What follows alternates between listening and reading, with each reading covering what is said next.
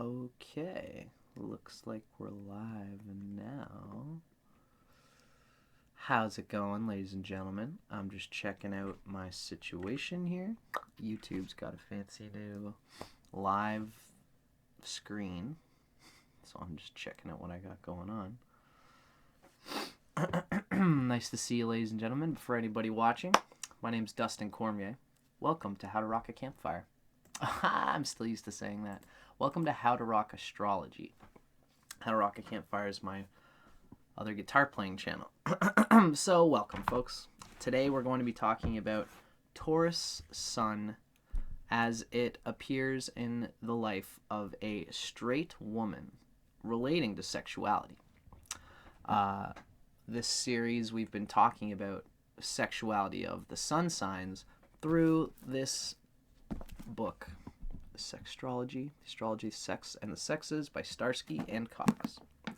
It's a classic book. It was written like early 2000s, so it's kind of modern-ish. It's got this really cool sort of like sexy vibe to it that I've decided that I want to share with everybody. So we're going to read from that as well as reading a little bit from Zodiac Diagram Group. This is just to give us a little taste of what Taurus Woman is all about.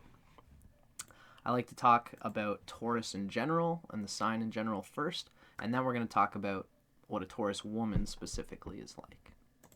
So, as usual, ladies and gentlemen, this is How to Rock Astrology. If you would like to be a part of the stream, we have a live chat where you can say whatever you want to say, make a comment, ask a question. Now is your chance. If you ever wanted to ask me anything, rock and roll. But, you know, in general, let's try and stick to the topic for those watching this video related to Taurus Sun straight woman. Hope you guys dig. Stay tuned next week. I'm probably going to do Taurus Sun gay and bisexual man. And then I'll probably do gay and bisexual woman as well. So let's see how it goes. First thing we're going to do is start off with the Zodiac group. This is a little bite-sized rendition of Taurus Sun straight woman in general.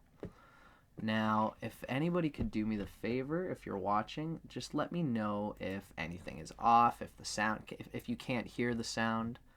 I'm just making sure of all those things because I'm just kind of getting all this rolling. Thanks, ladies and gentlemen. Now, let's talk about Taurus. Taurus the bull. Taurus is the fixed earth sign of the zodiac. It can be likened to an ancient rainforest full of enduring trees and rare plants that is teeming with the beauty of life, or to a beautiful old French chateau that is full of valuable antiques, and which is established vineyards and gardens that offer all. Taurus is a part of everyone's body. You in particular have the sun trying to manifest its self through the field of Taurus. The spiritual goal of Taurus is to learn the value of insight. Excuse me. To learn the value of insight. I believe that has something to do with the fact that Scorpio is opposite Taurus. This book often reins in that the opposite sign has something to give you, where Taurus is naturally insightful and kind of internally as to its own values. It thinks about how it works, regardless of how other people work. Scorpio can teach a Taurus how other people work, and that's something that can increase Taurus's abilities in the world because they can take this thing of themselves and adapt it to the world while also keeping what they want of themselves. Thank you, Brutus, my dude. I appreciate it.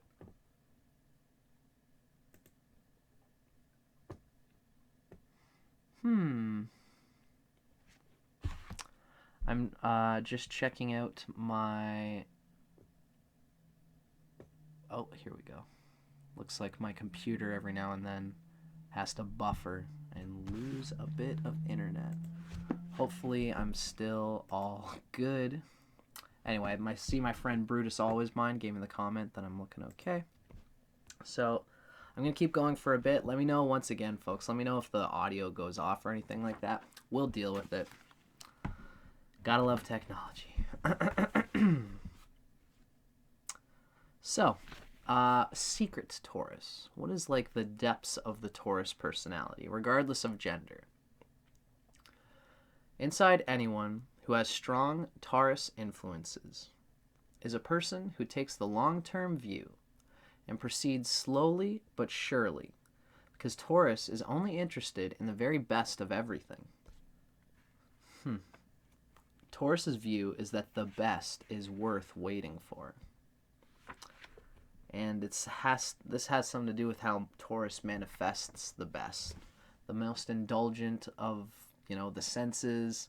They can wait till less quality things all teeter away in order to manifest through the faith that there is something that fits me. They just know it.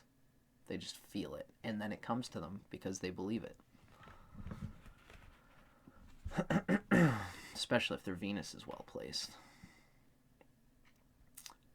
Taurus loves to luxuriate in sensual delights and desires, and they desire to secure material prosperity. The two secret fears of Taurus are of being disturbed or of being left wanting. They desire harmony, and they desire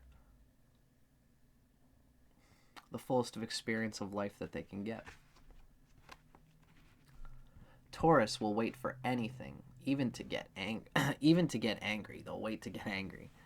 When Taurus does eventually have to express anger, it can be devastating and so disturbing to themselves that it takes a while for them to recover both their composure and their self-esteem.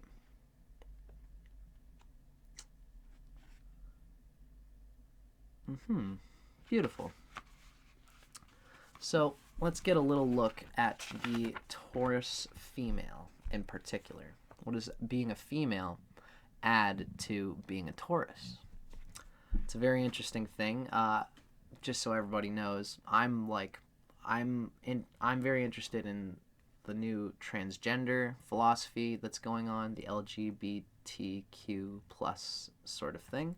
So I consider myself transgender within, but I love talking about the genderization of the male body as well as the male hormone structure, the anatomy of a male, what testosterone does to your body, and in the same vein, for a woman, what being in a woman's body does to your sexuality, what having the estrogenal, endocrinal, hormonal centric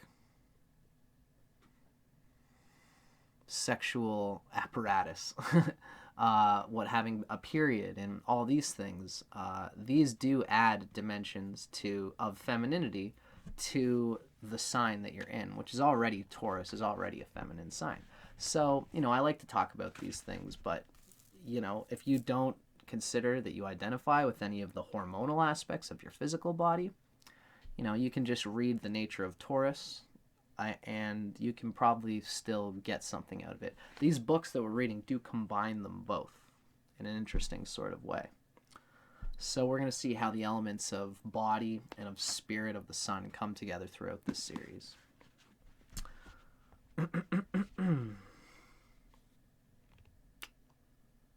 I guess I should say, if you don't identify with your body, then maybe you should try listening to both of these series, the Taurus Sun male and the Taurus Sun female.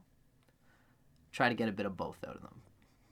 I wanted to work that in just because it should be said, I digress. Let's go into the Taurus female. What does being a female add to being a Taurus Sun? Appearance. The typical Taurus woman tends to have a rounded body.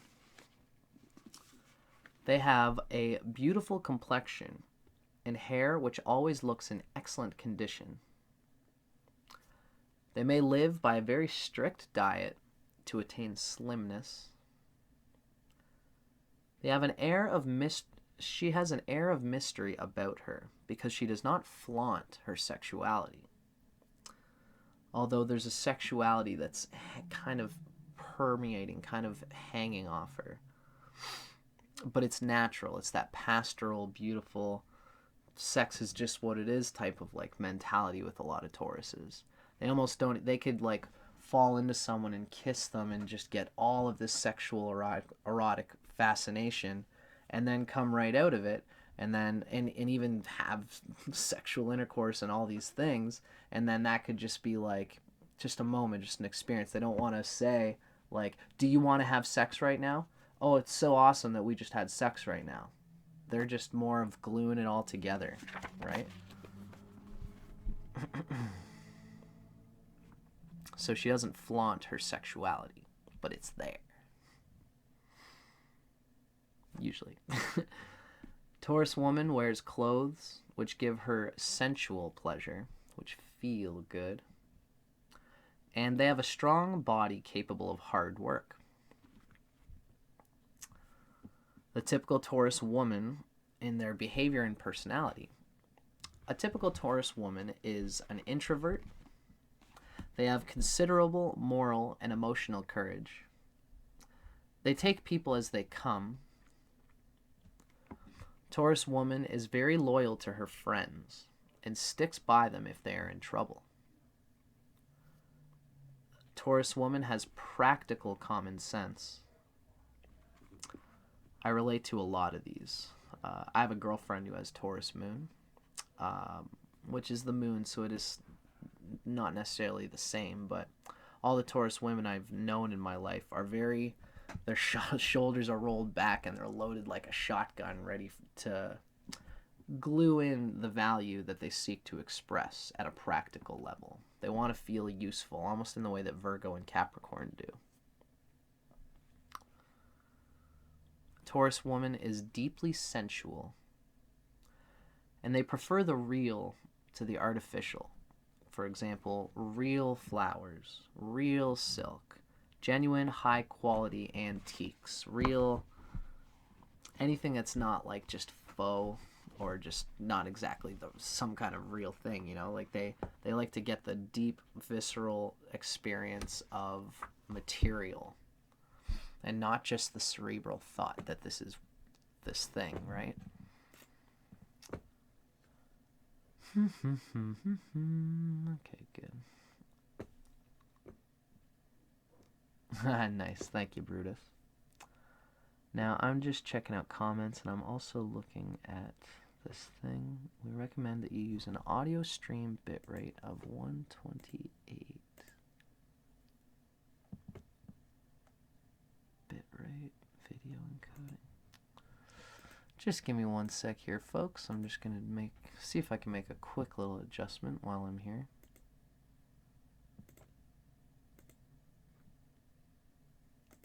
Tools.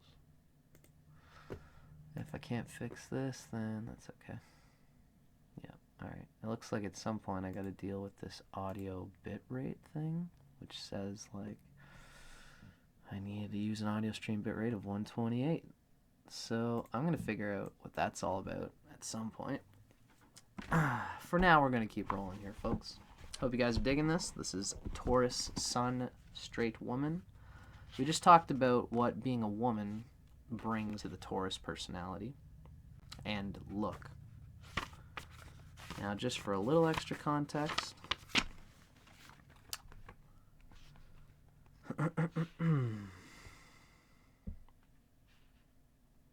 so we're going to get into the psychology of Taurus. So there's only so much that we need to talk about here, but it's a little blurb in this book. We're going to start delving into the sexual psyche of Taurus woman. Sexuality for anybody, but especially women, tends to be in the periphery of the actual sexual moment. In my personal opinion and experience. So that's why I think that it's important throughout this series we try to build up the psychological sexuality of the sign and the gender that we're talking about.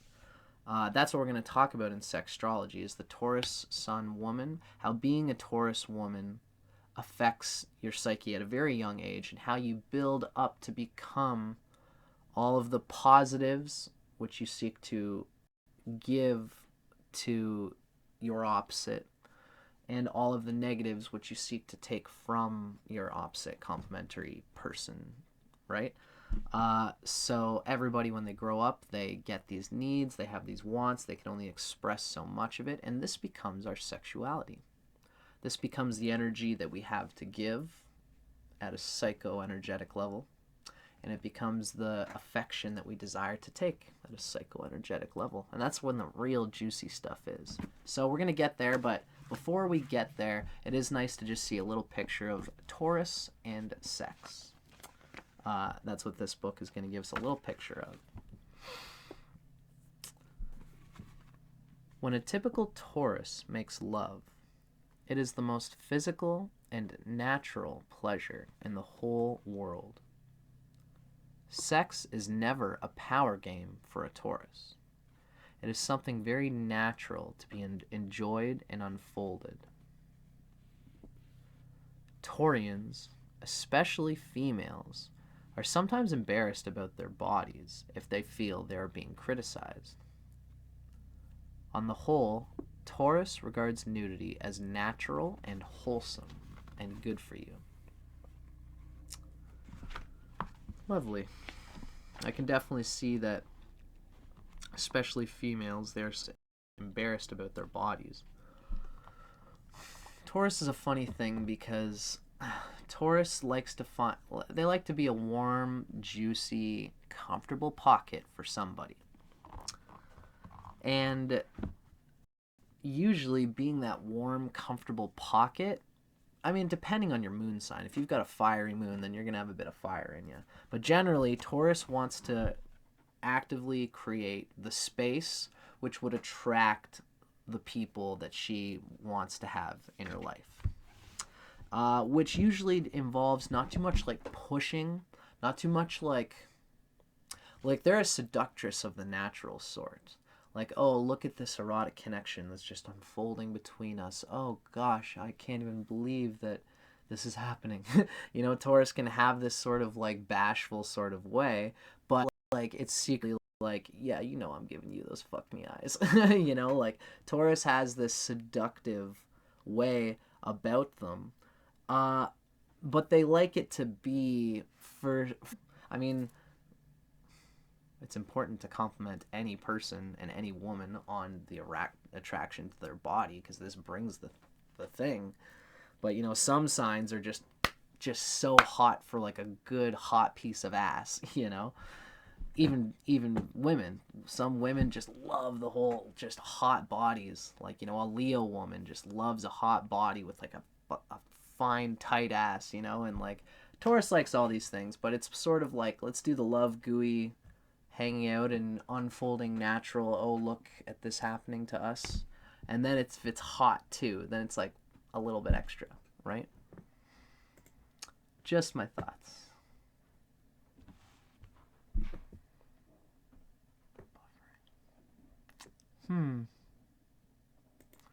Well, folks, it looks like my internet is giving me a hard time right now, and that sucks.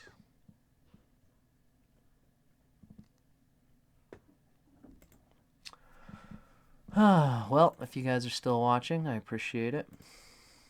I wish that there was a way for me to figure out this sort of bit rate issue.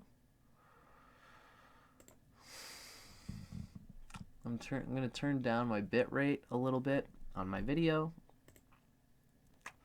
because right now YouTube is telling me that I don't have enough juice. But it seems to be still going. Again, you guys are being very patient with me. I hate to keep asking, but let me know if everything looks cool, if everything's gonna like kind of coming in and out or anything like that. I'm working out this darn internet, but time's coming along. As we do more of these, I know I'm gonna figure it out. So that was fun. we're learning a little bit already about the sexual nature of Taurus, the earthy, affectionate nature vibe of Taurus woman sexuality. We just read Taurus man last week, and there's a lot of this same sort of ordeal, even in the man, right? So we can imagine that the feminine tones of Taurus come through all the more naturally in a woman. This is a woman who has feminine, womanly characteristics coming through the sun. Typically with Taurus. Although the funny thing about Taurus and Venus, Taurus generally, even if they have a transgender sort of vibe, they're always going to have a respect for their body. So if you identify as a transgender person, consider that, you can be whatever you want to be. All of these gender arcs tend to be like karmic ways in which you've expressed a certain characteristic. Tends to be feminine with Taurus because it's ruled by Venus. But Venus is earthy, and Venus can easily, what they do is they deeply seek to relate to what they feel they are at their deepest essence, and then they tune to that drum. So there are probably a lot of transgender people who are women, but who feel like a man or some other gender idea. And the Taurus in them is like, this is what I value, this is what I am, this is what I look like in my real internal mirror. So this is what I'm going to perpetuate. Such Taurus women can often be lesbians and are open to bisexuality and these sorts of things, but they don't have to. Anyway, I'm trying to make this show transgender friendly, so that's why I speak to these things in the way that I do. But I digress. We are talking about Taurus straight woman. We're going to now get into Sextrology, the astrology of sex and the sexes, by Starsky and Cox. We're going to be talking about Taurus woman. Let's see. Thank you, Brutus. I appreciate it. I see my friend Brutus has let me know that I've got some weird stream things happening. Darn, I can't put that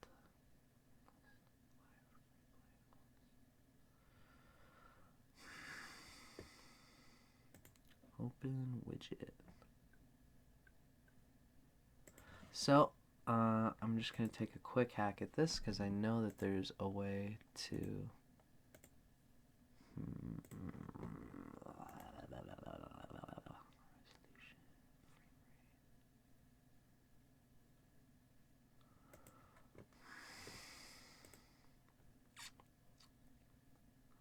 Well, I'm going to figure out... I know I keep saying this, but I wish I could find a way to figure this out right now with the internet or whatever, but it doesn't look like I can. So, no big deal. We're going to keep on rolling with this, folks, and as usual, let me know if it gets too hairy. Hopefully you guys can hear the audio coming through, and that's really kind of the ideal of what we're supposed to be doing today anyway. So, let's get down to it.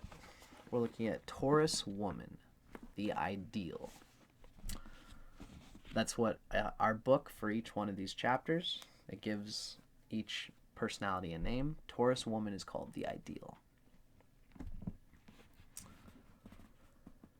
Taurus woman is the zodiac's barefoot contessa, a sort of tribal princess who embodies the combined spirit of regal immunity and pastoral naivete. In every aspect, she is a living doll, an infinitely fun, loving character who approaches life with an unspoilt, childlike vision, and in so doing, she freely spreads joy.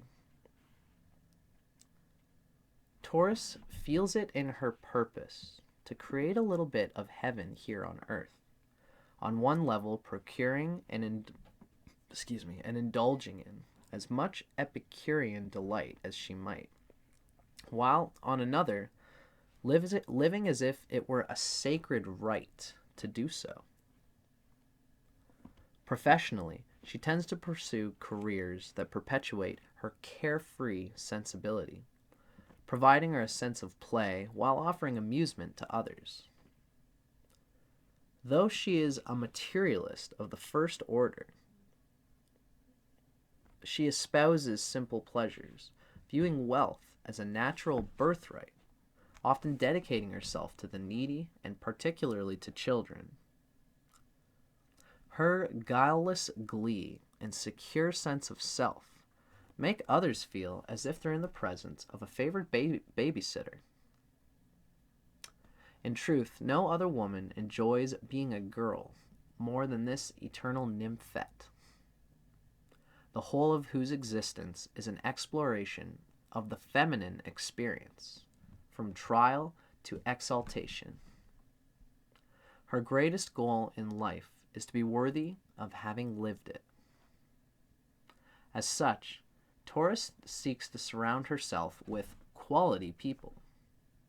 In a man, she demands the full package: looks, personality, sense of humor, roguish charm, sexual ability, a boyish spirit, and a bankroll that could choke a bull, expecting to be cherished unerringly and in the extreme. Her same-sex bonds with another woman are an all-out celebration of womanhood, an often earthy, crunchy affair, marked by mutual nurturing and a shared journey of self-discovery. That would be for Taurus, a homosexual woman, which is probably in about 2 weeks. We're going to get more into that. Awesome. Thank you, guys. I just got a comment that says that the video and sound are okay. Thank you so much for that, for keeping up with me. Awesome. I really appreciate that. It's so hard to know. Okay. So, ladies and germs, let's get into... That was like a little preclude. That was like the chapter start for this episode. Now we are going to get into... well, this book does each have little chapters. The next chapter for Taurus Woman here is Sign plus Mind. I'm just going to make myself a little vitamin C drink here. The Sign and Mind of Taurus Woman. As usual, feel free to make any comments or questions, and I'll rock and roll them with you.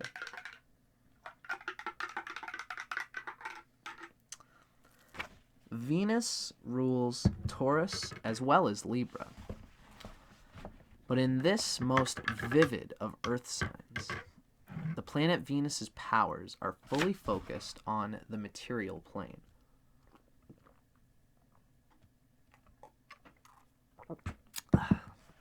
Which is interesting because when you talk to a Taurus, love is love.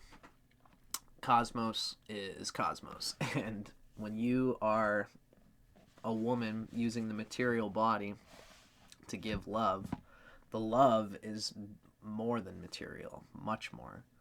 And they love to use the material world as an avenue, a vehicle, a vessel for the love that they really want to give, which is much more than material, although they do love to nurture. Representative of the feminine principle in astrology, planet Venus signifies the concepts of subjectivity and thus responsiveness, unity, integration, and a harmony, along with a slew of attributes borrowed from its namesake goddess: beauty, grace, charm, love, and desire. I just realized that's good.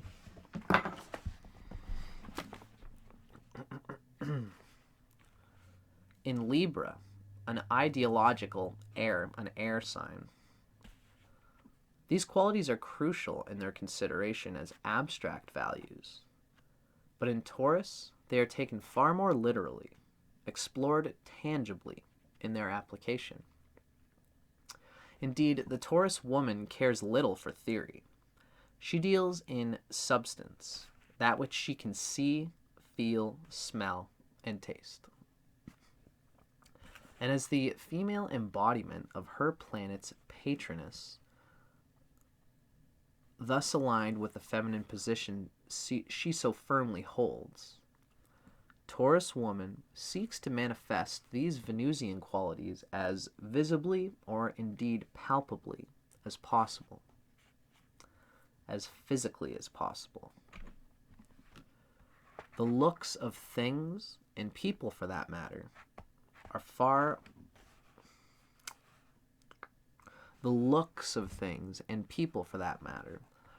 more important to her than they are to any other sign.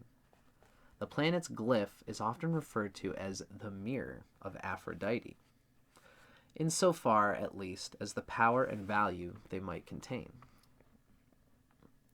First impressions are crucial to Taurus, her natural disposition making her susceptible to a certain vanity of the mirror on the wall variety. It's a kind of a beautiful thing, though. Again, I have a Taurus moon girlfriend, and I can tell that she loves my face, and she loves all the features of my body, and she really appreciates that when I'm looking at her, that it's like the mirror of Aphrodite, which is Venus, which is the soul at some level. It's a really lovely thing when you have that kind of love coming from somebody. And you could think that it's all about looks on the surface or whatever. But the way I intuit that she's expressing it is that it's actually a mirror for her own soul. There's something about our faces that feel like at a soul unity place. So I just wanted to speak to the fact that it's not necessarily just good looks for its own sake. Taurus is always like that. There are other signs that just love good looks for its own sake, or who can be attracted to that just at that level, just for what that is. With Taurus, it's usually like they love good looks for its own sake. But all of that speaks to the part of them which is attracting beauty that they think in themselves, which is subjective, which is to their experience, making it a bit more special and not just superficial. Although everybody has the capacity for that superficiality. Depends on all the other things in your chart. Taurus's concern with looks can be deceiving. They possess far deeper meaning to her than one might readily imagine, right? Even Taurus might not realize that in her notorious love of clothes, cosmetics, and designer doodads for herself and her home, she is channeling a spiritual energy specific to her sign. She isn't the zodiac's preeminent material girl for nothing. Taurus is the terrestrial goddess incarnate. And as such, she adorns herself in vestments with such signature ritualistic fervor. Did you ever wait for a Taurus to get ready on a date? She adorns herself in vestments with such signature ritualistic fervor as would recall the goddess's own temple priestesses, from those of the libidinous Venus to the attendees of the virginal Vesta, who, as history has it, employed the sacrament of costume to become the goddess in preparation for sacred sexual rites with the sacred kings or god priests. Juicy. Think of all those over-the-top Taurus entertainers just screaming in their resplendence, often via Bob Mackie designs. Cher, Barbara Streisand, Carol Burnett, Joanna Lumley, Pia Zadora, Rita Coolidge, Janet Jackson, Grace Jones, Shirley MacLaine, Bea Arthur, and Anne Margaret. It might as well be a marquee of drag performers, and such a summation would be apt. Transvestism in men has its roots in shaman priests also putting on the goddess's holy vestments as a means of being granted her power. Sounds like something I would do. Taurus woman, already fully femininely endowed by nature, might thus be labeled the zodiac's vestite, a term like vestment, which stems from Vesta herself. Neato. The point of all this garbage comes down to one thing: expression. Just as the sign rules the voice, symbolically interpreted as that which gives rise to personal idiom, the sign of Taurus woman is all wrapped up in a need to embrace and celebrate herself as a woman in so vivid a manner.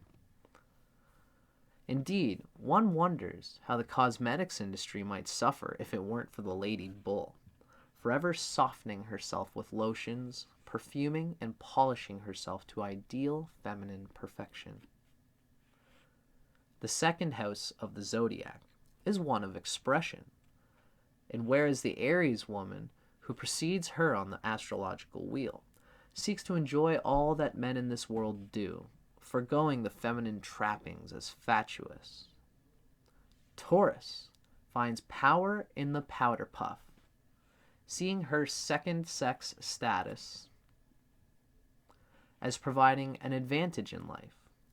Doors are continually held open as she sachets her way toward whatever goal she seeks to achieve. Doors opening for her truth, and also a willingness to serve, a willingness to surrender, and a willingness to the second sex status. We're going to talk a little bit about this because it almost relates to a sub-dom tinge in motion in relation to what we're talking about here. I will say once again that I'm very interested in the sub-dom sort of thing. Once again, I have a Taurus girlfriend right now who's Taurus moon. So it's not the same, but it is. There's a lot of Taurus in her. She has a lot of these sub tendencies where she just loves to serve. She loves to feel like she is under my thumb, you know, like she's like in the palm of my hand as her boy toy. But she's very stern at the same time in talking with me in regards to finding a sense of mutual dignity. She loves to feel like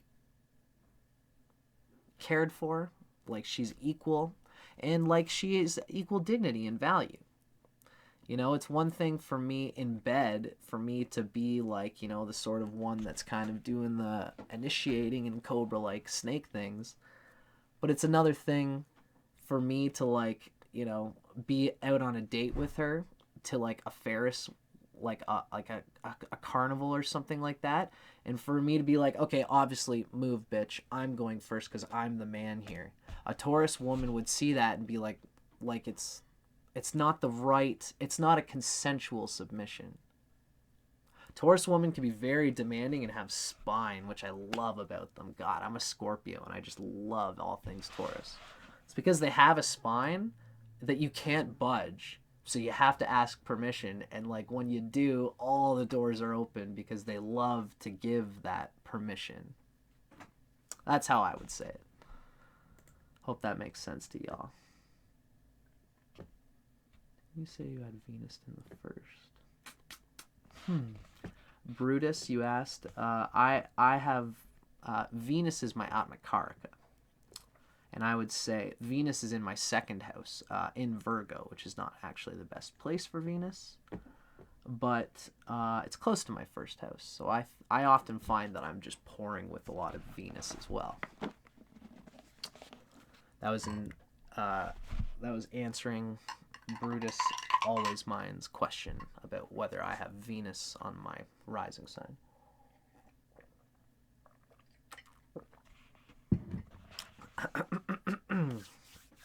I'm Venus Atmakarika in Vedic astrology, so I like to think that I'm very feminine, very Venus. I love these I love sexuality and personality and the psychosexuality, sexual psychology, psychosexual dynamics. That's what I was looking for.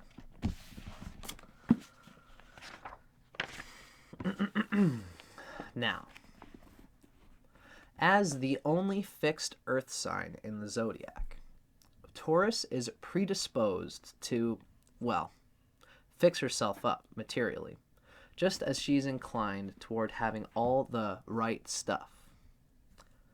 Her sign's motto is I have, and rarely is she ever one of the have-nots, a condition she'd like to see universally eradicated, in fact. Even more essentially, Taurus spends a lifetime developing an ever-expanding list of attributes that might fall under the head. I'm going to start over. Even more essentially, Taurus spends a lifetime developing an ever-expanding list of attributes that might fall under the heading of her motto, I have. First, she's exceedingly concerned, if not obsessed, with her very person, as female physical traits are ruled by Venus. And so it goes that the bull woman is hyper-aware of what she takes into her body, and yes, on every level, being most precious about food, drink, and other substances that she allows to pass down her Taurus-ruled throat. Likewise, as Venus's glyph vividly recalls a hymen-crossed vagina leading to a uterus, purity and discernment are also underscored in the sexual arena. Overall, Taurus treats her body like a temple, taking special care with her physical charms. She shows us, by example, the beauty of viewing oneself as a sacred place, that we must treasure and never trash our bodies. On a more metaphorical level, Taurus believes that in cultivating herself, she makes her little patch of the world a far better place for others as well. And if everybody did that, then everybody would be making things that little bit better. Content, value, content, value, and power. These are prime attributes of the zodiacal second house associated with Taurus. This goes a long way towards explaining why she is forever taking up hobbies, endeavors that speak to what one is made of, adding to her coffer of valuable assets.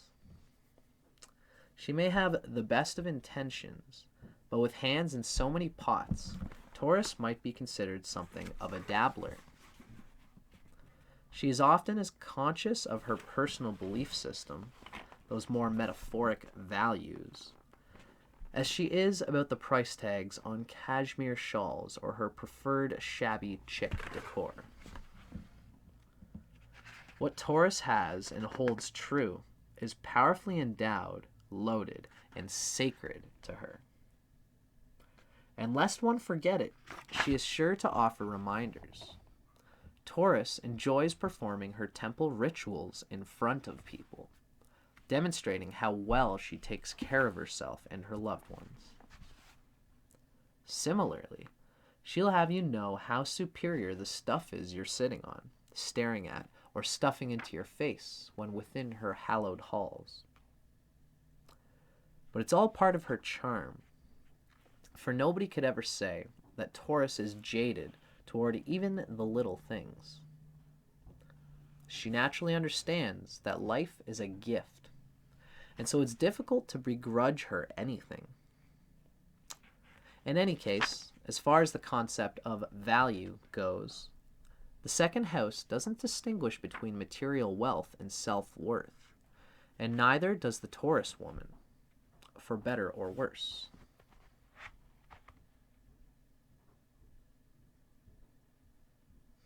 Doesn't distinguish between material wealth and self-worth. but neither does Taurus Woman. Interesting. The sign of Taurus is associated with the biblical experience of Eden, that most fixed portion of earth, just as the female of the sign personifies the archetype of Eve, the essential female prototype, the top-of-the-line female. The proverbial garden, paradise, is thus literally heaven on earth. And it is in this state of grace, before the fall, that Taurus of both sexes live, metaphorically speaking. Just as Taurus male is represented as the Edenic Adam, the Greek Adonis, their names, Adonai meaning Lord, are one and the same. So Adam, Lord. And other agrarian flower gods, so too. Okay, gosh, this book has weird grammar sometimes. So Taurus male is represented as the Edenic Adam, Adonis, which relates to Adonai, meaning Lord, and other agrarian flower gods. That all relates to Taurus man. So too does the Taurus female draw further archetypal energy from the mythic maiden earth goddess, the nymphs, who embody the spirits of fixed, sacred, terrestrial spaces, specifically gardens, groves, and the temple shrines erected therein. In ancient literature and religions, the garden is always symbolic of the female. It is the fertile place where seeds are planted. With all this primordial feminine power piled up inside her, who can really blame Taurus for being a bundle of self-concern? It is merely her particular archetypal cross to bear. Like a garden, it takes work to tend to Taurus. Luckily, she makes much of the effort herself. Still, anyone with whom she intimately associates will feel obliged to pick up a big hoe and share in the work of tilling the soil of Taurus's experience. Taurus is one garden that, in my experience, always gives more fruit than the effort that you put in.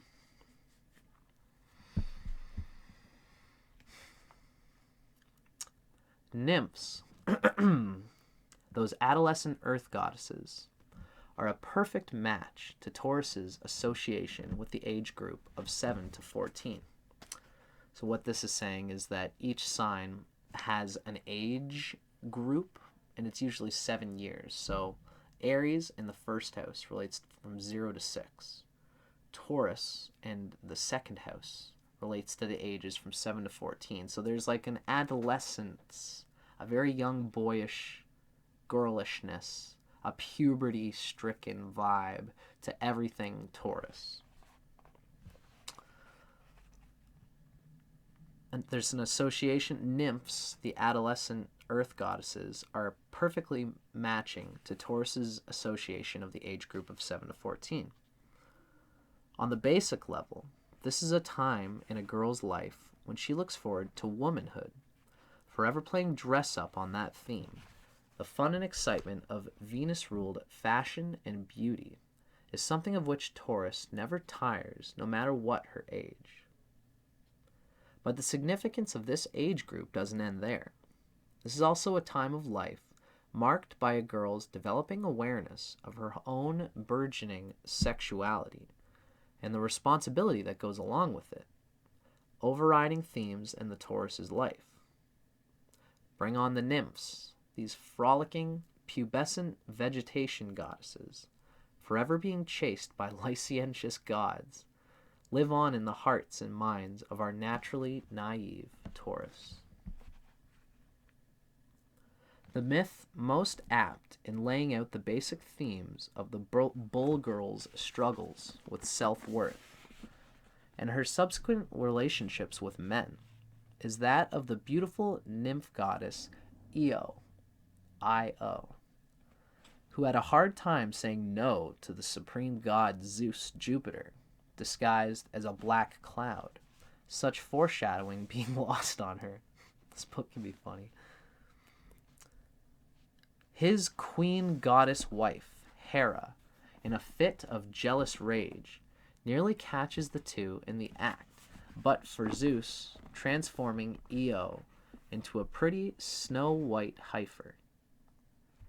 Hera's intuition not to be outwitted, she knows the score, and asks if she might have the cow as a pet.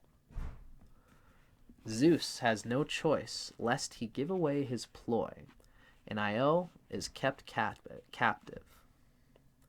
In the end, she's helped to escape, and Hera lets loose a stinging gadfly that chases her out of Europe across her namesake Ionian Sea into Asia, where she's changed back to her old self and worshipped as an uber goddess in her own right, the Egyptian Isis.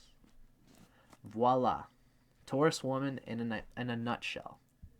Attracted to high-powered he-men, those she feels most likely to provide all those requisite goods. She risks being overpowered by them and looks like a silly cow, especially in the eyes of other, older, and wiser women.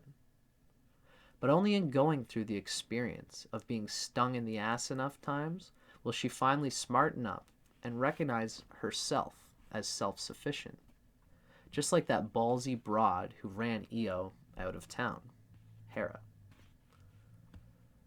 Taurus, in all her glorious uber-feminine subjectivity, cannot help but attract male attention to herself, whether it be positive or negative.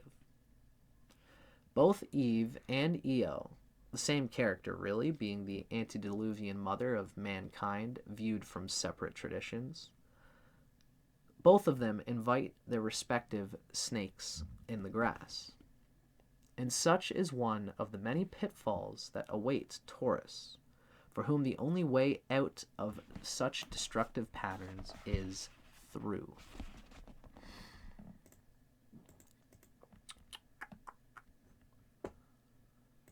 But they're so cute when they do it.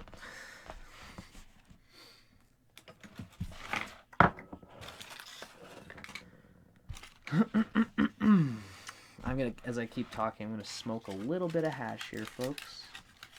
As I always say, I'm Canadian and I like to have a little hoot skiola once in a while. Now, I suppose I might as well just do this.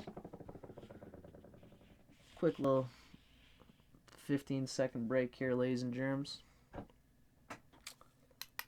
Gotta keep things fresh and juicy here.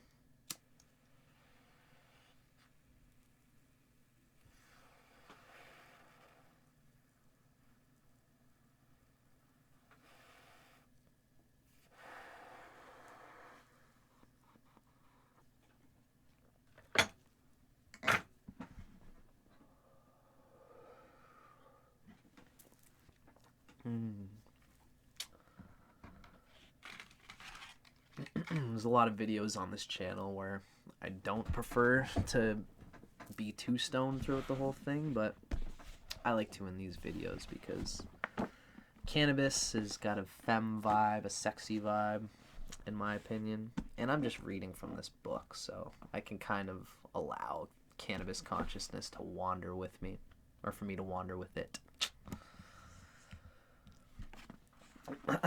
Taurus woman. Same chapter, sign in mind. Bulls in nature don't see so well. And Taurus of both sexes share this myopic vision. Symbolically, the female of the sign especially lacks discernment. She is so focused on herself, even as a means of attracting desired situations and people, that she doesn't often properly filter out what or who gets in, despite her astrological focus on treating herself like a temple. Indeed, these dynamics kind of go hand in hand, an underdeveloped discernment giving rise to conscious quality control. It's this way.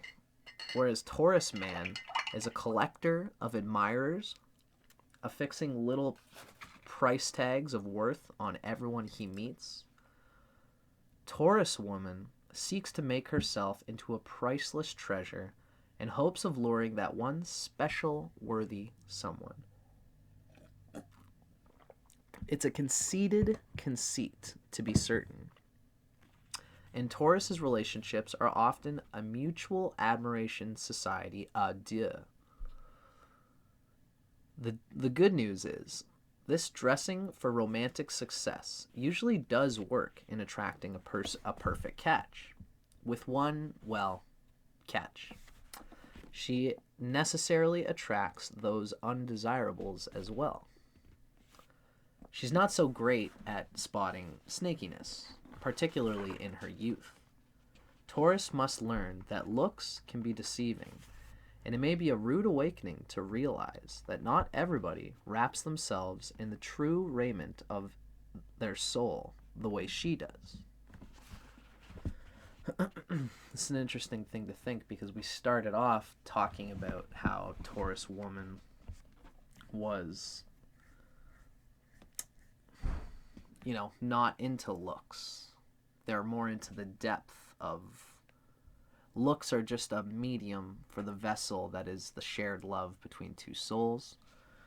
And we started off in this episode talking about how Taurus woman really doesn't care that much about looks. And I think that how she gets there is by learning that looks can be deceiving. At the start of their lives, they can be very much just for whatever's going on. Yeah, looks like we're still good. Taurus feels herself a paragon of girlhood, so she fixes up to substantiate that belief, becoming a walking, talking picture of the feminine ideal, at least the way she sees it, or often, rather, the way she imagines men might want her to appear. In all her blatant subjectivity, like thinking about her own little universe, Taurus can't help but see herself through other people's eyes, particularly male peepers.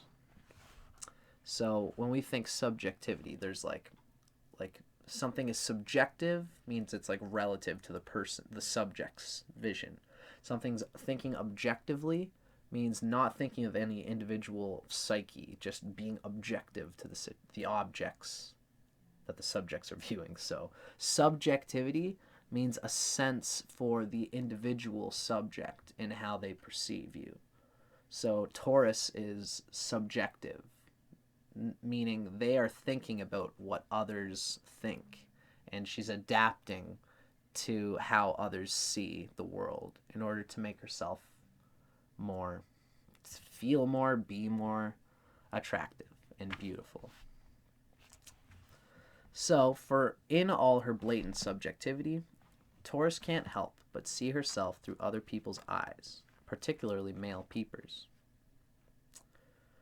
Assuming that this is standard behavior, she goes for guys based on their looks as well, believing in the old "what you see is what you get" adage. To boot, because the second house makes no distinction between financial value and human value, Taurus often assumes that money equals merit, making her one of the most likely women to be taken in by a chubby wallet. She is hard-pressed to learn that when it comes to matters of the heart, or simply shopping the proverbial meat market for dates, there's often precious little truth in advertising. Precious little.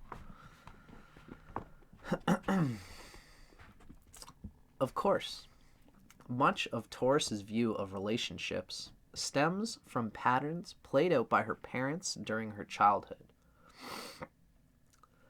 Her mother may be an overbearing figure, a quintessential Hera character, that goddess's province being women, marriage, and motherhood.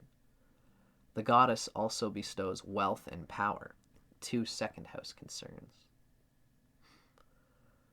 Her father will tend to be on the passive side, and whereas Taurus boy attempts to play a companionable role with his mother, Taurus girl tends to side with her father, subconsciously blaming her mom for unmanning him with her ballsy nature. Meanwhile, also subconsciously, Taurus begins to associate males in general with passivity, sowing the seeds of her signature managerial streak with men. Trapped in this parental struggle, of course, Taurus's early life mirrors Eo's. She comes between Mother Hera and Father Zeus, pitting primordial female power against a rather shaking male dominion. The bull girl feels that much of the tension in the household could easily have been avoided if only her mother hadn't been so controlling a figure. That if she'd embraced a softer spirit of acquiescence, more like the namesake of her planetary ruler, Venus Aphrodite, the bull's father might not have been so beaten down and psychologically castrated. Taurus tries her hardest not to be like her mother, who, even when beautiful, is decidedly steely and severe, usually. This is often the impetus for Taurus to first begin outfitting herself in frilly pastels, whipping herself up into a feminine confection, someone sweeter and more supple than mommy for daddy to come home to. At this point, she's unaware that such a penchant for painstakingly prettifying herself will become just as shrewd a ploy as any perpetuated by the matriarchal shrew she's trying to eschew. Unsurprisingly, competition ignites between Taurus and her mother as the bull increasingly becomes the love of her father's life. With each application of lipstick and cascading tress of hair, Taurus further rubs her mother's her nose out of joint, albeit unconsciously. Often, the cosmetic effects become so exaggerated and artificial, enter the vestite, that even the 14-year-old face Taurus wakes up with isn't the one her peers will ever see. Talk about the mirror has two faces. That's enough to make you break a nail. And while we're on the subject of Aphrodite's freaky little looking glass, here's two words for you: Snow White. This famous fairy tale is merely the Io story in disguise. Hera is the beautiful queen of Meen. Io, the Snow White heifer, is, well, you get the idea. Right. So I guess Hera is the beautiful queen of Meen. Io. I don't know, this book always confuses me. Although, like Snow, the Taurus girl threatens to outshine her mama. It isn't typically a full-blown conflict, but rather an underlying contest. Mainly, it is her mother who feels the burn, while the bull girl may remain unsuspecting for the most part. Indeed, like Miss White, Taurus lives in that idyllic, Edenic state associated with her sign, moving in mythic dream time, as if attended by a flurry of cartoon bluebirds and small woodland animals scurrying at her feet, where animated flowers metaphorically spring up with every step.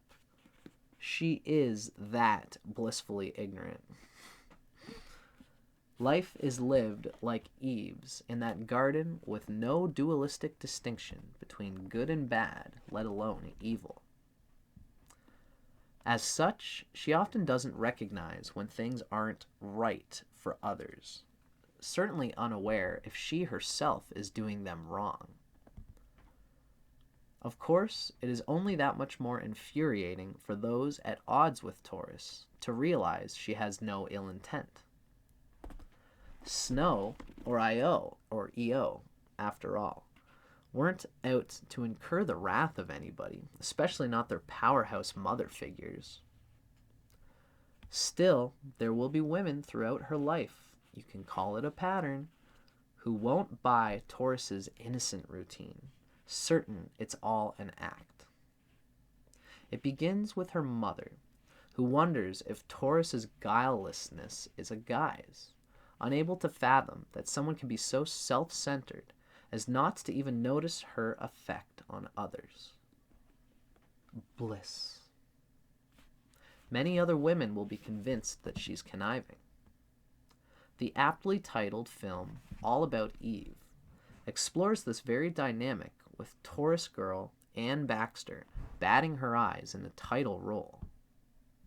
Really a retelling of the Io Hera myth, Eve is an upstart who idolizes a grand dame of the theater, ingratiating herself to her while slowly taking over her life and position. It is eternally debatable just how much of a viper she is. Or does she seem evil to women because they recognize themselves in her? Perhaps the character is detestable through her saccharine sweetness, because she has the often enviable quality of stopping at nothing to get what she wants. Tunnel vision is often exactly what it takes, while worry about stepping on some other babe's blahniks only diverts one's gaze from the bullseye.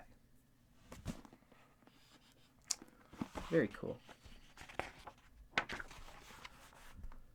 Whatever the case, being born to this sign means it's all about Taurus. The underlying psychological upshot is that the bull girl overcompensates because she feels lacking. That, as the eternal nubile nymph, she isn't quite the woman others are, like Io faced with a world of Heras. So it becomes her most pressing issue, over which Taurus doth protest too much, to try to be more. Her I have motto becomes an obsession, and those second house attributes of wealth, worth, and power are raised to pressing needs. Thus the dolling up, thus the overage of hobbies and would-be accomplishments, attempting to fill in the holes with stuff, if not rounding out her person with makeup and voluminous hair. She wants to be a big girl, but is plagued with feelings of unworthiness and under-readiness. As a result, many Taurus female performers, for instance, suffer from stage fright, and, by the same token, it's why they become such extreme divas. It's overcompensation. Little wonder that, even in her youth, the castle walls often aren't big enough for astrology's Snow White and her mother, who tend to bicker constantly during the bull's adolescence. Her mother may worry that Taurus is attracting a wee bit too much attention, not only of the doting father variety, but of the more snaky male sort. And Taurus, being a girly girl, is already making googly eyes back at the boys she excites. As girls mature faster than boys, soon our rapidly developing Snow will have a string of boyfriends whom she'll dwarf. But we'll get to the symbolic significance of those industrious diminutive fellows as the Taurus saga unfolds. Those industrious diminutive fellows. It's like the dwarves, the 7 dwarves. Wow, that's interesting. Suffice it to say, however, that Taurus loses ye old snowiness earlier than many other princesses in the kingdom, and her domineering matriarch will be none too happy about it.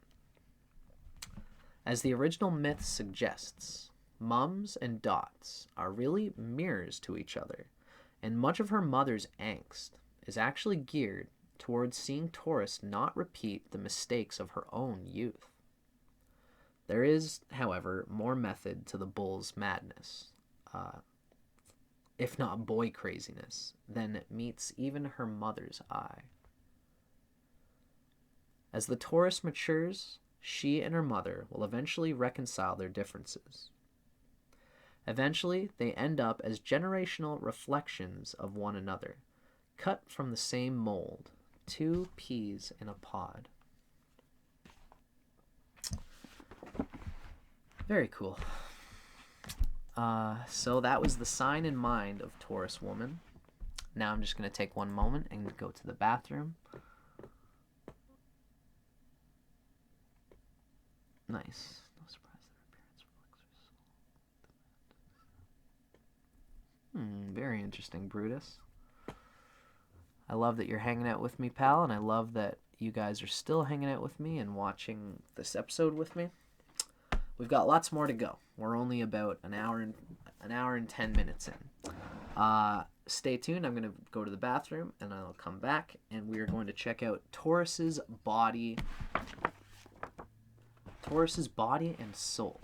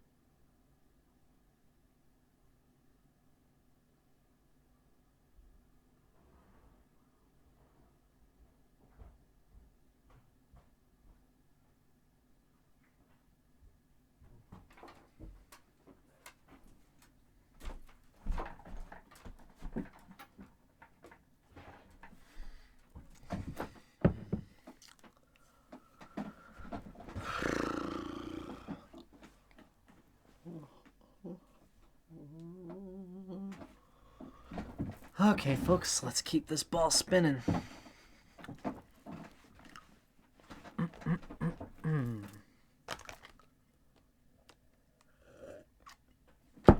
Oh gosh, at some point I'm probably going to want to have a snack.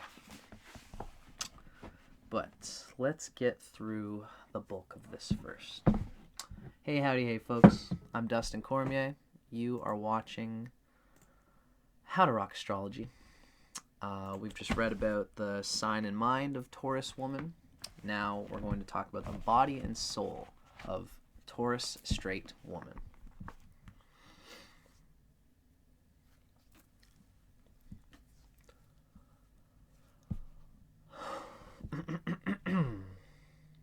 Body and soul. Without the dubious benefit of big hair and bold makeup, Taurus is probably the most naturally beautiful female on the astrological block when she can resist the urge to do herself up in drag. She embodies the form and spirit of her nymph archetype so completely that all her life there will be something fresh and girly about her.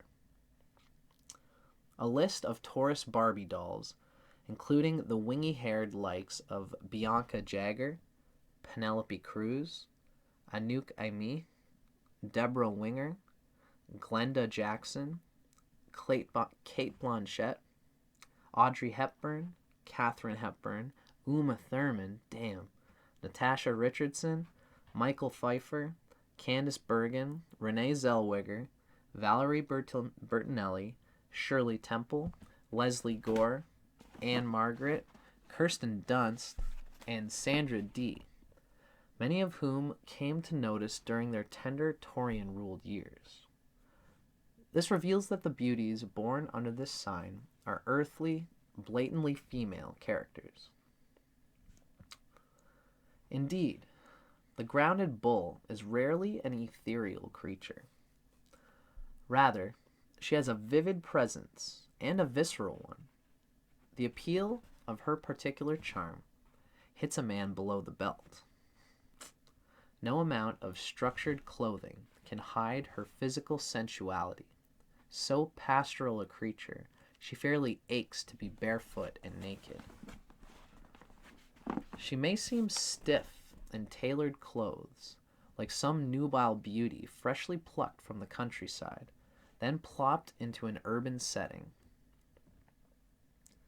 This goes a long way to explain why Taurus wears soft, flowy, or drapey fabrics and styles. Otherwise, this natural woman feels hemmed in. She can sometimes be swathed in so elaborate a complex of tunics, peasant blouses, and skirts, shawls, capes, and scarves, and such that she is like a precious treat packaged in delicate multi-layers of wrapping.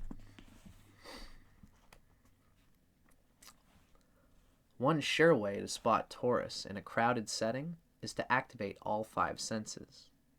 One might listen for the jangling of myriad silver bracelets and bangles, or the clinking of a beaded shawl, or follow the scent of the strongest, sweetest perfume in the room, or listen for a loud cascade of girlish laughter. Otherwise, scan for the woman with the middle-parted, tousled hair, dressed in muted, dusty pastels that recall any number of flavors of Turkish delight. Then check out those eyes. Like Taurus male, her peepers tend to be set far apart, seemingly on the sides of her head. These big, beautiful, aptly named cow eyes boast exceedingly long, luxurious lashes that blink in slow motion, as if she were capturing you with a low-speed camera shutter. She is the incontestable queen of deliberate glances, scrutinizing a man without so much as turning in his direction. Her face is generally narrow, photographed far better, and far more often, knowing this, in profile. There is something childlike, if not preemie, to her looks, an echo of her basic psychological condition of feeling unaccomplished or incomplete. Another striking feature of the Taurian visage is her ultra-soft and creamy complexion. Whatever her race, Taurus tends to be fairer skinned than other females in her family, and often exhibits a light sprinkling of freckles about the nose, which is long, thin, and ever so slightly upturned. She may suffer from incongruous tiny skin eruptions, not acne per se, perhaps in part due to her uber-feminine biology. Venus's influence floods Taurus with estrogen, something turning her dewy complexion downright oily. Her lips are full and sensuously curved, such that even a hint of gloss makes them appear irresistible. Taurus typically chooses to leave her hair long and free-flowing, styling it in wavy Rapunzel ringlets or curls, notoriously trimmed or fringed or feathered to frame her brow and marked jawline. Her chin is determined and, as a rule, held high, a nod to her bullish resolve, if not her outright obstinacy. And her Taurian-ruled neck is long and swan-like, though never so delicate as to appear the least bit fragile. For it is here that she most clearly exhibits an earth sign sturdiness. As well, her physique is healthy and strong, even when diet thin. In contrast, her shoulders are graceful, and her arms delicate, ending in soft, small, childlike hands. Like her lustrous hair, Taurus's nails have a natural buffed quality, as if she's always just stepped out from the manicurist, which is usually the case anyway. And, as befits Taurus's correspondence to the ages 17 to 14, her breasts are often firm and high, regardless of their actual size, which tends towards small to medium and rather cone-shaped, like a nubile's budding protrusions. It may be said, too, that they often point, like in her eyes, in sidelong directions. The pear thing. There's usually no skimping in the ass and hips department, both of which appear all the rounder in contrast to her signature long, willowy waist. Many Taurians are natural dancers. Their sometimes overly strong legs, longer in proportion to their torso. However, Taurus's biggest complaint about her body will often just be about her having thick calves and ankles.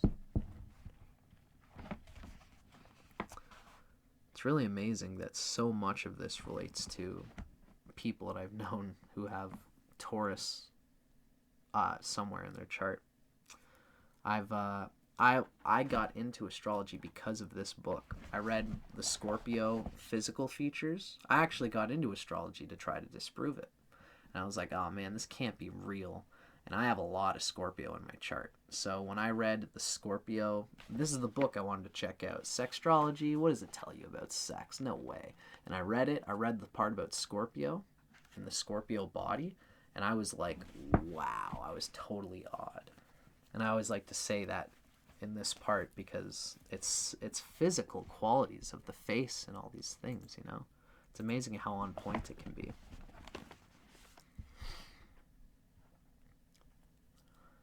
As her sign rules the throat, bull girls typically boast a rich and velvety vocality. And unlike Aries, the natural belter of the zodiac, Taurus's voice is like a well-worn woodwind, effortlessly emitting rounded, sonorous tones. She gives good phone, whether talking business or engaging in a bit of teleeroticism. And there's simply no getting around her sounding off in the bedroom, something akin to the sweet lowing of a crow, of a cow. There's no getting around her soundings off in the bedroom, something akin to the sweet lowing of a cow. Her pillowy lips hint at the similarly puffed lower-placed pair she possesses, just as her satiny throatings suggest yet another silky instrument, where many of the bull's other talents naturally lie. Indeed, even on a purely physical level, this girl's Tauran power of response is strikingly evident both in the way her pussy swells with excitement and how incredibly juicy it becomes at even the mere suggestion of sex. Her bush tends to be soft and fine, yet, despite its natural spareness, the Taurus female typically trims it farther back into a whispered hint of a V. Her mound makes a rather vivid protrusion, as if in some silent tribute to her planetary namesake deity, for whom the Mons Veneris is named. However, for all the prominent aspects associated with her privates, she often has a tricky trigger that takes a keen finger or a tongue to find. The inner thighs and tummy are erogenous zones for the Taurus female, as is the perineum. Her nipples, too, are special pleasure points, never overly, uncomfortably sensitive. Indeed, more Taurus women pierce their nips, probably, than any other female in the zodiac, enjoying a teensy twinge of pain twirled into the erotic delight her breasts are wont to deliver. It's nice to have a woman who can be like riled up in the breast area like that. And most of the Tauruses I know really love that whole thing. Taurus is the female body cultist of the zodiac, and, as such, is more likely than most to venture a tattoo or two to go along with the odd piercings, which, besides offering herself pleasure, are often meant to deliver a possible added element of ecstasy to a lover. Ask many a Taurus to say ah, and a tongue stud is often revealed. Still, sex aside, Taurus female simply enjoys such elements of adornment, and she chooses less drastic variations as well, including toe rings, anklets, her noisy multiple spangles, and a plethora of earrings. Overall, there's a twinge of the tribal to any style Taurus espouses. Unbeknownst to her, in most cases, Taurus is enacting the ritualistic process endemic to the earthly nymph and temple priestesses archetypes attached to her sign. Whether she opts for a more natch neo-flower child bohemian look or something ultra-urban or rocker glam, she seems to signal that she belongs to some metaphorically consanguine society of like-minded individuals. She often does actually associate with a horde of metro hippies or a band of bohemian cronies. Regardless, any pack she travels with always manifests some combination of total earthiness and utter extravagance. The term hippie chick had to be originally coined after a Taurus. And just as she manages to appear natural and naked, even when made up and decked out, Taurus can also make a veritable rag right off the rack look as if it were riding the back of royalty. Still, she will always insist on appearing comfortably sexy. And what particular style she chooses will depend to some degree on which sociological pool she's fishing in, especially for a life mate. Leather means rock star. Tiny suits say investment banker. Little, though rarely black, dresses scream society mogul. But one mustn't misconstrue the Taurus as an anti-feminist au contraire. She isn't so stereotypical a female as she is a prototypical one. Her practical earthiness, as well as her second house associations with value and substance, instill in her a need to advertise the product she's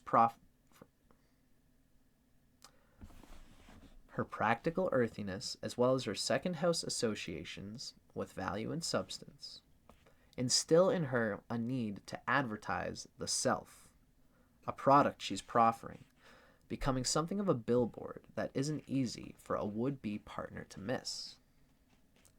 Of course, she can sometimes miss the mark, and in trying to make herself appear the consummate treasure or treat, she might come off looking more like a tart. Sorry, Taurus, but you know it's true. Just don't say it to her face. Although Taurus has a broad, unself-conscious brand of humor, the sign boasts scads of comedienesses. She possesses scant ability to laugh at herself. From an astrological point of view, she can't.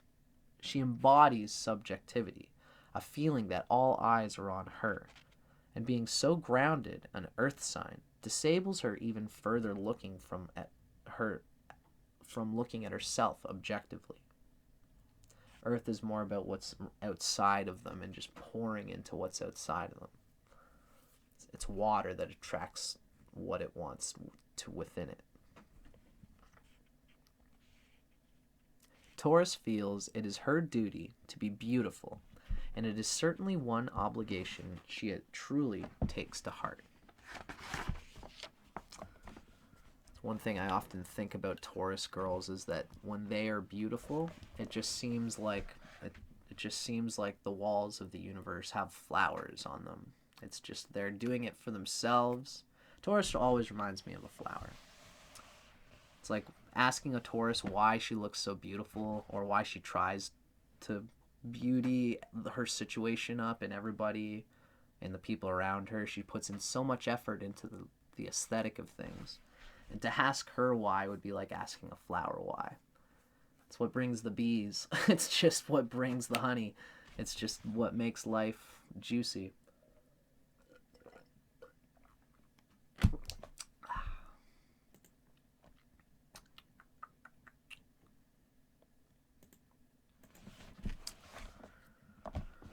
So, that was, for those of you still watching, that was the body and soul of Taurus woman. Now we are going to get into the juicy stuff. Once again, we're still checking out Sextrology, the astrology of sex and the sexes. If you are curious, now is your chance to listen to what you all came here for. Now, there's a part, I'm basically looking for when this turns into...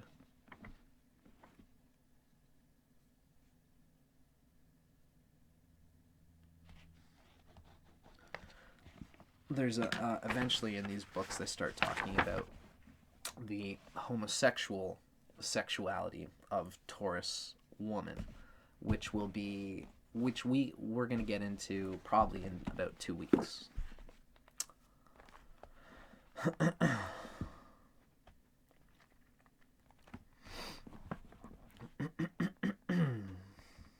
Okay, so rock and roll, folks. Next, we're talking about sex and sexuality of Taurus Sun straight woman from Sextrology.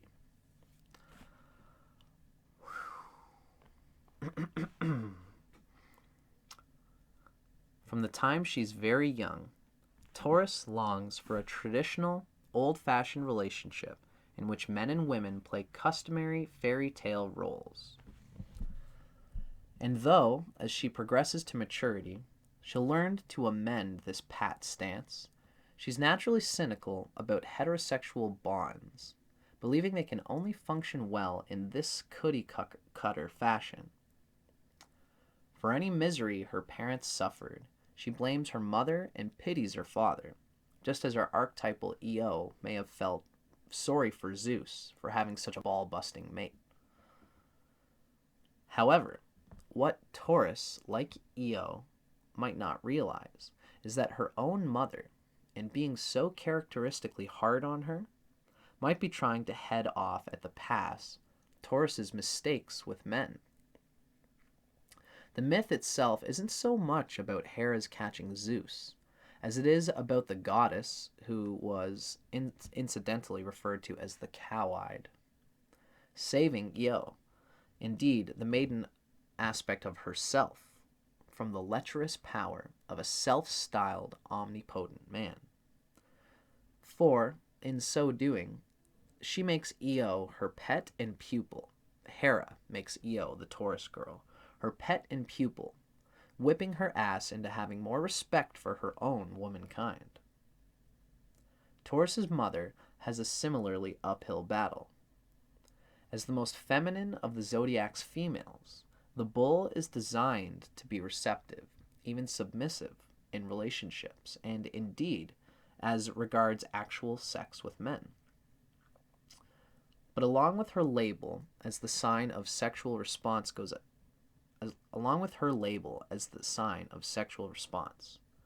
goes a heap of responsibility. And being too open and available, the ideal dolly, she might give women a bad name.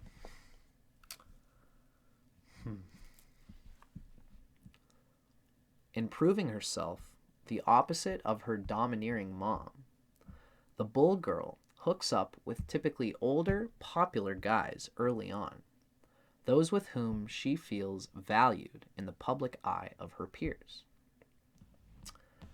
In some instances, Taurus's love story might end there, as she, more than any other female sign, often marries her childhood or high school sweetheart.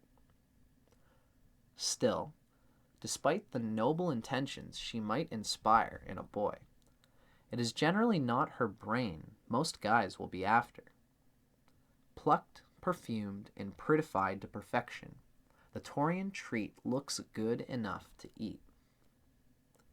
What piques a boy's interest, too, is her combination of obvious femininity and second house power, that spine I was talking about.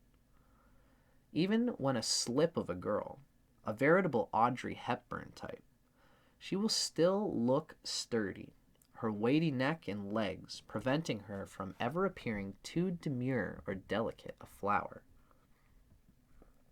Besides which, she has a forceful and spunky attitude. She's no withering wallflower, to be sure. Indeed, she may already exhibit her mother's domineering spirit despite attempts to subdue it.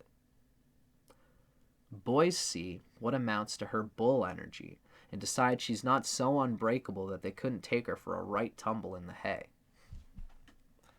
In truth, young Taurus's sex drive is as strong as any adolescent boy's, and she's designed for some fairly heavy sexcapades. But what the pretty young bull might not realize, in her zeal to play house, is that she could be confusing love with an urge for sex. Usually one advises girls the other way around, not to confuse sex with a need for love. But for the Taurus, the opposite tends to be true. She is astrologically engineered first and foremost for physical union, as befits her status as the Venus-ruled Earth nymph.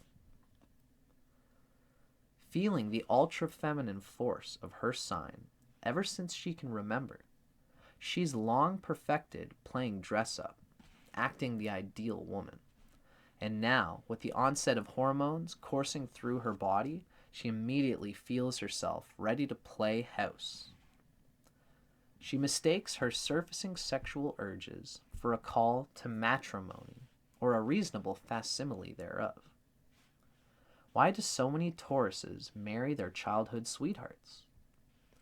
Often because they're barely out of high school when they do so. But the success rate of long-lasting marital bliss in this particular case is kinda dodgy. The moral of the EO myth, cautioning against being one more notch in some powermonger's bedpost. The moral of the EO story, cautioning against being one more notch in some powermonger's bedpost. It isn't designed to teach the cowgirl not to give away the farm. Rather, it's meant to instill the belief that women have the power, and it's she who can thus whittle a tally on her own bedpost. This deeper study of the myths reveals that Io was no virgin. She was a nymph who did what nymphs do, having many lovers. Zeus was just one in a string. Her crime wasn't in taking Zeus as a prize, but that he already belonged in Hera's box of Cracker Jack. Our vision of nymphs bolting from pursuing gods and heroes isn't about protecting their maidenhood, but rather not wanting to be subdued by male tyranny. They were already getting it off with every satyr roaming the woods. Hera might not so much have been protecting the sanctity of her own marriage as helping Io to escape the tyranny of a similar bond. But, Taurus thinks to herself, I don't want to top a man the way Mom did, not being one to wear the pants as, say, the Aries woman of the world, as the female embodiment of the masculine principle are wants to do. Aries women just love being the ones wearing the pants in situations. What Taurus, aligned with the feminine principle, will eventually realize is that she can run the show while still remaining on her back. But, like Io, she generally learns that the hard way. Cool. That's cool. I agree with all of these cool things. You know, I'm reading these books with you guys, so it's cool to read into this stuff. Thanks, Brutus, buddy. Nice hanging out with you, bro. And just every now and then I look on here and I speak to your guys' comments. So if you're watching and you're new, feel free to make a comment and I'll speak to it. Now,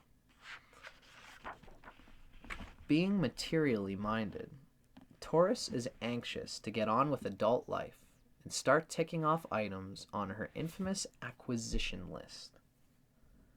This is another reason for Miss I Have to start playing house sooner rather than later, as she feels that she and a young mate should get while the getting's good.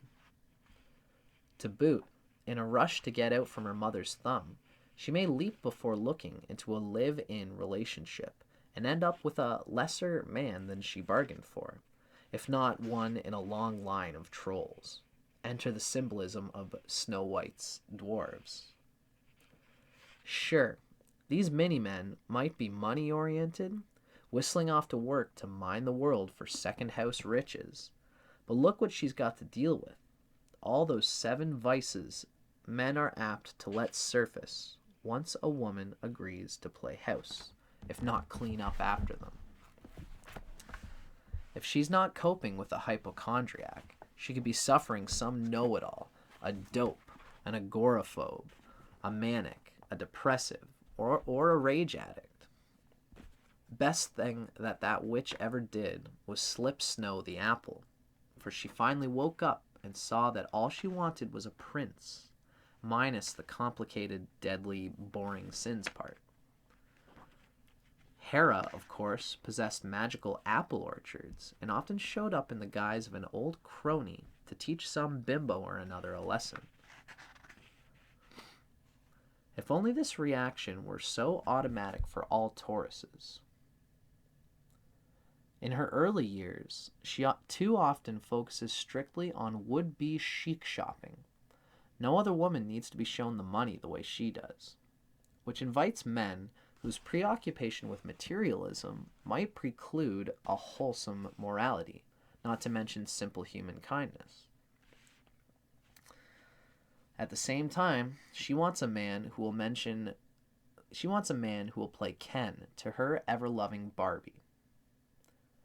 Indeed, she thrives in relationships with men just her own age, those with whom she can grow old rocking by the fire. Even when a famous citizen of the world, the bull girl usually attaches herself to a handsome hottie, if not a compliant himbo, with whom she can walk through life as she once surfed the halls of high school with a main squeeze, hands lodged into each other's back pocket. That's cute. In the end, relationships, sex, and all things coupley should be a decidedly simple affair, no more complicated than it was back in the day when she locked lips at her locker. Her particular challenge when it comes to love, then, is striking a balance between her need for that eternal boyfriend, an equally sweet and synergistic Adam to her Eve, and her desire for wealth and the power she believes that money buys. In truth, she is not just Snow White in that saga, but, mirror, mirror, she's potentially that vain and greedy old witch as well. If she's lucky, as most Taurus women are, blessed by fortune-bringing Venus, called the lower benefic in the zodiac, astrology's Gidget will live happily ever after with her moon doggy, Je m'appelle Barbie avec her Ken, and still manage, in extending all analogies, to pay for their Malibu dream house in cash. To have it all in that way.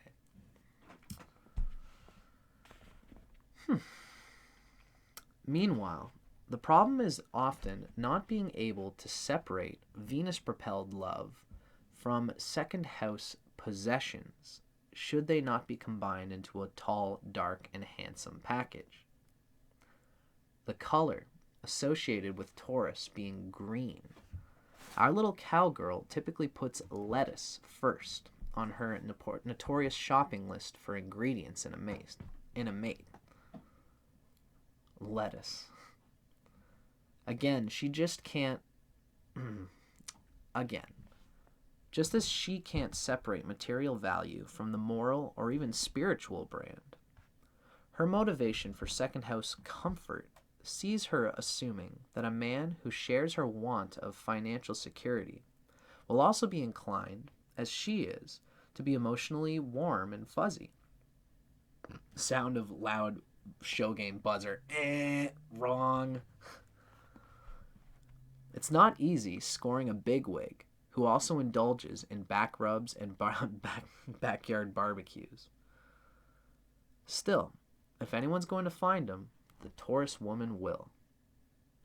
And once faced with someone she's labeled as a suitable candidate, she'll leave nothing to chance. After all, Taurus is playing for keeps, and like her male counterpart, Taurus man, she doesn't like to spin her wheels or waste energy on faulty attempts at love.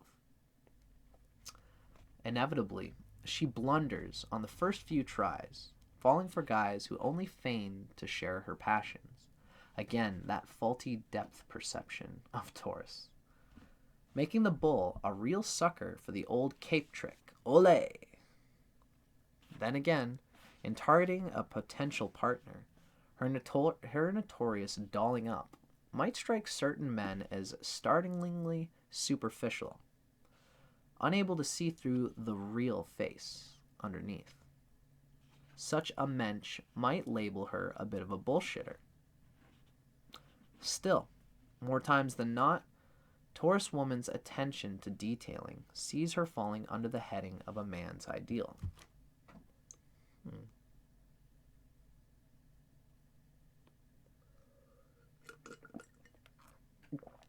So I guess certain men will think that all this is just a bit too much. You're good just as you are without all the extra.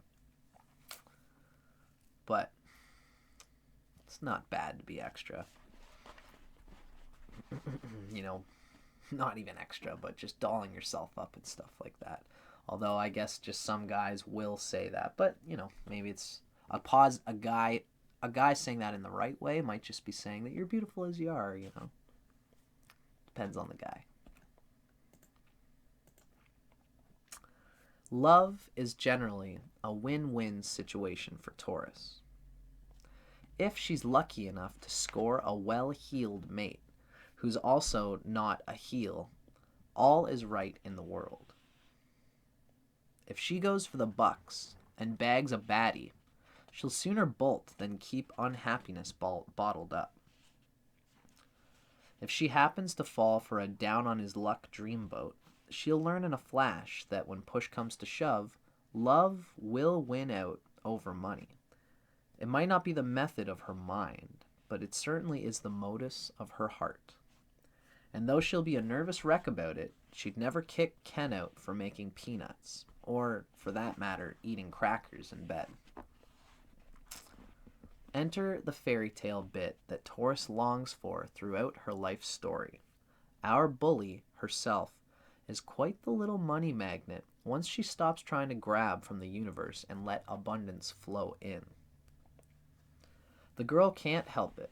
Practically every time she turns around, the universe goes ka-ching. It's her astrological birthright. So before she knows it, that blessed Venus energy coursing through the second house starts working its financial wizardry. As if Taurus woman didn't have enough self-confidence. Though her planetary ruler makes her nearly obsessive about romantic union, it is most often her solo talents, something towards which she is uncharacteristically humble, that pay off the biggest. Those hobbies and interests she procured in her youth in hopes of making herself more valuable a human being are ironically where Taurus places the least monetary expectation, but often see her becoming, as is befitting, the biggest cash cow on the astrological block. Let this be a lesson to all Tauruses with natural talent. Cultivate your gifts, and mighty forces, even financial ones, will conspire to help you. It's the way of Venus, king of the earth, queen of the earth. Meanwhile, bully for the boyfriend.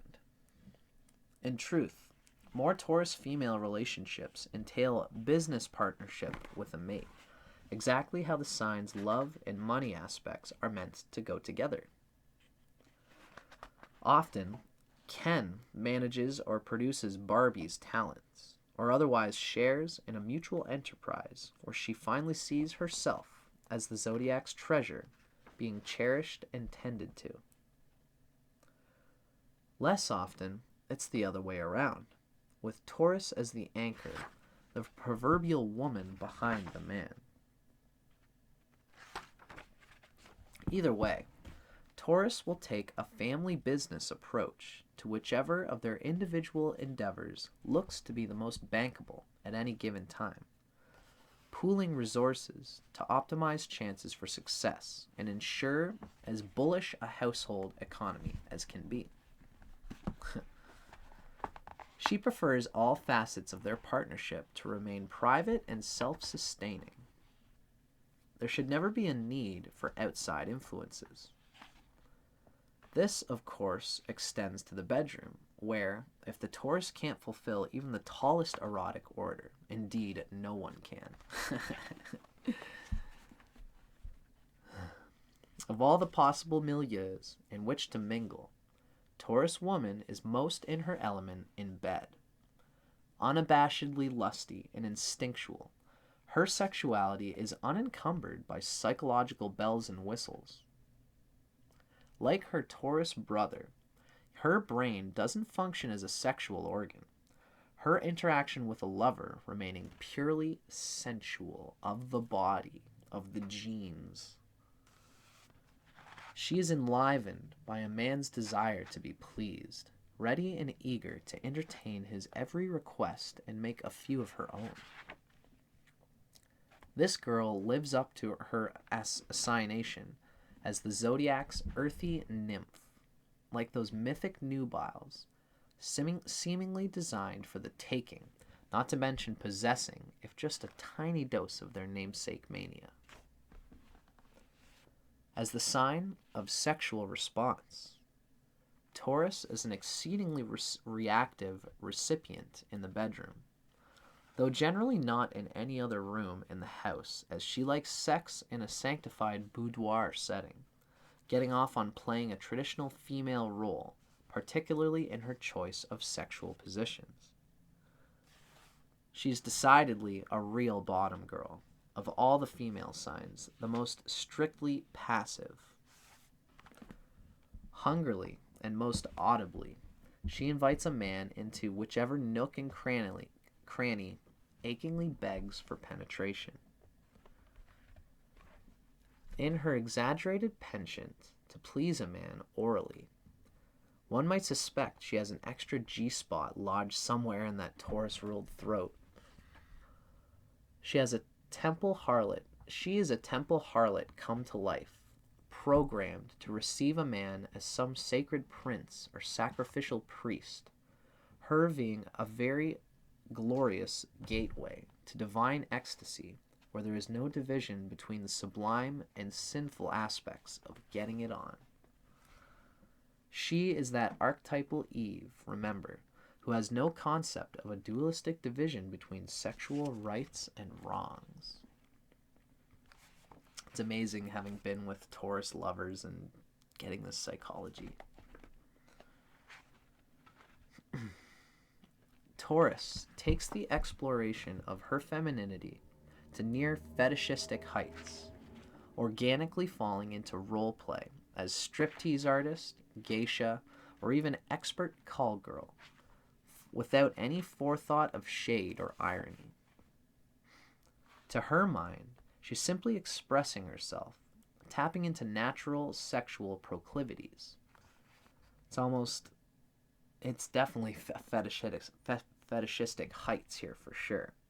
And it's not always even a role-playing thing with Taurus per se, so much as it is just unfolding characters that are hidden in her own closet that she's dying to try on. This is perhaps the most enviable aspect of the Taurus sexual persona. She easily accesses her primal erotic self, guilelessly giving herself over to a man's more dominant urges. Sex isn't something to engage in lightly or to participate in slightly. For Taurus, it requires complete surrender, which in turn culminates in a kind of transcendent ecstatic state. This is rarely had by assuming control or taking an assertive position in the sack, a la Aries woman. Taurus is the literal flip side of Aries that precedes hers, and thus requires to be thoroughly worked over by a man. She doesn't want to be ransacked, however, in any way, shape, or form. Rather, she craves a slow, sensual, systematic detailing of her entire being, the bulk of her sexual excitement stemming from utter acquiescence to a man's exploration and domination of her, executed sweetly but deeply and satisfyingly on the man's end. Nothing gets the Taurus girl off more, knowing that I, the man, cannot wait to explore every inch of this candy ass. The bull girl really appreciates a bit of beefcake, particularly if it extends to her eternal boyfriend's bits and pieces. For her, it's both the meat and the motion. And if anything could dispel her wide-eyed, unquestioning view of a mate, and fast, it's a failure to sufficiently deliver such goods. This book can be heavy like that. If it's good to have such goods for a Taurus girl, being the earthy girls that they are. I generally would commend that anybody can have the right equipment for somebody of any astrological sign, but it's in the book for a reason. It's just definitely something to think about.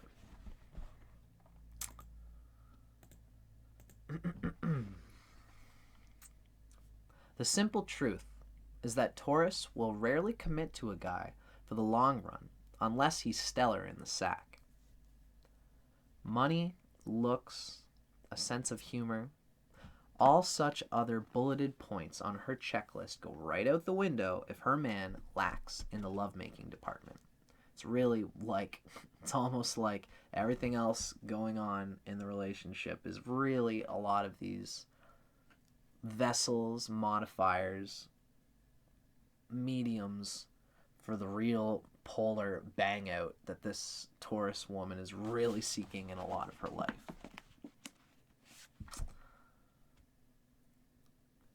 If Taurus does enter a relationship with, say, that aforementioned childhood sweetheart, she may have nothing to compare her guy to, gaining an ever-sneaking suspicion that she's missing out on something.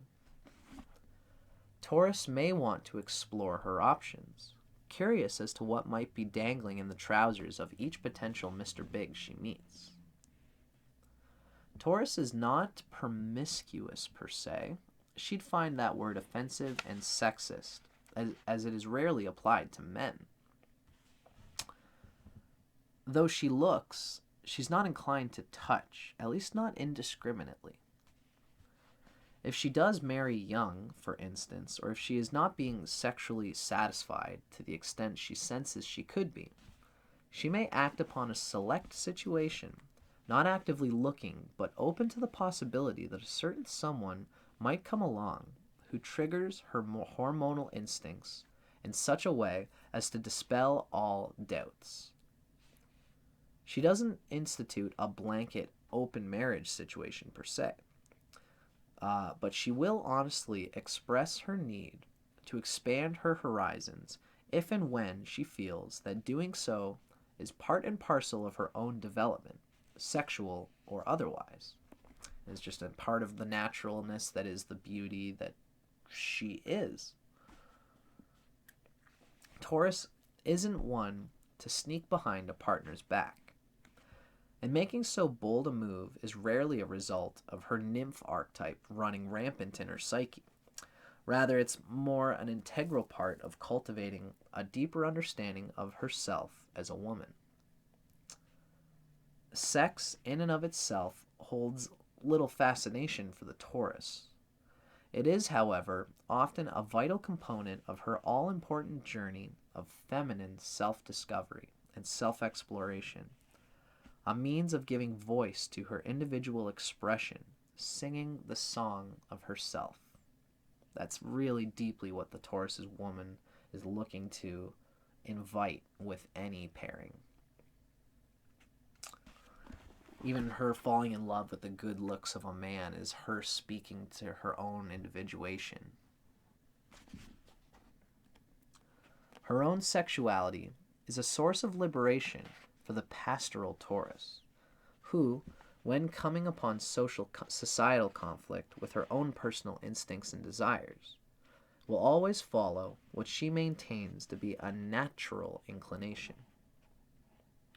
If, though in a relationship, she has a hankering for a hunk who's not her boyfriend or husband, that must be right because she feels it. It's another instance where Taurus might raise the ire of other women, for whether the man Taurus fancies is taken or not will typically be of little consequence. She thinks about what is right for her, not what is wrong to her fellow women. Falling into that all about Taurus pattern is its least circumspect. The earthy nymph operates via her very human sexual responses, and just so long as she accepts the Hera-imparted responsibility of her actions, she will trust that her personal path is the right one, regardless of the consequences. Excuse me. It could be a deal breaker for her cuckolded Ken, who might have avoided such developments, perhaps, if he were more anatomically correct. But Taurus is never one to regret. All experience is valuable to her. Excuse me. Of course, meeting her sexual match in a mate would make Taurus's life far less messy. Maybe if Adam had been more attentive, Eve wouldn't have been open to the seduction of the snake. Though never commanding, Taurus is nonetheless the most demanding of dames in the bedroom. Her fantasy life is especially steeped in thoughts of submission and might even border on acts many other women would label demeaning. As a bachelorette, she may outright serial date for the very purpose of sampling the smorgasbord of men, reviewing their potential, practically meeting them at the door with a clipboard. Variety might spice life up for a bit, but it isn't something that sustains her. The hands-down lookist of the zodiac, she is a sucker for fresh-faced family scions and frat boys, thrilled as much by the element of male society as she is by the individual fellow. Indeed, her fantasy life might include being taken by two flushed studs at once. She certainly can be more girl than one guy can handle. But even when this remains a glint in her infamous cow eyes, she will get off on flirting with a group of male friends, playfully pitting them against each other, enjoying the sensual delight, if not the palpable whiff of hormones that her pointed coquetry might stir up. In signature style, of course, she does so candidly, her camaraderie being upfront and honest with nary the cock tease about it. In fact, she's often a sort of female mascot to men, if not the spotlit diva with her male dancers in the background. The image of Shirley MacLaine comes to mind as the only lady to infiltrate the infamous all-male Rat Pack. As this sort of female presence, neither Slaughter Girl being passed around, nor just one of the guys, the Taurus is capable of meeting men on her own uber-feminine terms. She seeks their same privileges, especially that of sexual freedom, but she does so from the unmistakable perspective of oh so enjoying being a girl. Lovely.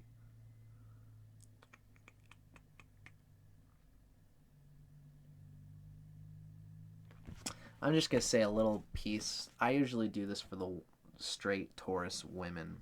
There's always a little bit, now we would come to the homosexual Taurus woman part. There's always a little section that kind of talks about what the sign and the woman would feel in regards to dealing with the idea of bisexuality and homosexuality. So I'm going to read a little bit from here, and then we'll move on to the next part of the Straight Woman series. In same-sex relationships as well, Taurus rarely casts herself in a butch role. Our nymphette is typically not bisexual, but more definitively polarized as straight or gay. Though in adolescence, the straight bull might experiment with another girl, usually one who has a crush on her, rather than vice versa. Interaction is really about reliving the Taurus's pent-up sexual energy, and relieving it, rather. And so she might simply lie back and let it happen, grateful for release that isn't self-induced. She isn't big on masturbation in any case. Likewise, in adulthood, she may passively play act at lesbian sex for the purpose of pleasing her man, should he request such a showing. However, if and when Taurus does come out, full stop, there's absolutely no going back. And usually it's kind of a play thing with it, try it out, and then...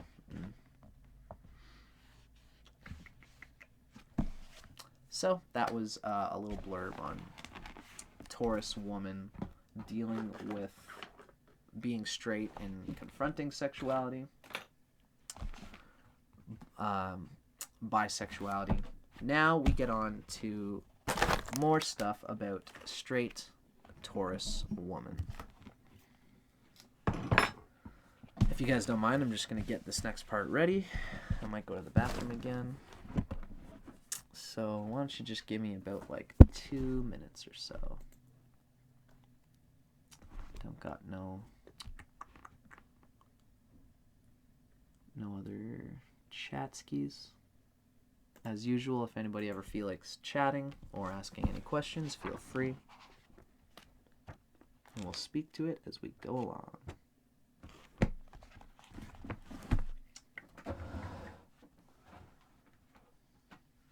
Okay, I'll just be right back.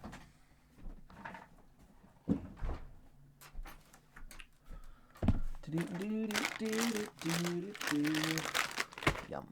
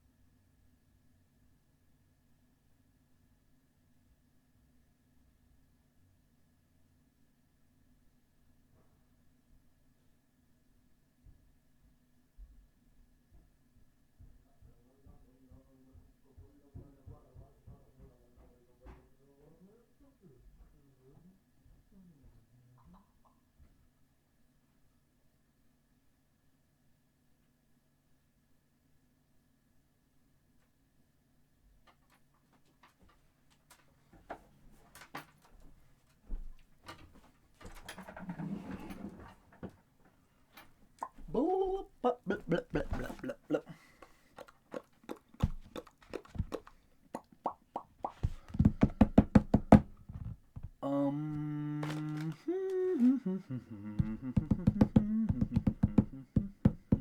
Sorry, folks. I'm just seeing if I got all my things here. Yeah, halfway through this, I'm gonna make me some coffee.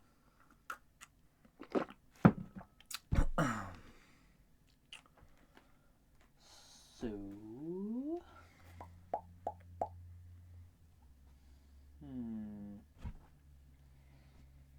I sees it all now. Well, greetings again, ladies and germs. Welcome to How to Rock Astrology. Today we're talking about Taurus Sun Woman and what it is like when you are a woman who exhibits the characteristics of having the sun in Taurus. As we've been going through this, I'm realizing that I would say that I believe that the writers of this book had the sun signs in mind when they were writing what they were writing. And they particularly had the sun signs in mind with regards to the couplings that we're about to be listening to. So keep in mind when you're reading or when you're listening that the intention is generally for the sun, but I would say that as we've been reading through this, I've been mentioning that I'm going out with a Taurus moon woman right now. The moon is exalted in Taurus, and she is a peach in so many ways. And I found that the Taurus woman described so far, she really expresses, with her moon sign, she really expresses a lot of what I've read. So, this might be more than a sun sign thing. I'm going to do a bit of research on it. Just know that the intention really was for the sun signs. That's why I've got Taurus Sun Straight Woman as the video.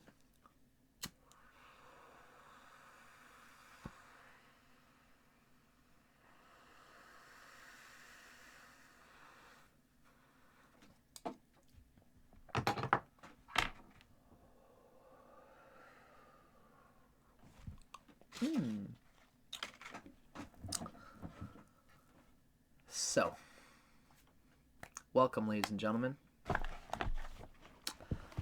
Just like we've been doing in the rest of our series, we're going to be doing some readings. First thing we're going to do is read a little snippet from Sextrology. This is the book that we would have just read earlier in this episode. This Sextrology has a little snippet of all the different couplings. We're going to read that snippet, and then we're going to read Cosmic Coupling, which is the second book written by the same authors, going into detail about the sexuality of Taurus and all of her partnerships. This part of this episode is Taurus Woman with Aries Man, because we are talking about a Taurus straight woman. So, Taurus Woman, Aries Man. She is his ultra-feminine ideal.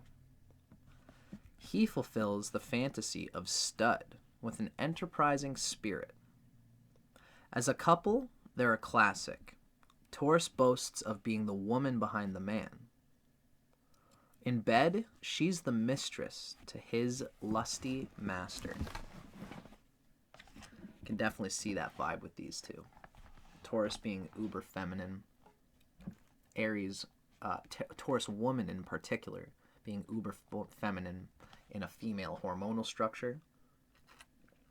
Aries man being astrally masculine in a masculine hormonal structure, being a straight man. Or, a man anyway. So, this is Aries man with Taurus woman. Our book calls it the classic. And this is a classic because it's just such female, female, male, male type of energy. But, you know, mix-ups are not always a bad thing, and so this is two very different poles coming at each other, but they're very close in the zodiac. They both are in the quadrant of self-expression and identity. First house, second house vibe. They are a second house and 12 house relationship. Taurus being in the second house from Aries, Aries in the second from Taurus. So for our Taurus woman, this Aries man is really acting on the root, the 12th house from the sun, that which the sun kind of stands on in order to express its energy. So the Aries really gets a lot of what the Taurus then goes on to organize. And it's the Taurus just does by its own action this organizing and stabilizing and structuring and bonding and grounding with a sense of love and real awareness. The man behind the woman. Whereas Aries is this man who's Mars, who's enterprising, who wants to initiate things, who wants to make connections and just expand way outside of the boundaries of things. Although Aries man typically likes a woman who will hold the wheel, hold my beer while I go and do the thing, hold the wheel, hold the vehicle down. It's almost like the Aries is like some guy with a spear and a cart, and he wants a charioteer who drives the cart while he does the Aries man thing, right? And, you know, oftentimes the Aries man doesn't catch anything, and the woman is just there holding it down. And it's very easy to say the one's more important than the other. Usually Taurus woman will be like, I ain't driving your ass around. I'm a strong, independent black woman. And if you think I'm going to chauffeur your ass around while you just get to be Mr. Big fucking Boss Man. I mean, Taurus is funny because they want that submissiveness. But they want it to be in an aura of love.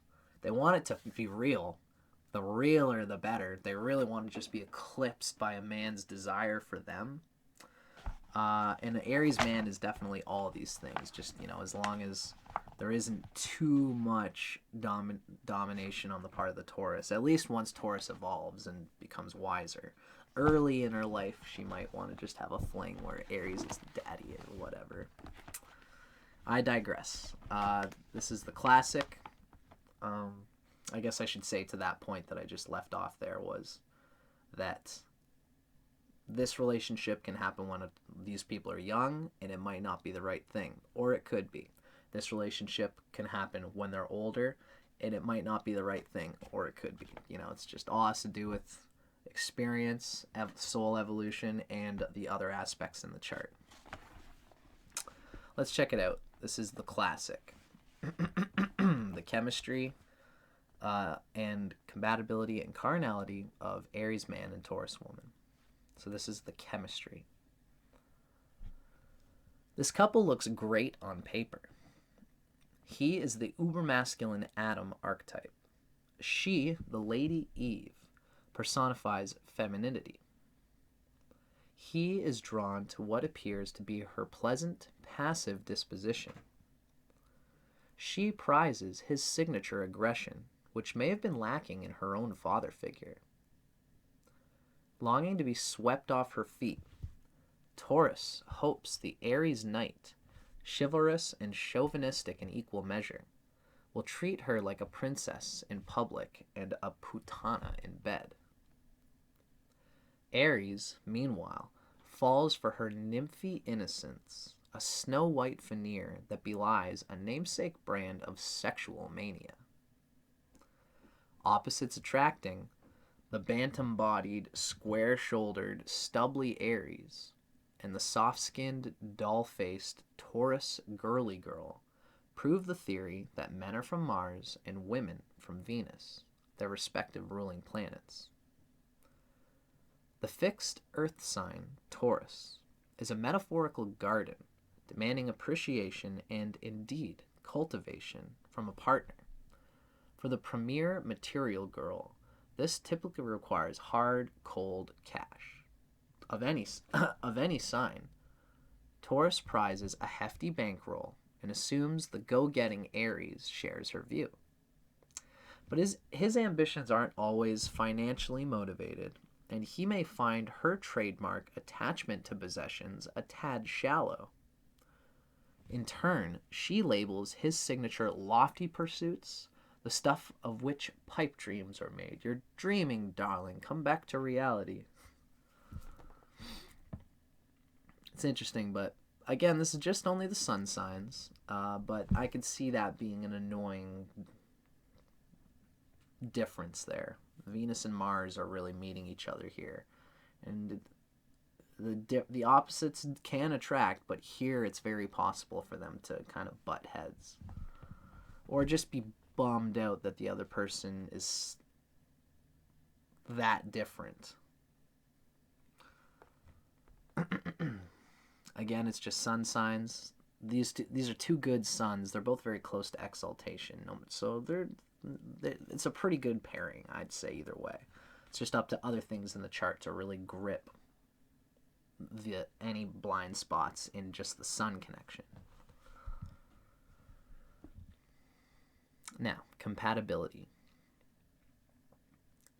Taurus kindles Aries' astrological second house, that of literal and figurative substance.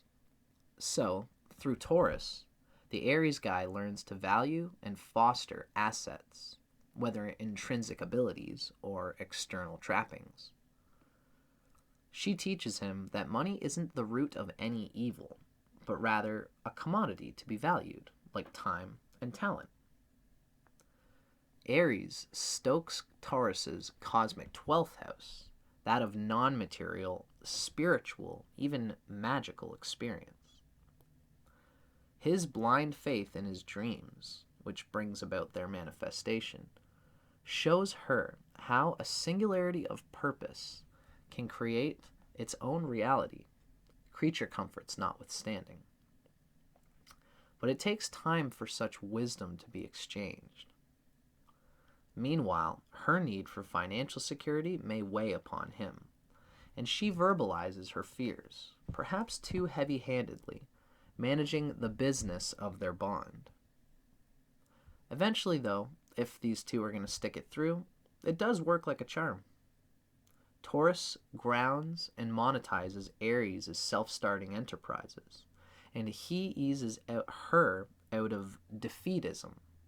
She calls it practicality, proving time and again the power of his cardinal fire nature, forever sparked as it is by inspiration. Aries Sun is one of the best places for the, well, it's the best place for the sun by sign. So a lot of the times an Aries Sun guy is just like, believe me, baby, I'm going to get us through this. And it's like, ugh, you hate that that he's right. But he is right.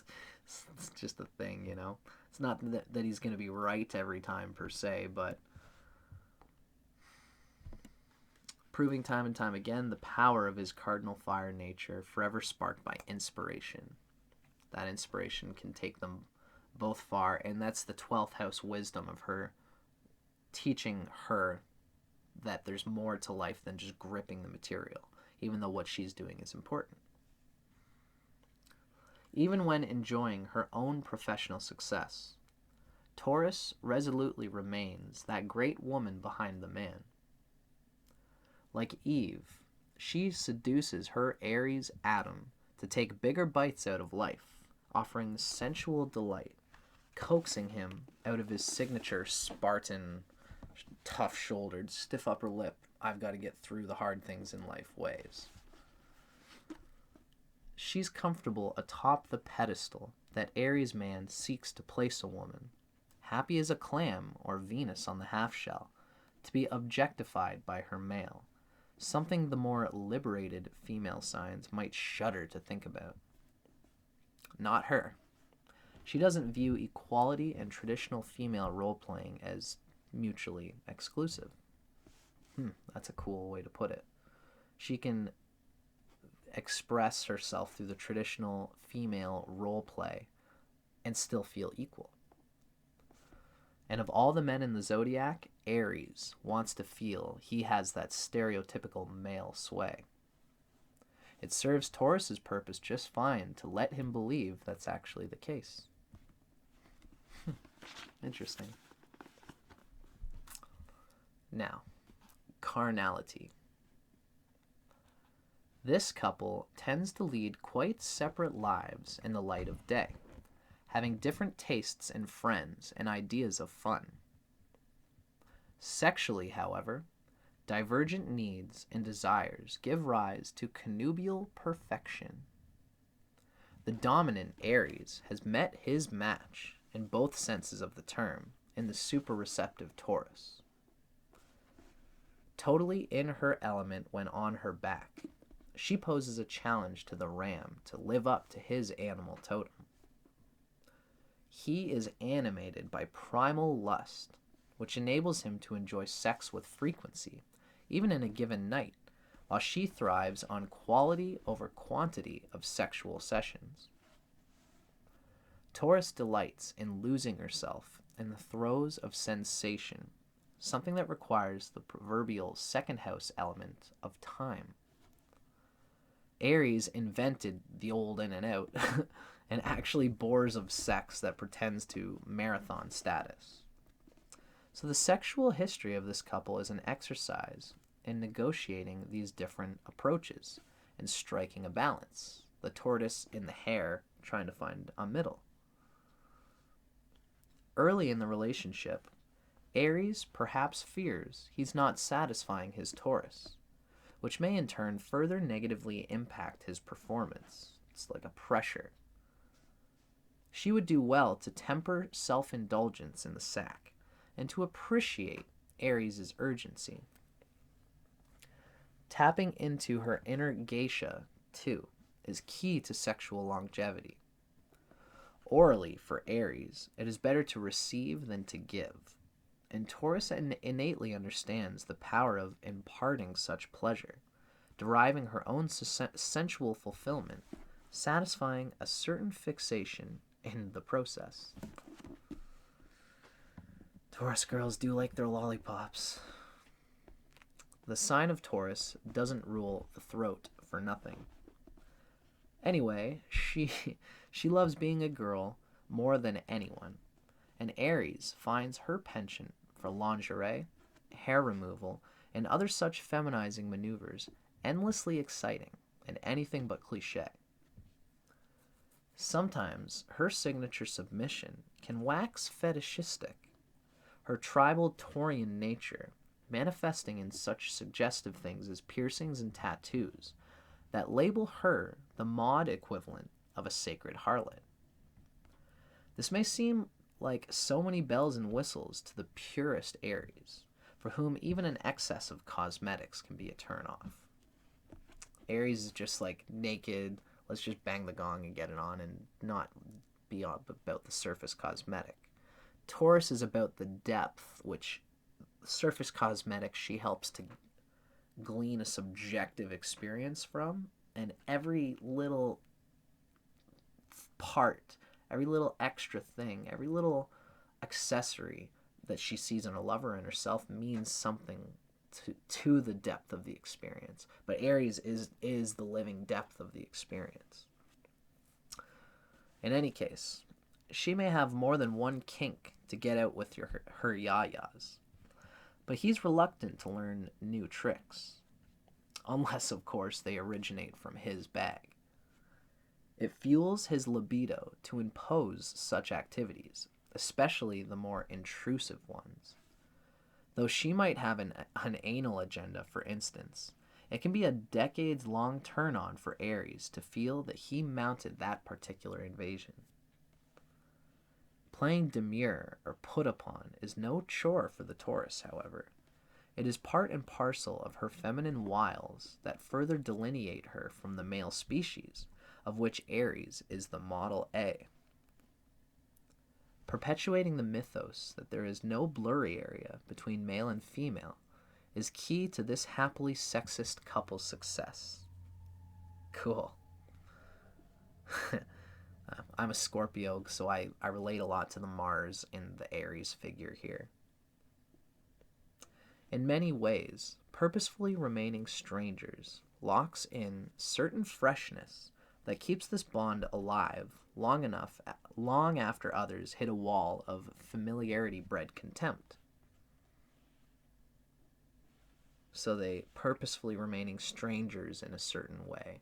There's a certain something that they never fully lock into each other, because the man, Aries male, is so male and Taurus woman is so feminine, that they are just like two very different things, and they're aware of that. But this locks in a certain freshness that keeps them, the two of these, for a good long haul relationship compatibility. Over-analysis of the relationship can be counterproductive. Here, a healthy dose of ignorance is bliss. I see what it means. It's just weird to hear it. It's always good to self-contemplate your situation. But I digress. That was cool. I could see the classic Aries man coming through the Taurus woman in an interesting way there.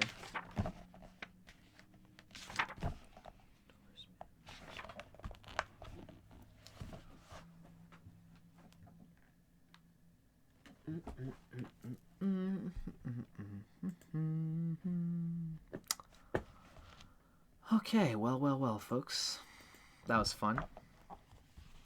'Twas juicy. That was Taurus, straight Taurus woman with straight Aries man.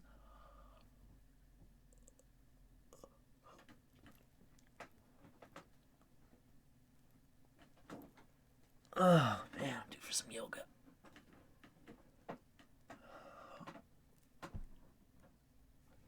Wow,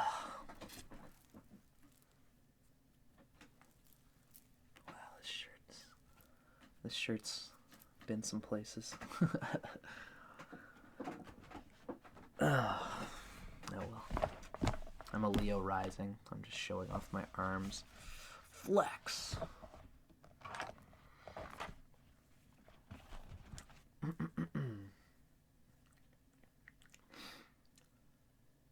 Okay, folks, how's it going? This is How to Rock Astrology. We're about to endeavor to hear about Taurus man and Taurus woman, called The Front. Two double guises. I can already see where this is going to go. It's just cool to think of in my head. As usual, I'm reading these things with you guys, and it's kind of fun to just go through it. See what it's all about, see what it says. Now, this is Taurus man and Taurus woman. We have two very subdued feminine signs. Interestingly, this is one double combination that can work. Well, there's several that really can work, but this is an interesting one because Taurus man and Taurus woman, Taurus man in particular, is a bit of a chameleon because it's the uber feminine, receptive, astral spirit put through the male hormonal body of a man with testosterone and etc. So the Taurus man actually has a lot to offer the Taurus woman in terms of deeper than skin deep love, because they're both kind of looking for that in a lot of ways. Although this could be a relationship that's hard to get off the ground because they're both feminine and subdued in the Venus sense. But it kind of works because Taurus woman is very much all woman, and Taurus man is a feminine man archetype. Although Venus is a planet of the earth. It's earthy. It's the lord of the earth in a lot of ways. And So Taurus does represent the fulfillment of what you are as your body is, as your nature is inclined, as your biology is inclined, as your genes are inclined. It's this very earthy sense of things. So the Taurus man is sensitive to what his own body wants to express as a man with testosterone.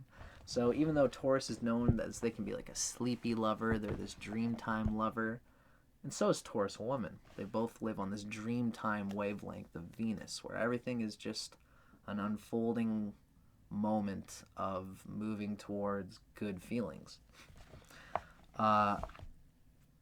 They both have that subduedness, but the fact that the Taurus man can be manly enough, I think, is what really would make this relationship spin. That's my take on it. It can be too much of the same thing. But again, this one in particular could be interesting. Let's see what the books say about it. We're going to read a little blurb of it from Sextrology. This has got a little bite-sized piece of this coupling, and then we're going to read it, a bigger version of it, by the same people in a different book. So this is Taurus woman with Taurus man. This bond is intense in the beginning, but often somewhat static later.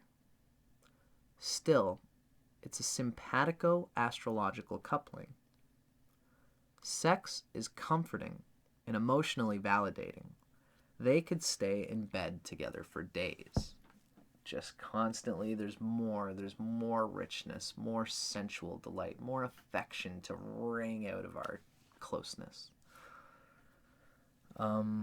I do understand that it can become static, but again, this is just sun signs, and it is good simpatico-astral coupling. It's going to come down to other things in the chart to determine what brings out more richness out of this very similar sun pairing or sign pairing. So let's give it a little read. This next reading comes from Cosmic Coupling by the same authors, the same author duo, Starsky and Cox. Taurus man and Taurus woman are called the front. Chemistry. Taurus is the zodiac's Adonais, an earthly pretty boy who, so long as he tempers his appetites, cuts a youthful figure all his life. She, a premier lookist, prizes a fresh and dewy male, especially if he boasts a smooth torso, a thin physique, and a thick bankroll. Taurus guys tend to hang on to their first penny. Security and a traditional life with creature comforts are priority. Taurus girl is even more materialistic, but strictly in terms of quality over quantity. An interesting difference. She prides herself on good taste.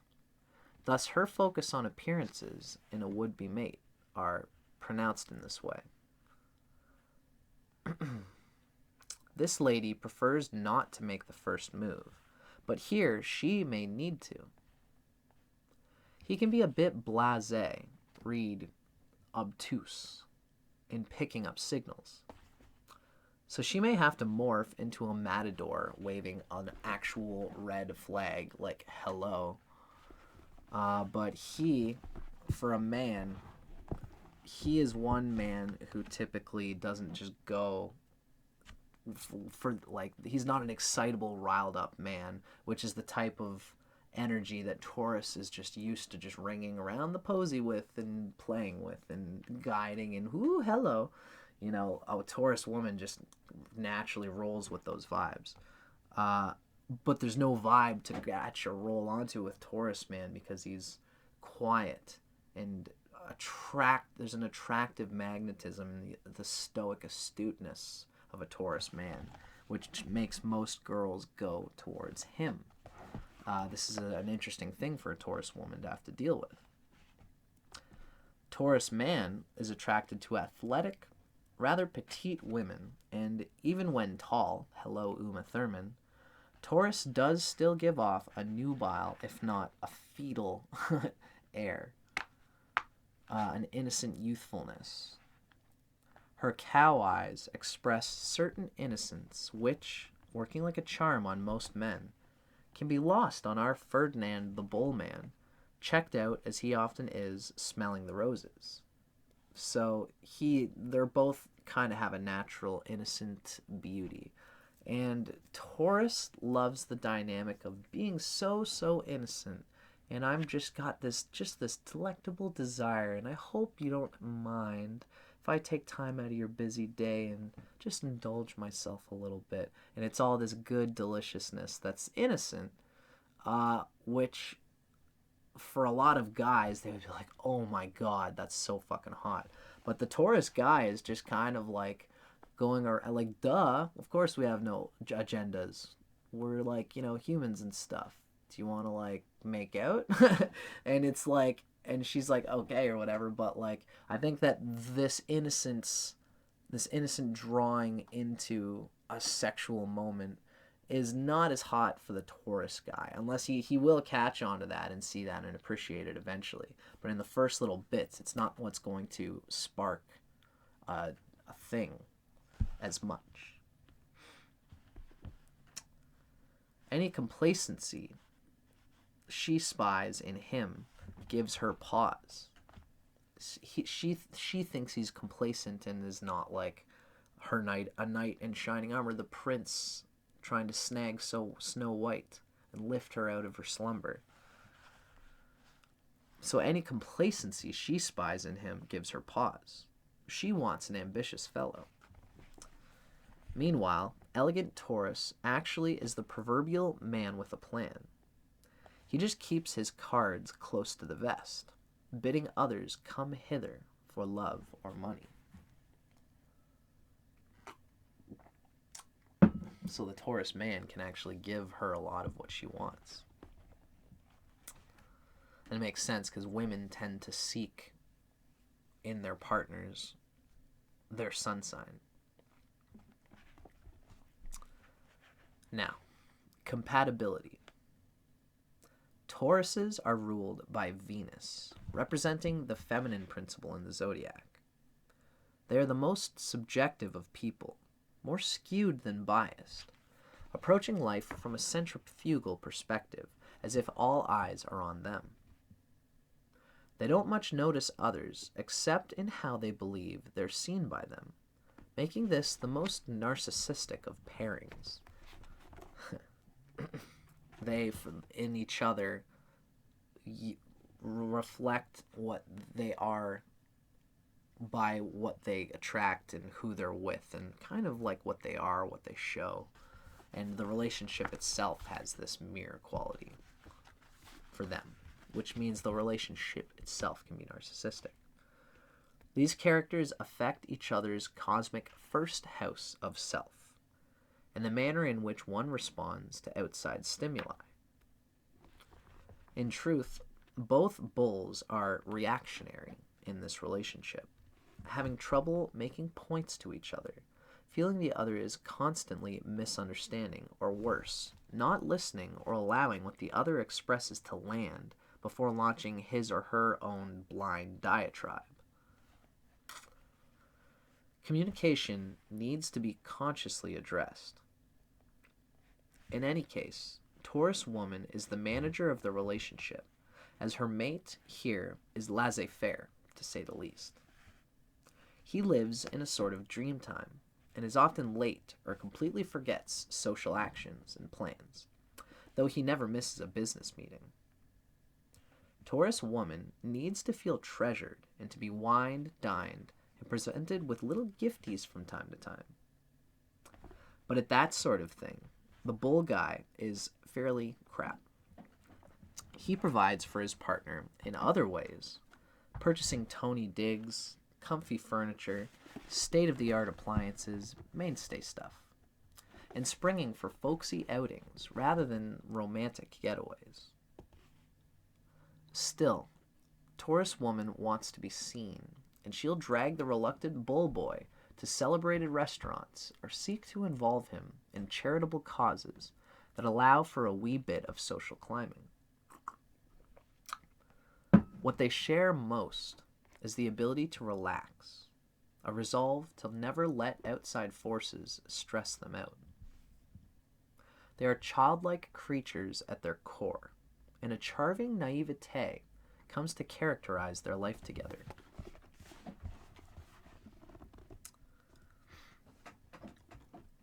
Yeah, these two really can eventually fall into each other and enjoy the relaxation of each other's company.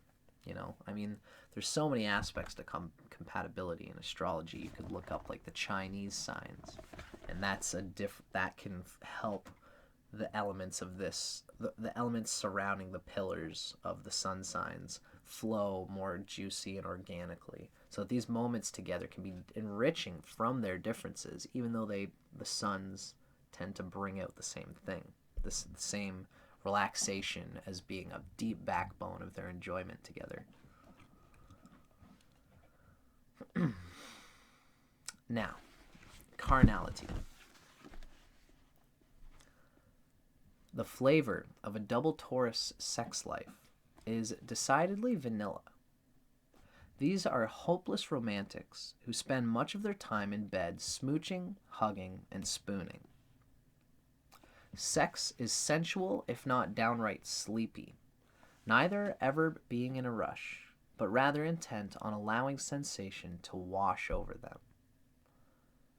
They might have a more exciting time with another ardent lover, who generates more commotion and static. But here, they just have to remain patient, because there's no getting either of them to hurry this act or that for the purpose of imparting increased pleasure. Taurus can be a big boy, and the sign doesn't rule the throat for nothing, as the bull lady demonstrates with deepest determination. She is fairly orally fixated, but she will not have this be a one-sided affair, despite the fact this guy can be lazy in his cunnilinguistic studies. She is right in his face, enforcing the 69 agenda as it suits her. She will stay on top, unwilling to feel even slightly forced herself. Sex is not psychological for these two, and when they're not doing it, they're generally not thinking about it either. They are both self-obsessive and generally have something pressing on which to seek the other's opinion. So it wouldn't be surprising for them to launch into banal conversation, thoughts suddenly springing to mind while rounding the second hour of their marathon sexual play. She will insist that some of their bedroom talk include compliments on what she's doing, not to mention how she looks while doing it.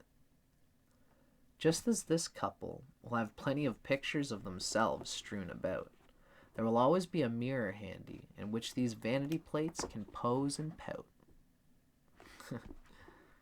They keep themselves physically fit, their most effective aphrodisiac being, well, themselves.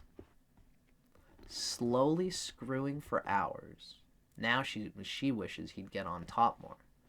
They arrive at primal places that the Speedy Gonzaleses of the zodiac scarcely know exist. She is not so much verbal as she is just plain loud, emitting what adds up to erotic animal noises. He's not exactly mum either, and both being a bit dense about how they come across, they might not temper their sounds off at a hotel or on a visit, necessitating awkward calls from the hotel front desk or morning coffee with shell-shocked hosts. Mostly, though, sex is comforting and emotionally validating, which can go a long way to make up for such times when, for instance, he's forgotten to send flowers on a big occasion. Somewhere, she may pine for something more stimulating, while he may actually secretly go out and find it, not without frequency. If she ever finds out how easily this guy might stray, she'll think about going bopping on him, slicing his parts to bits. It's often two young souls who come together in this pairing. They aren't necessarily worldly, And that's what makes this bond so beautiful. They think kinky sex is for twisted kooks. The one-off threesome a decade, not so much. He loves and really relates to women. Even with an extra female, he's a gentle giant. She might be getting some things out. And, you know, this, you might be a Taurus and be thinking, like Taurus can be super kinky, actually. So, you know, don't let that line about this couple being kinky and kinky sex is for kooks. It's more about what this couple brings out of it, is what that statement is making, because they're kind of both just like, oh, it's just too much work for either of us to do that, and they both know that about each other, so it's like, why bother? Even though if either of them were someone who was more like that, they would probably enjoy it. But, you know, if you've made a deep connection with somebody, then, you know, it's more of the nature of the merging of your souls of this partner is that matters, is what you're getting out of it.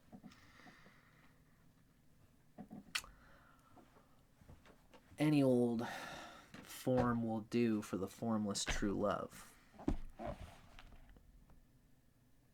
True love. I mean, you know, I believe in true love, but I don't believe in, like, one true love only. I'm a polyamorous person, but I believe in true love. I believe in better love. I believe in good love and bad love. Healthy love and toxic love. I definitely believe in that.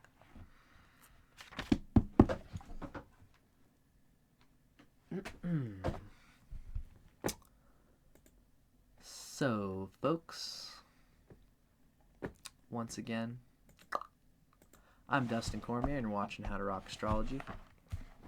Feel free to add comments, lay down any comments. I'm always checking out for comments, questions, or anything like that in between these little slices that we get going on here. Next up, we have Taurus man with Gemini woman. So, first thing we're going to do is we're going to read a little blurb about this couple from Taurus. Oh, I'm sorry. That's Taurus woman. Taurus woman and Gemini man. This is a combination that I have seen play out in my life. So, sorry, we're going to read a little gumball about this relationship, then I'm going to talk about it, and then we're going to get into the details in our reading from Cosmic Coupling by Starsky and Cox. So, Taurus woman, Gemini man. It's two extravagant individuals drawn to the promise of glamour the other offers. Life is a whirlwind. Their every move is contingent on the current trend.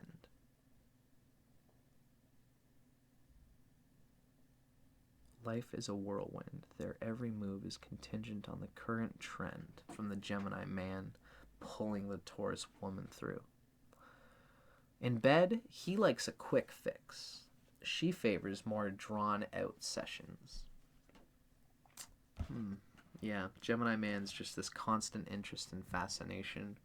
I could see the mutability of Gemini man possibly frustrating in some levels the fixed nature of Gemini woman. The cardinal signs and the fixed signs can usually take the fixed signs where they need to go. And so can the fixed signs, but two fixed signs is like too much of the same thing, usually. The mutable signs really like to be changing a lot, and can only want to go through something for so long before it's something that they're enduring through. So a little bit of this is going to be probably the Taurus woman's fascination with being useful and practical, and that sweet little slutty mistress with ready to go with what the Gemini man's needs and wants are. And it can even be light and airy. The Gemini man will, you know, there's a friendship vibe here that is probably endearing to the Taurus woman. Taurus woman being ruled by Venus, looking for deeper affection, deeper reasons to love someone. And Gemini man being light as air, being so sensitive to what makes him flow good. Taurus woman wants to feel good and wants to make her man feel good.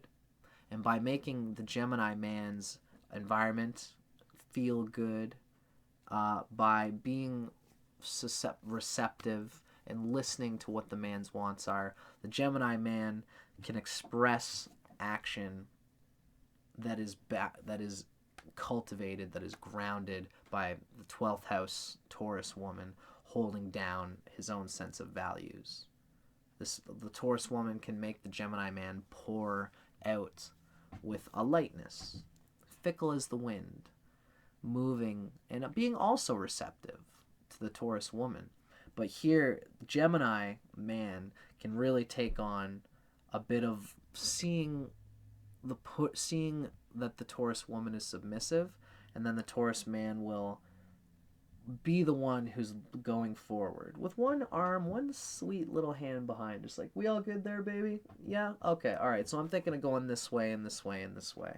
And the Taurus woman will come along, and both will appreciate a bit more forwardness from the man, because the Taurus woman is so decidedly feminine, and the Taurus woman, being Venus, is okay with the old dynamic, a traditional role play of woman being submissive, although still equal. Gemini man will play with this equality thing, but the Taurus woman will have a laugh with it. And I think the Taurus woman will ultimately see the Gemini man is too light to ultimately be domineering and to actually put his woman underneath him at an equality level. That's not Gemini man's bag. The Venus of Taurus, I think, works well with the Mercury of Gemini. They're best friends in the Vedic astrology sense. Whenever they interact, they do well together. So, I think this is going to be a good one. This is called the courtship. It's coming from Cosmic Coupling. Taurus woman with Gemini man. It's called the courtship. Chemistry.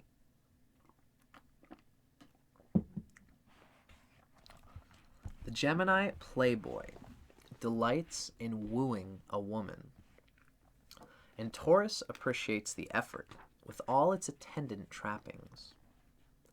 She finds Gemini a perfect combination of youthful exuberance and manly manners, opening doors, pulling out chairs, picking up tabs.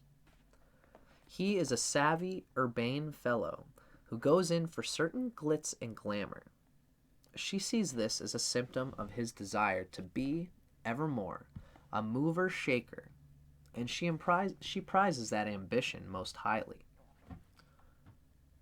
Taurus feels a guy should pull out all stops in the dating process, not realizing that here, in doing so, Gemini is simply reaching into his usual bag of tricks. He's a slick, fast talker, and she lets herself fall for his nimblest lines. But she's playing him somewhat, too, making Gemini work harder in his courting rituals than he would with most women. He takes her hard-to-get bait, knocked out by her carefully cultivated yet naturally feminine looks. He won't realize the sweat that goes into her effortless appearance. Arm candy is to his taste, and she enjoys being shown off. Taurus is impressed by the twins' mental alacrity and his ability to make informed conversation. Gemini is into his clothes, his car, exhibiting a certain flash that she finds fascinating. This is a boy who just wants to have fun, which, for her, can be a real double-edged sword. Very interesting. Although there's a lot of good that the Gemini does with all these little trimmings and things like that the Taurus woman would appreciate in a man, especially because he still has a playful, boyish manliness to him. Boyish playful vivaciousness.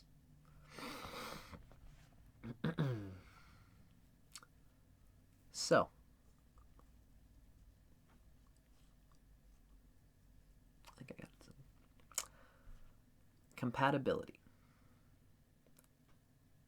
Gemini is predisposed to try to please Taurus, with whom he'll seek to enter a lasting relationship only if he's toppled completely head over heels.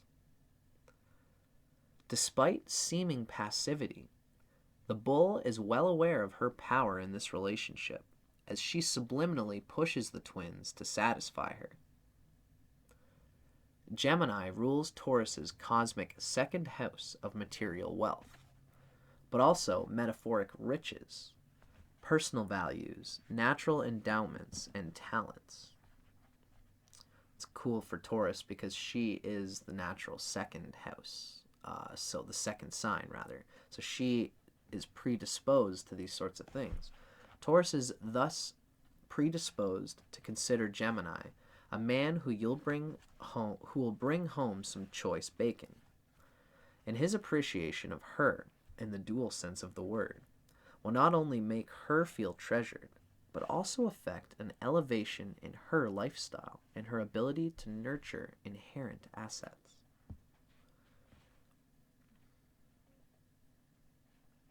That's definitely something Taurus can do, to nurture inherent assets. Conversely, Taurus governs Gemini's non-material, so-called spiritual, transcendental 12th house. Taurus being the 12th house from Gemini, as it is associated with transcendence via one's unflinching belief or blind faith in something. To be sure, Taurus provides Gemini a brand of moral support he rarely finds elsewhere.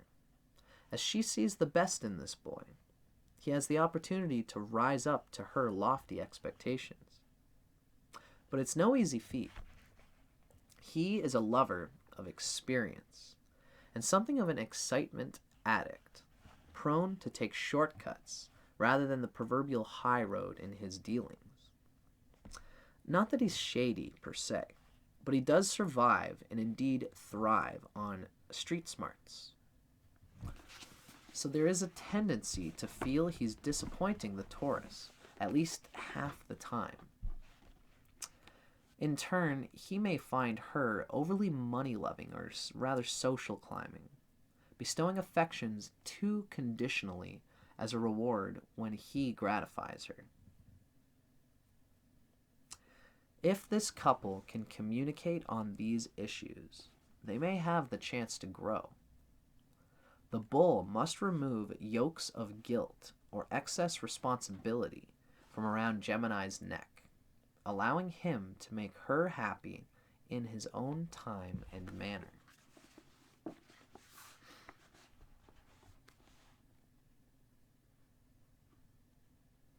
It's interesting because Gemini is her second house.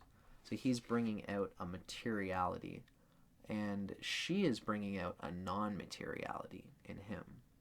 A spacious, etheric sense of one's being okay with whatever sacrifice, whatever is happening in any moment, whether it's bliss, letting that bliss be, or whether it's annoying frustrations and tension, letting them be when they have to be. Being true to one's unconscious. So for him to talk to the Taurus would really probably help his own 12th house get through these issues. By speaking to Taurus, he gets in touch with his own ability to organize himself, the 12th house underlayering of things. Because she probably is naturally gripping to him in a way that frustrates that, and he in the way that it is to himself, his own 12th house. So he has to speak to her and say, you got to give me the space to be what I am. And once he can communicate that to her, he can to himself. It's an interesting thing, you know? Now, carnality, the fun part. Deliberate Taurus may find it difficult to cope with a Quicksilver Gemini who is all too expedient in day-to-day dealings, not to mention in the bedroom. Ruled by Fleet Mercury, named for that winged god, the mutable air sign of Gemini, like a bird of paradise, enjoys the display of courtship rituals almost more than clinching the deal. But Taurus is just getting warmed up. She wants a deep, important sexual connection, and Gemini can have the attention span of a gnat. He's versatile and revels in a variety of activities in a single session. This makes her head spin, preferring a more deliberate lover who will stay mostly on top for the duration. After all, hers is no easy cork to pop. So this couple might struggle to get on the same page. He'll need to focus, breathe, and foster staying power. If you're interested in this, there's something called the multi-orgasmic man. It's a Chinese tradition of genital breathing, testicle breathing, and sharpening the blade without letting yourself get into stimulation so that you can hold your ejaculation for longer. I got Sagittarius moon. I need to do it myself. Especially because I've got a Taurus moon lady. Thankfully, I'm a Scorpio. I've got the fixed thing, so it's there when it's there. But it doesn't hurt to sharpen that axe. Especially when you've got a Taurus in the mix. And Taurus could mix it up a whole lot more. So there's a bit of a medium coming between his need to focus and breathe and foster staying power and her lightness and airiness. She could mix it up a lot more. In truth, if he can't enjoy a multiplicity of tricks with her, he'll trick around with others. He's great with his hands, which seem to be everywhere on her body at once, as is his tongue, which he mainly employs in quick flicks. She, too, loves to give orally, seemingly as much as she does to love to receive. And as Gemini tends to be, with few exceptions, rather averagely hung, the bull will hoover this boy right up like a vacuum. He loves a good tongue to roam even lower as well, but will meet with more resistance on that score. Still, this trickster is adept at getting his way, which might apply to gaining access to her own back hatch as well. But it's really she who puts him through his paces. She likes a clear-headed lover, so his tendency to want to boink when buzzed, which he sometimes does to help prolong climaxing, won't really fly with Taurus as much. The concept of slow, sleepy sex, her favorite, tends also to be anathema to Gemini, a too sluggish pace making him antsy in the extreme. Of all the signs, Gemini may be the biggest swinger, but Taurus isn't much programmed for sex outside her twosome, although she can be. It's all depending on the moon and rising sign again. She may experience submission fantasies and, if anything, would entertain doing it with two men. The twins invented tag teaming. However, he is wont to explore such prurient desires with a woman for whom he doesn't feel true love, being that dual angel with his mate, and quite the little devil with someone he labels sluggish and uses solely for sex.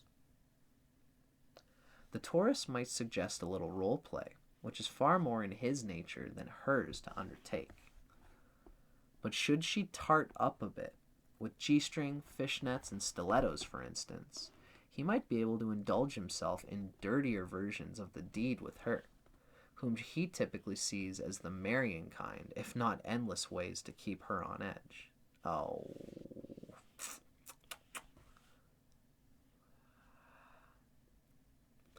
Should she tart it up a bit, with G-string, fishnets, and stilettos for instance, Gemini guy might be able to indulge himself in dirtier versions of the deed with her, whom he typically sees as the marrying kind, if not pure as the driven snow. She can be a bit of a bondage girl, and a master manipulator. Gemini guy can find endless ways to keep her on edge. Should he become the mover shaker she sees in him, then luxury trappings will also act as an aphrodisiac. Even she'll indulge in champagne-fueled sex, so long as it's vintage Krug in a penthouse suite. And these two can do that especially because the Gemini man is the second house for the Taurus. Often we might even see the Gemini guy really grounding and supporting something that the Taurus woman has going on. It's interesting now, this relationship kind of stands on funny feet in certain ways and at certain times. But for me, the fact that Mercury and Venus are both Rajasic, they're both interested in the play of love, the erotic for its own sake. And even Gemini can be a flitzy, sex-driven, hedonistic person and a hedonistic male.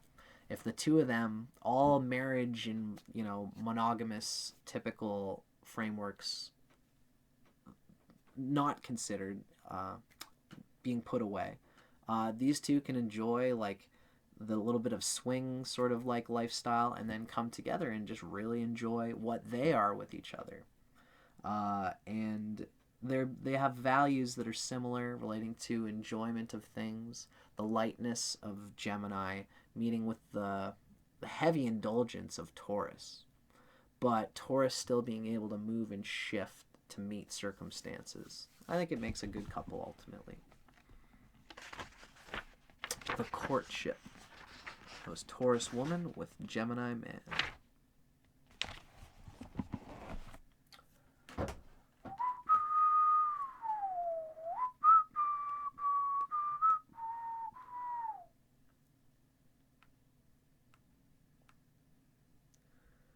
Just checking out some things here on the Facebooks and stuff.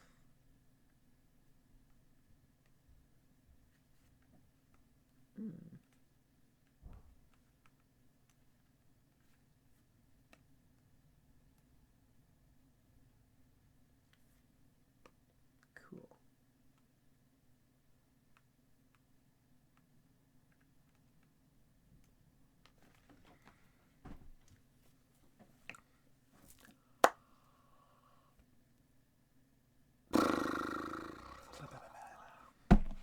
All right, folks. Let's keep this show rolling. I gotta eat some real food at some point. Okay.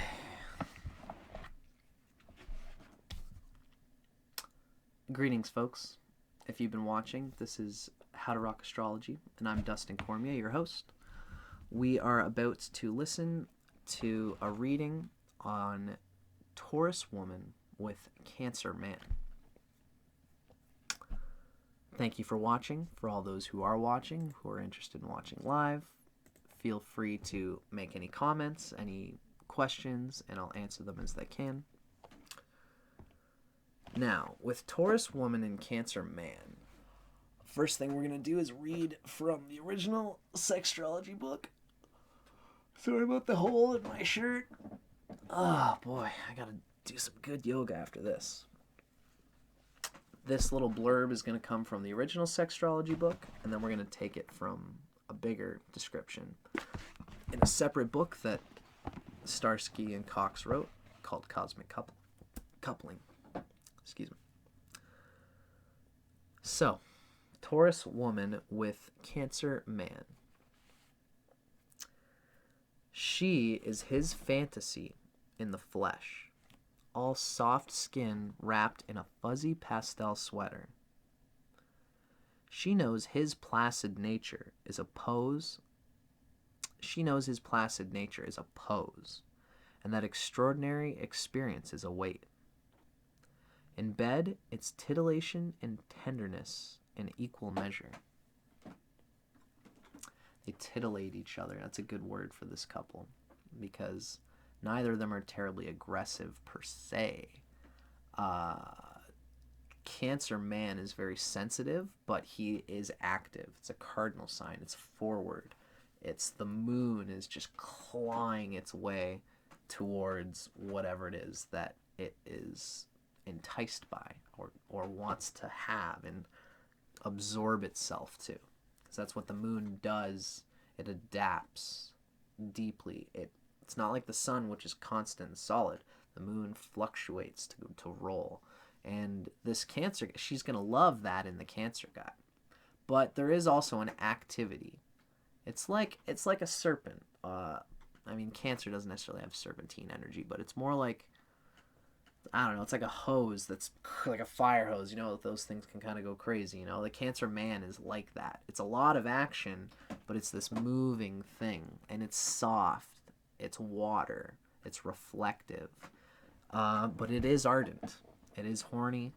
It can be even kinky. And it just wants to have all these different ways of enjoying the Taurus woman. And the Taurus woman loves that affection, that real love, this is going to have that princely tinge that Snow White Taurus woman is kind of looking for. Vedically speaking, these two planets are not necessarily the best couple because I believe Venus...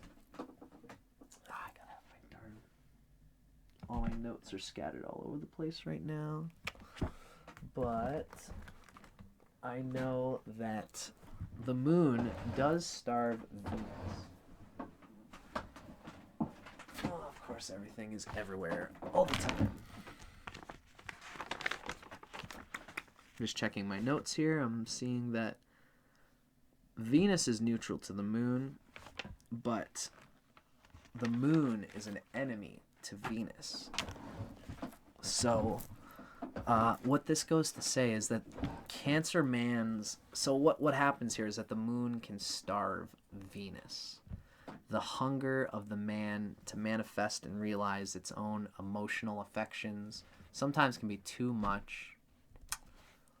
If the man's got a weak sun, or it's more about the man's weak moon especially, because the sun is expressing itself through the moon here. If this is someone with like a Scorpio moon or moon in like the 10th house or like, you know, far away from the 4th house cusp where the moon is strong.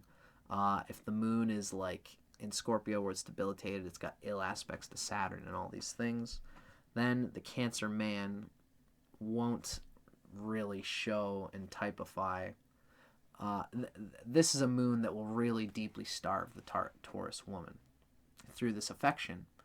So it's an annoying, you know, there's a difference between a Cancer man who is strong, whose moon is well placed, who generally has what he needs. Then his affection is a burning excess that is like abundant seed pouring out of his coffers that he just wants to pour onto some woman who deserves his affections.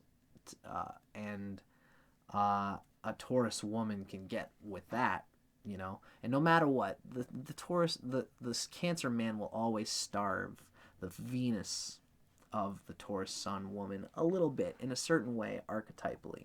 Although the man's moon might not interact with the woman's Venus, and that might not really technically happen.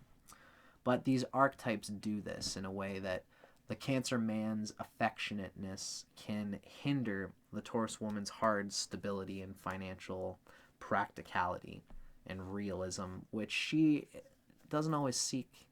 Like, she wants that in a man, some kind of fiscal, self-determined backbone. So there's a bit of that to consider. A bit of too much femininity in the not femininity, but I shouldn't say that, because Cancer man can definitely be masculine. Definitely. This is just the sun signs we're talking about. But as these archetypes go, the Cancer man's nature of his affection can reduce the Taurus's woman to be the surrendering, slutty, subby little mistress that she often so deeply wants to be. But if she is okay with a man who isn't always gonna drive his way into her sweet little pussy spots by his own reckoning, but might instead just be inclined to just like do an affectionate thing, if she's okay with that, then this can make a great couple. Again, that'll depend on her own Venus. If her own Venus is well satisfied, then a good Cancer man can make a great partner for her. And she won't feel like she's missing anything in her life. It's because a good Venus in a woman understands what they have, if it's what they're looking for, that it satisfies them, and that's enough. They don't need to get more out of this thing. That's the beauty of the honesty of woman. So this is Taurus woman with Cancer man. Now, that was my own little rendition of it. Now we're going into looking cosmic coupling. Same authors as our Sextrology book, to see what they think of Taurus woman and Cancer man.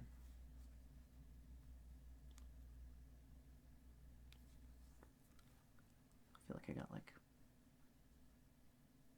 some funky going on there on my chin. Sorry. Taurus woman and Cancer man.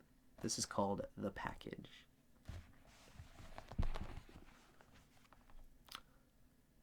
Chemistry. Taurus, an earth sign ruled by Venus, representing the feminine principle in the zodiac, is the girliest girl on the block. She tends to wrap herself up in soft pastel sweaters and shawls, a walking vajayjay of supple myriad folds. Cancer man is a sucker for so pliable seeming a lady, and she works on his primal fantasy for gently seducing a sexy innocent, leading him down that garden path. Meanwhile, she's ticking off the many requirements in a would-be mate from the infamous checklist in her head. He scores high, as Cancer is a subtle, though carefully crafted gent who presents a mainstream look, yet comprised of quality duds. She's checking the labels. Bent as he is on financial success and creative fulfillment in equal measure. He is unassuming, a quietly controlled man who treats a woman like a lady without trying to unduly dazzle her. She senses she'll find comfort and protection here, but also enjoys certain freedom, as Cancer seems to be clingy in all the right ways for a Taurus woman. She craves a sense of belonging that he provides, while for other women he can seem like gum on their shoe. There's a formality in their initial interaction, so I get it's because the Cancer man is so giving and has an affection that locks so deep that other women perceive it as clingy.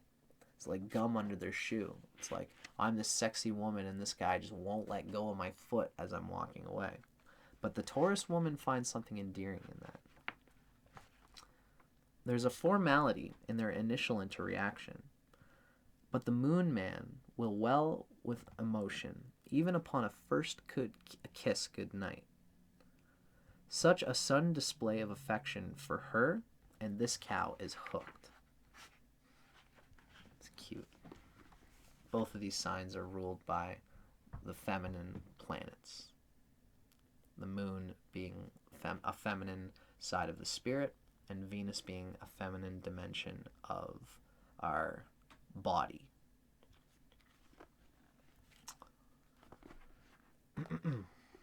Now, compatibility.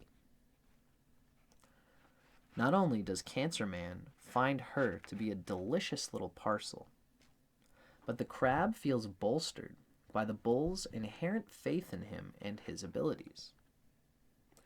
She tends to be ambitious for the two of them, pushing the Cancer to be all he can be and to exploit his unique qualities.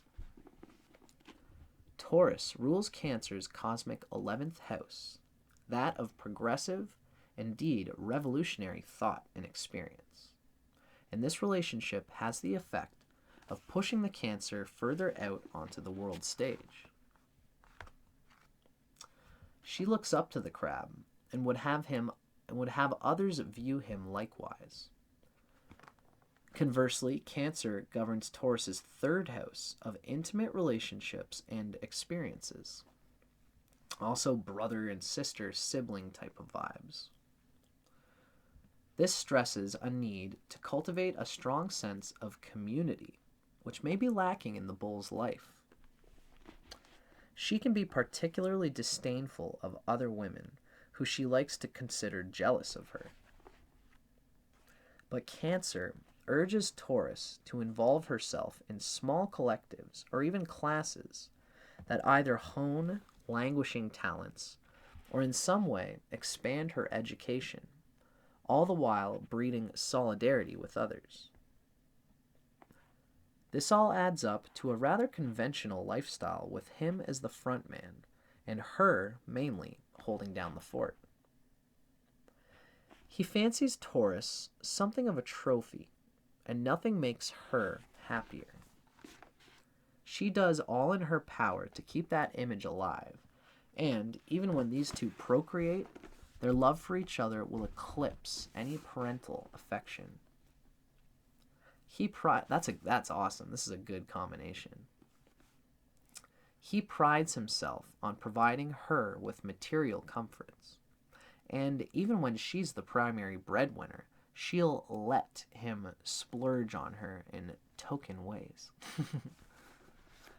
She may, in fact, pay the bills early on in their relationship, until such time as he gets his loftier goals off the ground. Unfortunately, she might not let him forget it. She has a great capacity for giving, but not for forgiving, a shortcoming she can work on in this bond.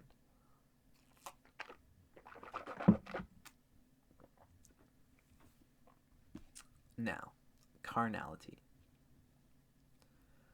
Cancer man is the Walter Mitty of the zodiac, a fantasticist of the first order. Daydreaming, however, is tantamount to creative visualization, which brings the crab's reveries into being. So it can be cruel to burst his bubble. The same dynamic carries over into the sexual realm, one area of life where it serves Taurus's purpose to foster any such illusions, especially as regards his vision of her. He wants her to know how lucky he feels to be with her, which he demonstrates with a surplus of slobbering, and she can't get enough. No matter how high power her career might be, she will still play the naive bunny in bed, making him feel, in contrast, that much more of a macho man, which he generally isn't typically. Hopefully, in a darker mood, she won't tell him so. It sounds cliche, but not to him. If she were to costume herself in some sort of baby doll fashion, widen her eyes, and pretend she's never done that before, Cancer will buy into such a roleplay scenario each and every time. Just a few oohs and ahs at the size of his equipment or how it feels upon penetration will never get stale. If feigning a Snow White routine isn't her thing, then she'd do well to play something of a geisha, allowing her to flaunt certain sexpertise but still stay heavily steeped in submission. Even picking up a few tricks from a 15-cent used paperback of The Sensuous Woman will give her enough ammo to impress the Cancerian. And he does, being a feminine man, it is good for any man of the feminine temperament, typically, to be told by a woman that they do express their masculine male qualities. Unless they're a transgender person and they have absolutely no care for it. Generally, men who have a feminine astral arc tend to be really hoping that they can do both I'm a Scorpio guy. I'm the same way. I really hope that, like, I love to feel like you're banging Mr. Macho Man here, Mr. Big Deal. But there are times when I really hope that I can be submissive and be the cute, feminine, lovely, all dissolving affection for you, and that it won't, and that you'll still keep playing the game, still keep doing the role play of me being Mr. Macho, big dick man. Because when I can get both out of you, it's deeply enriching to me, and I know that Cancer guys are like that too.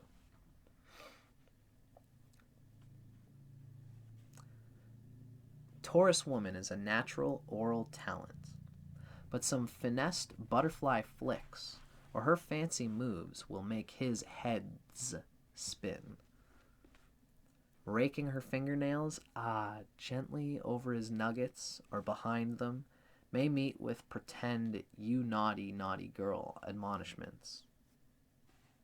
Speaking of which, playing daddy and put the Taurus over his knee for a few pointed spanks, if not an outright reddening of the posterior cheeks, is right up the crab's erotic alley. He likes the tables turned, too, but Taurus isn't as comfortable in the dominatrix seat. She's just as squeamish of any water sports, which the Cancer will just have to feign a distaste for as well. Theirs is definitely a soft-core sex life, without the usual girl-on-girl scenes. No, Taurus is disinclined to share this man under any circumstances. What she wants is to find ever new ways of impressing the Cancer in bed, and in return for him to grow a pair and overpower her, albeit lovingly. The bull is predisposed to thinking that deepest gratification eludes her. So if a mate like Cancer is too polite beneath the sheets, she'll label herself unsatisfied and moon for a more manimalistic lover. So, note to the crab guy. Give the girl what she wants.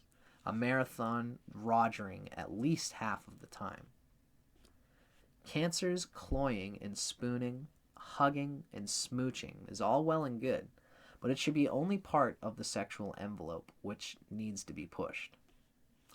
While he's having her pretend to be the eternal ingenue, she's fairly aching to be treated like a queen. It's a word. Look it up.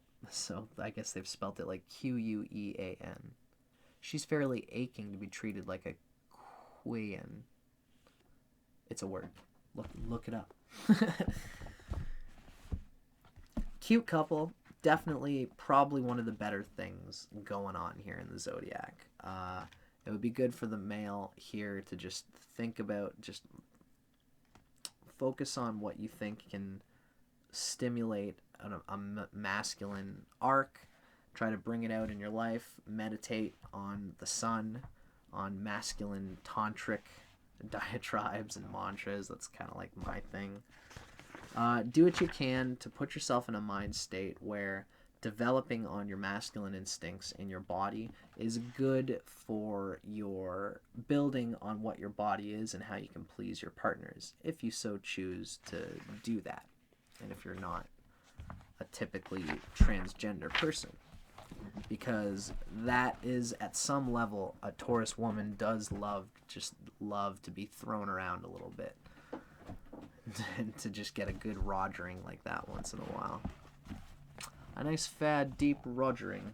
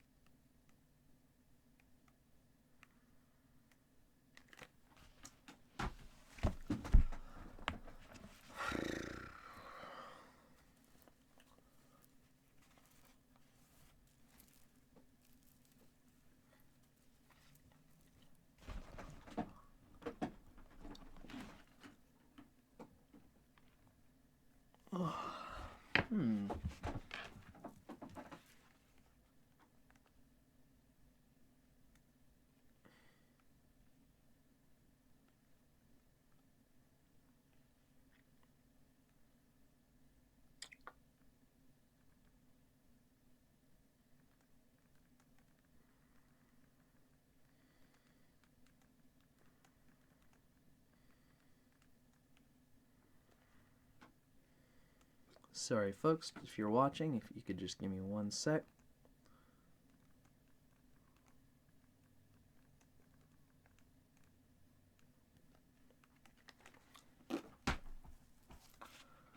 Always things to do, things to do, things to do, things to do. Well, thank you for watching, ladies and gentlemen who have been watching. It's always a pleasure doing this stuff with you. Now, we have arrived at our next fixed couple. The square between Taurus Woman and Leo Man. Now, first thing I'm going to do is eventually we're going to be reading from Cosmic Coupling. It's the same people who wrote the Sextrology book. But before we do, we're going to read a little blurb from the Sextrology book, because they always have a little word about each couple, a little gumball about what we're going to see. So, next up we have here, this is Taurus Woman with Leo Man. The Leo Man longs for natural women. Subtle, accessible Taurians do appeal. She basks in Leo's glow, energized by his powerful presence. She stimulates his self-actualization. Tactile expression is her strength. There is something that does work really interestingly here. Taurus Woman, Venus doesn't actually typically like the Sun per se. As a planetary archetype, the Sun and Venus actually can starve each other and agitate each other. The reason is because Leo works at his best when he's thinking of his most noble action and dharma for its own sake. His responsibility to himself, his kingdom, his mental spirit, his mind sense.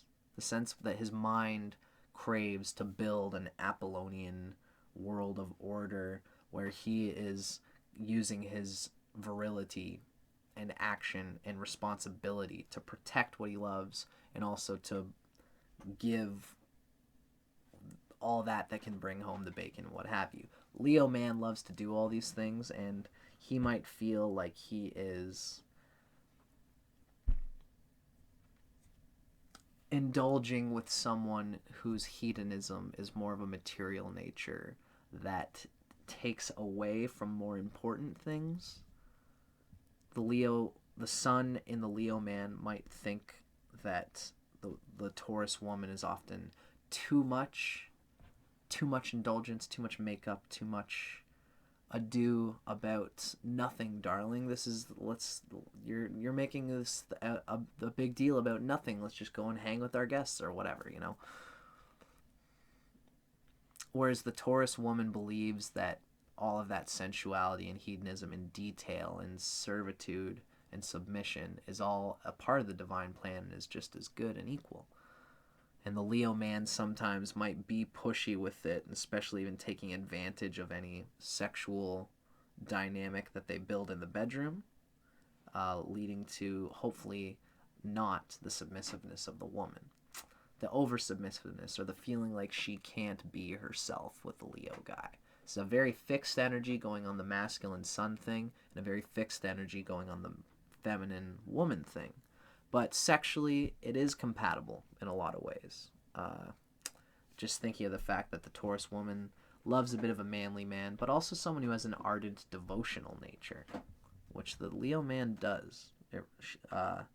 It's just that it's a devotion that comes from almost like a sense of just the Leo's desire to self-actualize for its own sake, for his glory's sake, which is, it's an amazing thing in itself. Leo energy is just like that.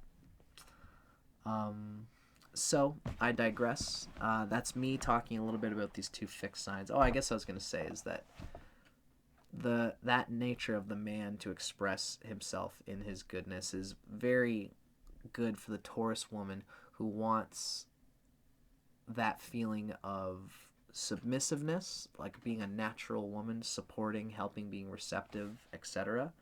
And she brings out the best in him from the 10th house perspective, whereas he is bringing out her 4th house, which is not something that she typically deals with as much. I mean, she's a woman and she's definitely Venus. She's attuned to her own needs and desires. But the 4th house from the sun, 4th house from Taurus here, being Leo, is that the Leo man is going to enrich her awareness of the 4th house from her sun, of what nurtures and attracts what she is in her sun nature, what her sexual dynamics are.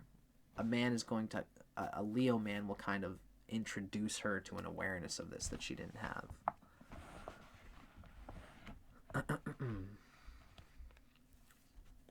So I could rap about it, but I feel like I should just get into our books. This is Cosmic Coupling by Starsky and Cox. We're talking about Taurus woman with Leo man. Our book calls this couple the item.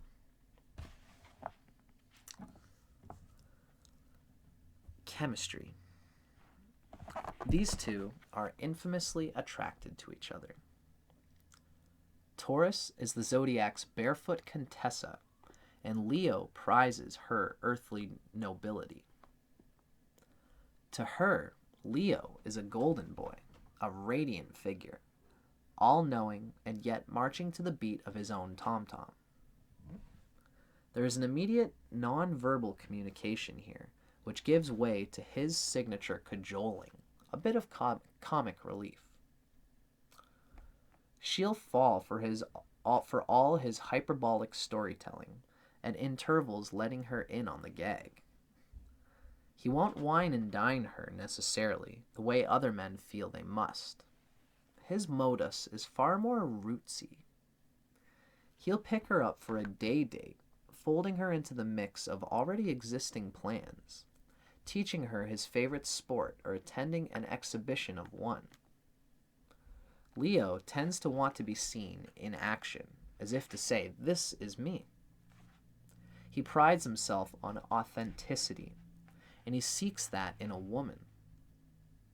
She may find her usual tricks don't work on him, playing shy or hard to get, just as a too coiffed appearance makes him want to rub her makeup off with his spit. Spit sound. She feels she's met a real man, not some poser, which of course is his particular pose, albeit an unconscious one. He is the zodiac's king, lest we forget, so he doesn't alter himself or even his schedule one iota in securing a would-be queen. Leo looks for health and vitality in a mate, someone who can keep up with him. Cool. Yeah, very interesting. Sort of a king and a queen sort of vibe really coming through here. And the king treating the queen as a queen, as the Leo will be inclined to do that kind of thing, but he's going to hope that she is queen-like and is kind of sturdy and well-to-do and isn't too much of a pushover, although pushover enough for him to be the king, right? So, let's take a look at the compatibility. Taurus finds Leo to be a benevolent father figure, something typically lacking in her life. These two play out traditional gender roles, and she does a good deal of fawning over him. He lives a low-key existence, spending the bulk of his time alone. Evenings, he's a homebody and expects Taurus to be likewise inclined. Leo hopes to cultivate mutual interests with the bull, creative, cultural, sportive, or otherwise. Neither of them enjoy chatter or overanalyzing. They prefer physical activity to socializing. Leo rules Taurus's cosmic fourth house of home life, and he naturally provides her with a sense of stability, just as he bids her examine past conditioning in her upbringing and to separate the wheat from the chaff on that score. What have you been? What are you trying to become? What can I do for you in what you are and what you're trying to become and be at your roots? The Leo guy will just naturally do that. What are you? And what are you to me? Taurus, in turn, governs Leo's 10th house of status and public image, and the relationship often fosters some degree of honor, fame, or notoriety for the lion. She does her best to pick up any slack in the relationship so he can focus on the objects of his ambition. She is something of a lucky charm, and when called up to mix and mingle, she contributes to the Leo being impressive to others. He is romantic in the extreme here, finding subtle ways to make her feel special. He doesn't go in for showy displays, especially of his affection, which he only expresses in private. Taurus would hang all over him everywhere if he would allow it, but he waits until they're alone to wear his heart on his sleeve. She basks in his admiration, finding the relationship energizing to her spirit, even though he can be reluctant to discuss his feelings. Try as she might to symbiotically fuse with the Leo, he's always somewhat out of reach, loving but emotionally aloof. There's an inherent formality in this relationship, wherein she is ever required to show him deference. A sort of being just underneath, sorry lord, like some kind of like old like medieval fantasy or something like that. There's some level that's always there, but it's because the Taurus woman loves him and he's what he is, and usually this Taurus woman will love him for being this just sort of like mouth closed and just like, this is what it is. This is what we're dealing with right now. Just this sort of automaton that she is kind of like the one grasping for. And he'll grasp back, but it's sort of like one arm on the waist, chest out, like, all right, baby, come with me. And that can be cute. Again, all these astral archetypes are important and juicy because they're ergonomical to the design of the spirit. We just have to always make sure that any time that we read about like a heavy male, female relationship, that the receptive, passive, subordinate person doesn't lose dignity or like doesn't feel genuinely equally appreciated and respected in the relationship. There's a way to do it that it's a bit of both. A bit of that reality can be okay for Taurus woman. A little bit, because she likes daddy to be daddy. But not at the point where it's like she's really sensitive to the line of abuse and is watching for if a guy is just playing, even if he's just playing on that line. Why aren't you actually over here with me? And then playing on that line, but really being here with me. Like, not even playing on that line. You should be right there with your partner, having full consent of everything that's going on. Once that's there, then jump over the line. Jump all around the line. Have fun with the game, But it should be communicated. Now, carnality. As much as he respects his Taurus lover, Leo still treats her as something of a plaything. And you won't hear any complaints from her. The lion has a penchant for acting the authority figure in bed, and he's turned on by an obedient woman, a part Taurus was born to play. She focuses on his pleasure from start to finish, impressing him with her deep-throat abilities, looking up for his regal approval, mock or otherwise. He bestows it with polite words of appreciation, with a bit of an edge. He'll ask her how she likes it, urging her to moan, if not mock, gag, or whimper in grateful response. Leo's hangers are sensitive and require attention as well, and Taurus will be directed to give them some love too. He is not averse to reciprocating, although it doesn't top his sexual to-do list, as it signals a power shift, if only subconsciously. For the most part, Leo is a wholesome character in the bedroom. He's into straightforward screwing and a lot of that. To his mind, it is a perfectly designed activity that needs little tweaking. Why, don't fix it if it ain't broke. And the natural Taurus woman would agree. She can indulge her signature submissiveness here without any bells and whistles. He'll just get on top and deliver a powerful sexual performance with enviable staying power, but not before she hops on for a ride, as if desperately impatient for penetration. He likes to think the Taurus is nymphomaniacal just for him. So after she has had her oral fill, he will want her, almost out of desperation, to grab his stuff and put it in while he continues to lay back and eye her with approving winces. He can be very verbal, directing speed, depth, and pressure. He likes it too if she takes his hands and places them on her hooters, or sucks on his fingers while bouncing up and down. If any fantasy were to enter the mix at all, it would be a bit of master-slave play, but not so much that it involves props.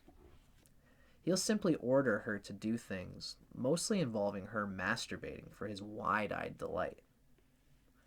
He may have her bend here and arch there, exposing herself to him, twiddling his part or that, this part or that.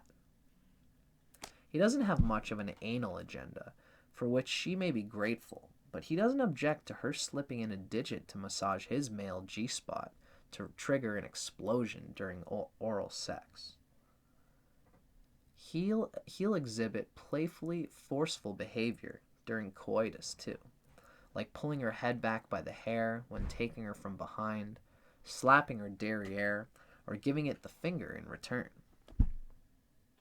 He can be big into lesbian sex, but straight Taurus girl is rarely so inclined, so he'd just as soon keep it a fantasy. Taurus likes to be treasured, and Leo makes her feel like a star. Sometimes she'll show up for sex coiffed, made up, and in high heels. He prefers open-toe shoes as he finds her piggies highly erotic. And Leo will direct her as she poses on the bed for him any which way, as if she stepped out of the pages of Playboy, but never Penthouse. That she can be such a class act is Leo's biggest boner maker. Right, the class act thing. Her putting on all the sweet little laces and lingeries and all this classy, like holding herself back and being this delicate bit of marble that the Leo just wants to devour. I got Leo rising, so I feel like I get it at some level. Hope you guys enjoyed that. I'm just occasionally peeking on my phone because this has been a long go. Now my brain is just like...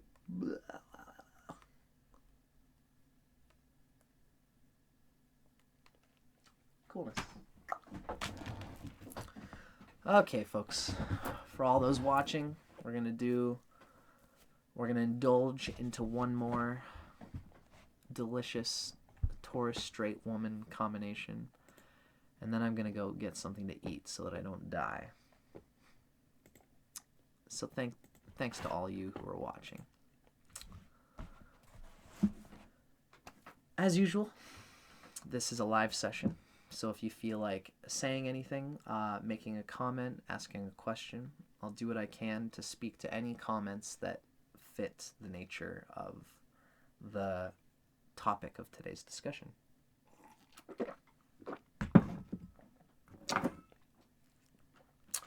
Our next combination should make for an interesting one. Here we have, well, this is obviously one of the better combinations for Taurus Sun Woman in the zodiac.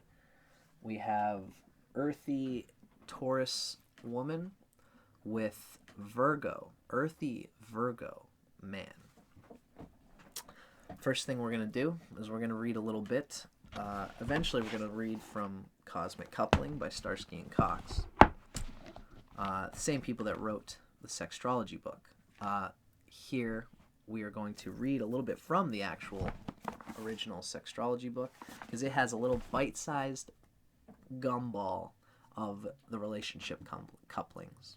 And then we're going to go into detail with it. So here we have Taurus Woman with Virgo Man. She has what it takes, beauty and virtue. After those dangerous types, he seems a safe choice. So she's been through some dangerous guys, and now this Virgo man seems a safe choice. This is more of the Mr. Right for a Taurus woman. Their bond is about personal growth and newfound optimism. Sex involves experiment. Swapping might be an option. Interestingly, for these earthy sort of, well, Taurus woman isn't typically mutable per se. But this is an interesting thing where they give each other the freedom to enjoy other people, and then they enjoy each other no matter what, because there's a soul value being shared between Virgo and Taurus woman. And they know that in each other. So they can kind of both be very much their own rock in their own little universe, but that rock will always be connected underground in some way to the other rock of the other person, and they can just cinch each other even from far away and feel like they're still close. This is a cool combination because Virgo man tends to be, it's considered a feminine sign, and it's not the strongest place for the sun, depending on the strength of Mercury here. Ideally, if Mercury's in Leo or Libra, those are two really good places for Virgo, or Virgo, just as long as it's not actually combusted by the sun. Oh, excuse me. Because combustion is never good for the sun, or for the planet in question. But the strength of Mercury here is going to determine the aspects to it, etc. Will determine whether this Virgo man has the sensibility to be what he is and still be manly, and even to work with the very sort of straightforward sexual direction of the Taurus woman. Because Taurus woman is, woman can be very complex and rich, but she is very one-way womanly. Her body, her astral arc tends to just be submissive, receptive, playing the traditional woman role of the server who supports the man in her life. Virgo man can see that get use out of it, even find practical ways. Virgo knows that his sun can be expressed deeply through the enjoyment of the Taurus woman, which she probably finds deeply endearing. He's like a cat who goes and kills a bird and leaves it on the front doorstep, and then you look outside and its tail is wiggling like, do you see what I got? He's excited to be useful and responsible and practical in many different ways, in cycles, and in rich cycles with his lover. For his lover, really, is a good way to say it. So the Taurus woman appreciates that more than Virgo man might give to another person. It's the Mercury in this person that's going to find a good balance between giving of himself, surrendering in service to this lusty Taurus woman. That's like with a bad Mercury. But with a good Mercury, the Virgo man will know how to do that, and always, no matter what, get a good enjoyment and really deeply, constantly secure their love bond with the Taurus woman, but will still, like, just like, he might even be sitting at his chair and he's doing his thing and he's writing his business plan for the day, his agenda. It's like 2 hours before he has to go to work, sipping his coffee and doing something, and he looks over at the Taurus woman and kind of just has this vibe and sort of mentions to her, just like, baby, maybe there's something that you can do for me before I go to work this morning. I was kind of thinking, that I've got, I don't know, sexual banter. What would you say it's in a situation like that? Why don't you come over here and check out this figure I've got on this page? At which moment the Taurus woman will already be kind of like, this figure? Oh yeah? You got some big numbers you want to show me? That's right, baby. That's right. Come check this one out. She comes over and he's got his pants kind of down, and it's just like wink, wink. My point is that the Virgo man will not. They'll still be able to put, with a good Mercury especially, and good aspects to the Sun, they will still have the ability to do their work, to get things done, to organize things. But while they're doing that, enjoy the hedonic richness that Taurus Sun is just this Taurus woman is just begging to give in all the little moments as much as she can. And it's that turning, it's that spinning, it's that constant. Like, this is a great combo for the Taurus woman, because she wants the affection of her man, but she also wants a noble man who's doing things that she can be in awe of. And if the Virgo, again, has a good Mercury and a good, well-placed Sun, then he'll be able to do his masculine machismo things in life and always invite her to experience the richness of, you are so lucky to be with this guy. Although, truth be told, the Virgo man will probably be more femininely pouring affection in a worshipful way towards everything that the Taurus woman is. That's more likely the case, and he will want to balance that. This is something that the Taurus man should find a balance with, so that his affectionate, hedonic, emotional giving to the Taurus woman doesn't just become a lot of all of that, too much of all of that. At some level, the Taurus woman, if you're watching, you're probably thinking, there's no such thing as too much of that. And at some level, it's true. The Virgo man would probably say that. But he'll find a way to enjoy you while keeping his own wheel spinning. Especially if you support him in that. Which you will, because you're a Taurus woman. You're naturally earthy like that. So, that was my own little figure of it. Now we're going to read from Cosmic Coupling. This is Taurus woman with Virgo man.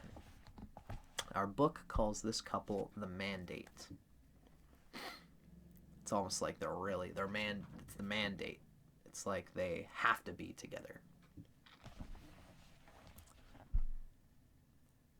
Chemistry. When these two characters come together, it is generally for the purpose of some serious adult action. Virgo is attracted to overtly feminine women, and the Taurus can really tart herself up when she has a mind to. If the Virgin has caught her eye, she may be looking to get up to no good. He is a sophisticated, if not a somewhat jaded character, who promises to take the bull for a walk on the wild side. He offers temptation, and some Taurus girls just can't help giving in. He projects a highly intelligent persona, and his biting wit and cynical charm smack of a certain superiority that she finds compelling. Typically, he will make a connection with that Taurus who puts out obvious sexual signals, attracted as he is to an experienced woman with whom he imagines he can explore the gamut of sexual play. This is more of a later in life connection for Taurus woman, I think. She won't go for Virgo typically right away unless he's got something else that's super young, boyish, hot, bad boy, whatever, which often Virgos can, although they've got that. Virgo is timelessly the bad boy on the outside, but the soft, loving guy on the inside. And that's a good thing for Taurus, but possibly not early in life. So, she will be under the impression that Virgo is a connected guy, someone from whom she will benefit, whether socially, materially, or in her own creative ambitions. He is something of a dark horse, and he fuels her fantasies of being seduced and exposed to slices of life that have previously eluded her. Not to paint too murky a picture, but rarely is this a wholesome hookup. I get it. It can be wholesome, and when it is, it's really good, but these two have thoughts about each other. This would-be bond tends to compel Tauruses and Virgos who are admittedly erudite and urbane. Very sort of like, so what are we doing here? I smell what's going on with you, so we just fuck it out and then just like go and get coffee after, and then they do it and then they fuck it out and then they say, wow, that was cool, rock and roll. I loved it, see you on the next one. And it's usually if they do enough of that they build it into something, a more meaningful relationship. It's a beautiful rock and roll thing, man.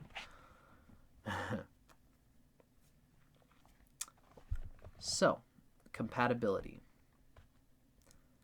After the initial excitement subsides, and usually a good deal of sexploration, Virgo and Taurus will get to see behind any masks that they've been wearing, if they have.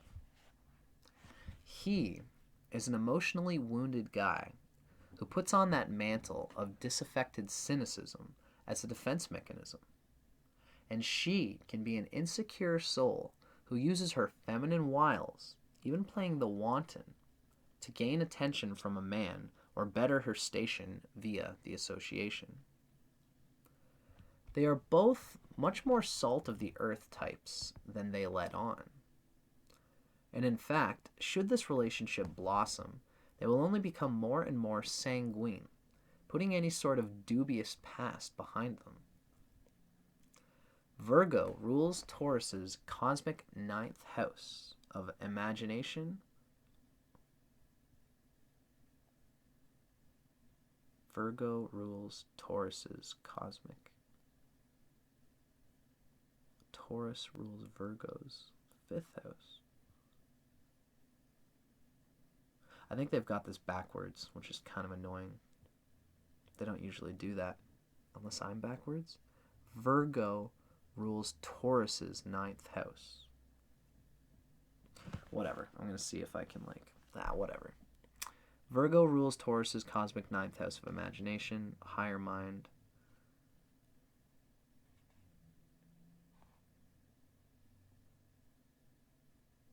This is so annoying that they've got this backwards. They don't even notice it.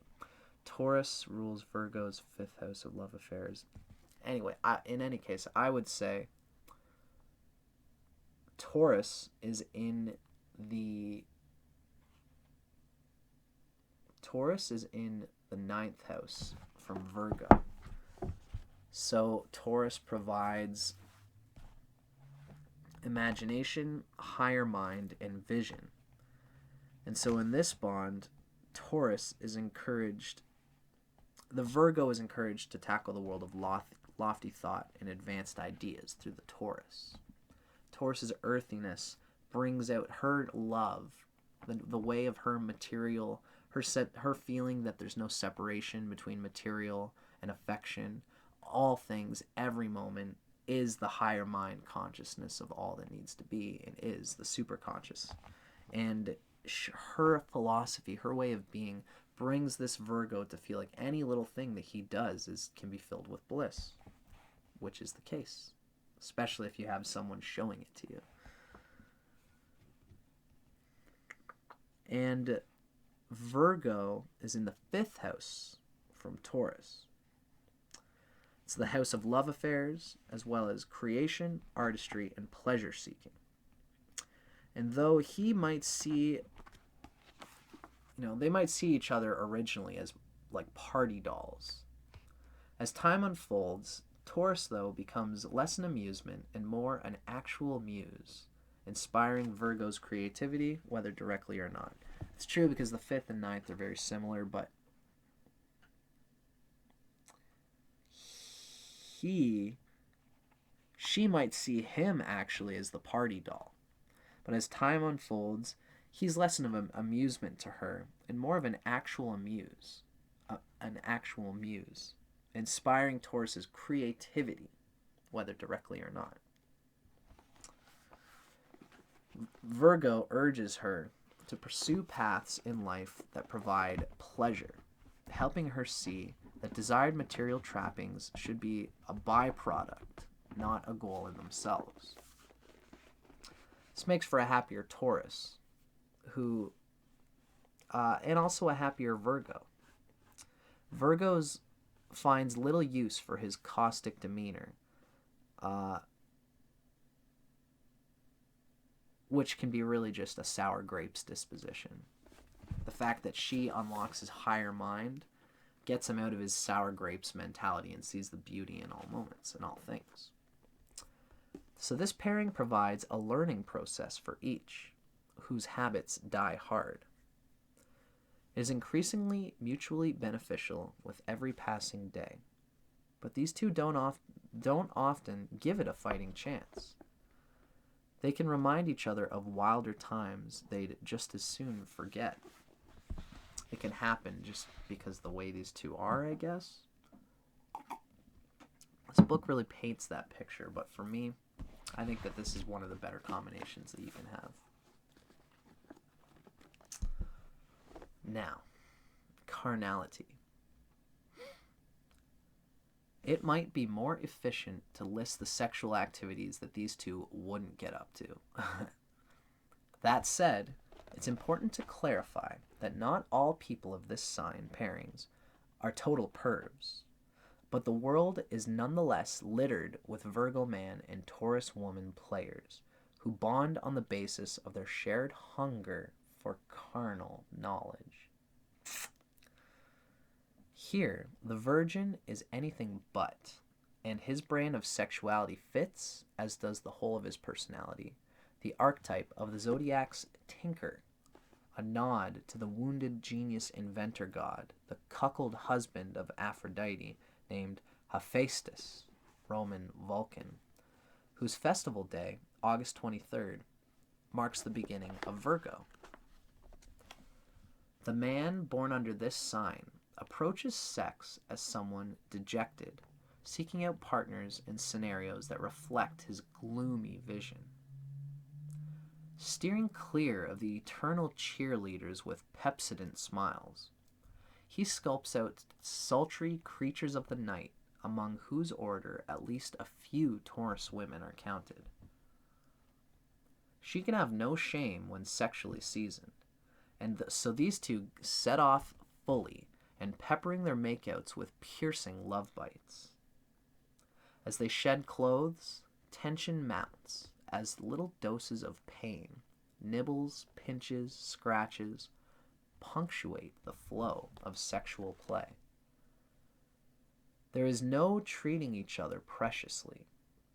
Virgo likes to bang like a marauding Cossack, And Taurus can indulge her fantasy here of being thus ravaged. He will want into all orifices if possible. And let's just say his makeover treatment includes facials. She plays the nymph, sometimes pierced and tattooed, who can take anything that the Virgo dishes out. There may be a bit of sadomasochism swirled into the mix, and he can make a fairly sinister master, or the opposite, a supplicant seeking discipline or humiliation. And sure, she could get into a pair of thigh-high boots and walk all over him, especially if they were a pricey present she can show off in the light of day. As a couple, they might pick up a third, more often a macho man, whom Taurus can screw if only to, literally, rub Virgo's nose in it. He is the consummate voyeur, and she is quite the exhibitionist. Group sex is also not out of the question. Here, Taurus might have light contact with other women whilst being the decided object of masculine attention. Those Taurus-Virgo couples who have never had any of the above experiences will admit that some of these activities occupy their fantasy life.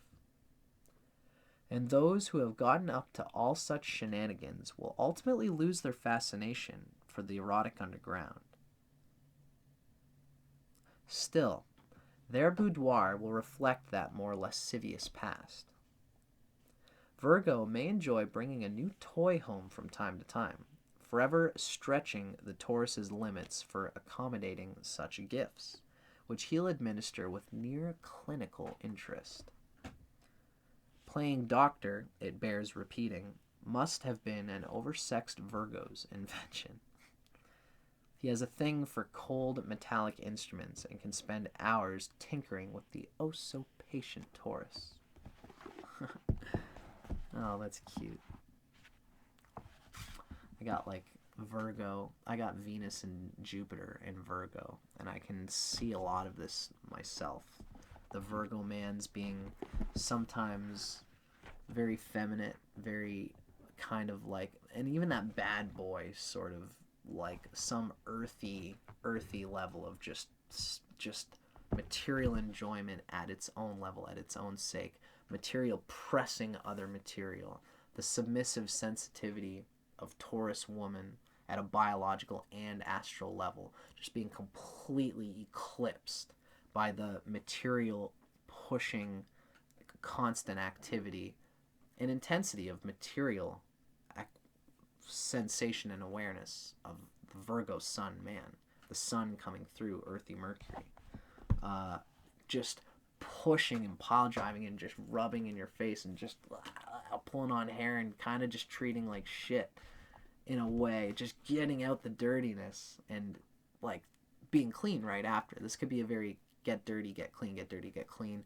and there's always a bit of dirt no matter how clean they get afterwards, just, hey, by the way, you're make a good fuck toy, that, baby. All that such can be pretty darn rock and roll, if I might say so my darndest self.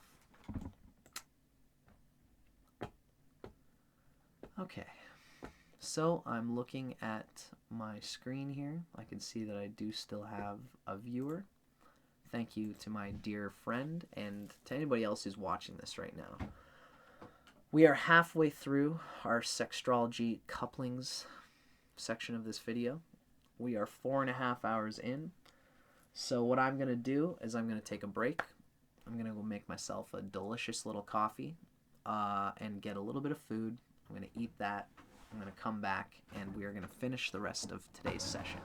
So I'm going to be about 10 minutes probably at the most. Let's say about 10 minutes. If not, I'm going to shoot for 8:50 p.m. to come back. Okay? So thank you for your patience, folks. I'm just going to be back.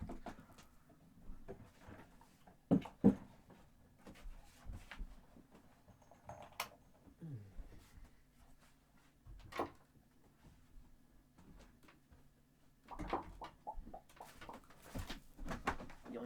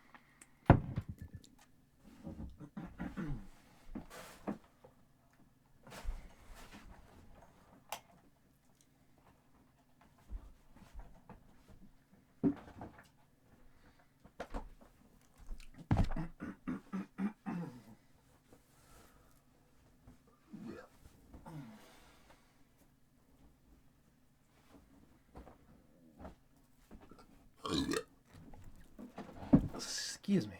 Sorry, I'm live. Didn't mean to burp in your face there, folks.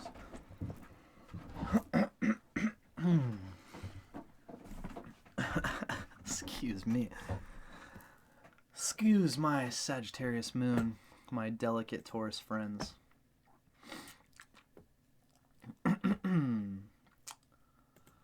Well, ladies and gentlemen, we're gonna still take a hot minute here because I really want to actually enjoy my coffee. I was just dying for it.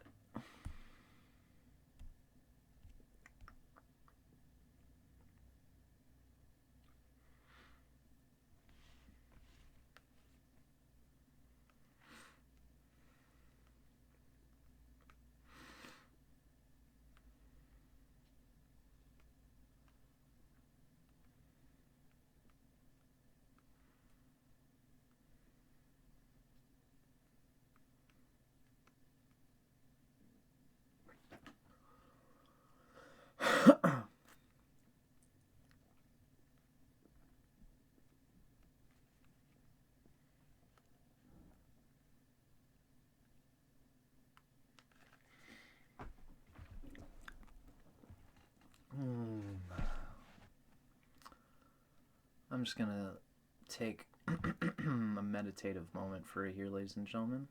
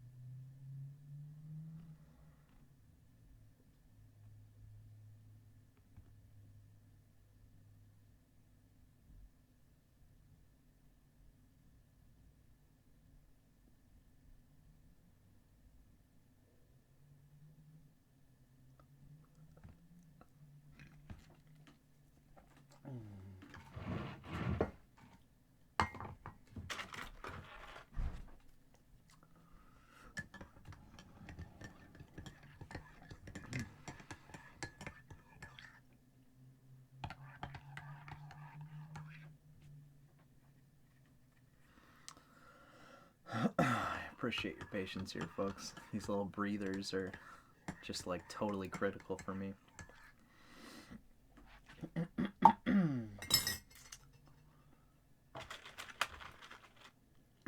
I'll make like a visual signal when we start actually doing things. I just love coffee.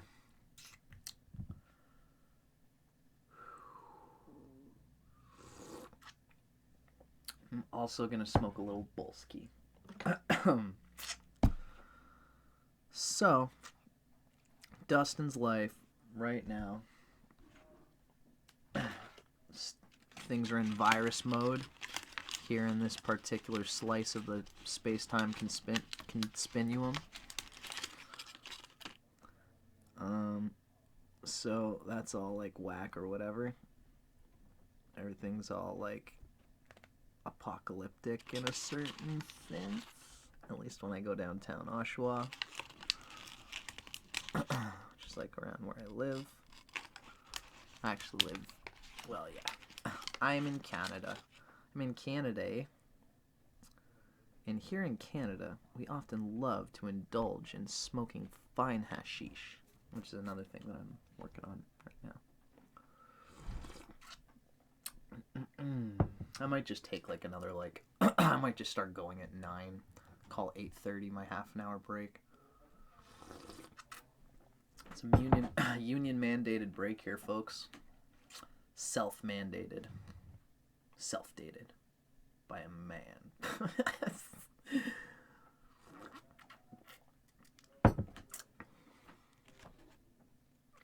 I really like doing this astrology stuff because I mean, what I'm really interested in right now is gender, self-gender. I'm like a queer, bisexual person, often with like transgender thoughts anyway and feelings. I love expressing the feminine in myself, as well as expressing the male and masculine in myself. The masculine in me has a certain important tack to it, just for various reasons. It's just funny how what defines that importance for different people. Like, I feel like it's like, I think at some level it's good for any body that you're given to tap into the nature of that body, or, you know, switch over. If you feel like you're a woman and that you want a woman body, then rock and roll, do what you gotta do. And you don't even have to pick one. But I like the idea of a body. I like expressing my masculinity. Even though I can be such a feminine person, I like both poles. I like to get A and B very heavily. Or it's like, if there was like an A, B, and C, and B was like the middle, I'd rather have A and C than just have the amorphous. I guess I'm B technically, so I don't know. As long as both of them are in their proper extremes, I usually enjoy that sort of thing. Oh man, this coffee's good.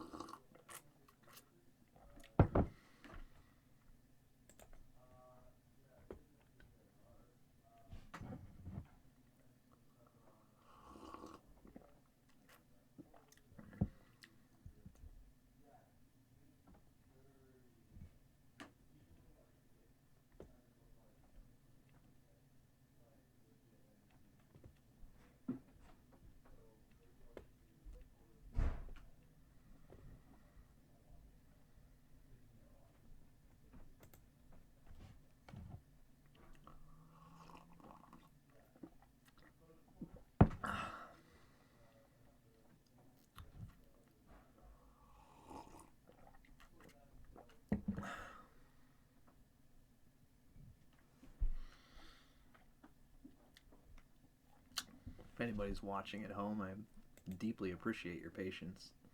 I'm going to be honestly rolling in like 1 minute. Although I said that 5 minutes ago. I just want to actually enjoy this coffee.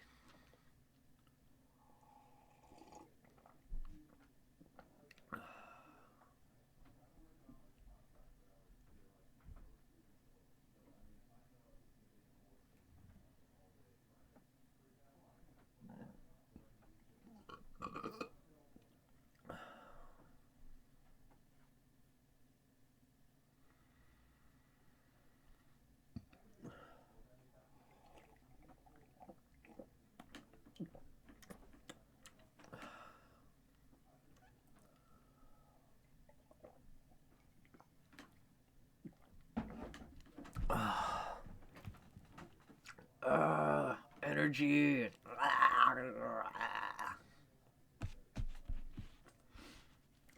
Oh wow, he's alive.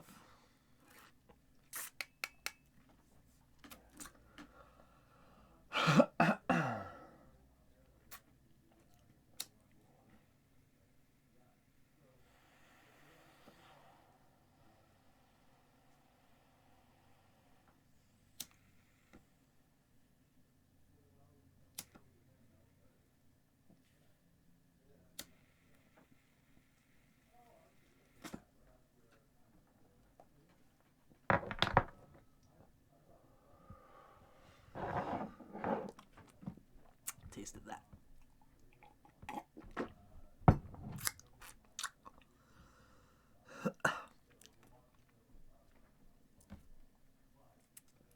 That was a little gross.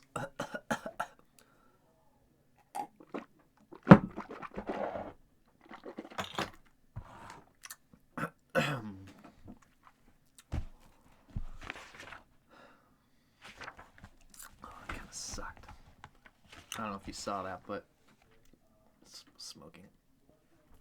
I just swallowed ash.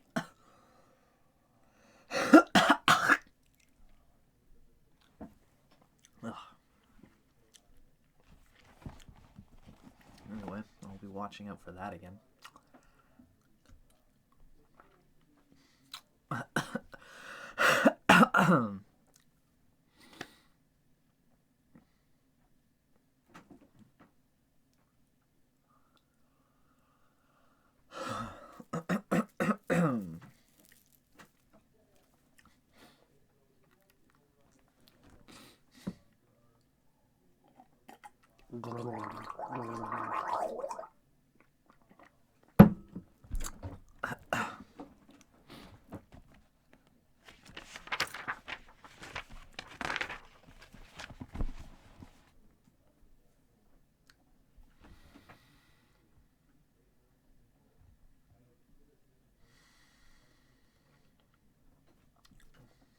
Hello, folks. Nice to see you again.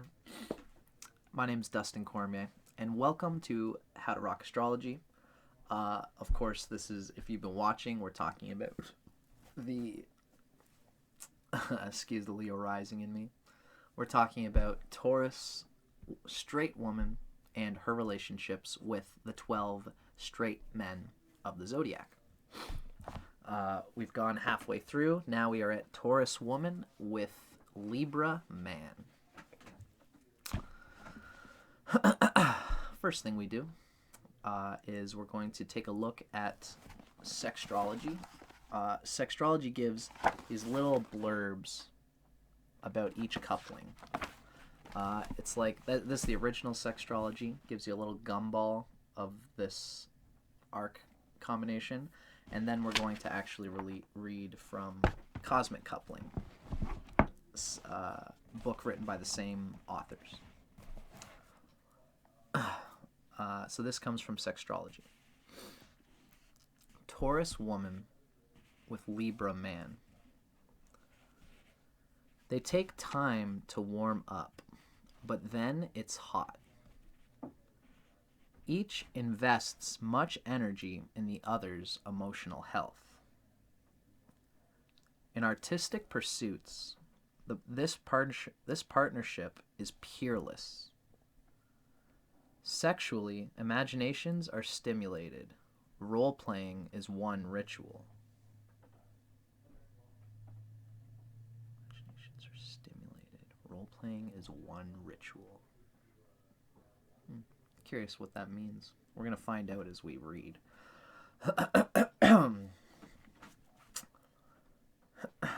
But, yeah, so this is interesting. They take time to warm up to each other. It's kind of understandable why. Taurus woman and Libra man are both very etheric Venus types. Works well for the Libra man. The Taurus woman, we have to consider that if we're talking about a straight Taurus woman, we're talking about the femme of all things femme, which tends to be very subby, receptive, bottomy, looking to get eclipsed by a man's visceral, hungry desire energy, especially if it's a desire for her, to take her. The Libra man has that desire, that wants to take someone, but taking for the Libra man, it's not even a taking. Libra man sun it's debilitated. It is the least naturally virile sign, I'd say, possibly in the zodiac, because it has activity in it, and it can be very active, and if it has good aspects, and a well-disposed Libra sun is still very active. And Libra man's kind of like Cancer with the Taurus woman, in the sense that Taurus woman is straightforwardly minus pole, negative, feminine, receptive, and Libra man is a bit of both. A bit of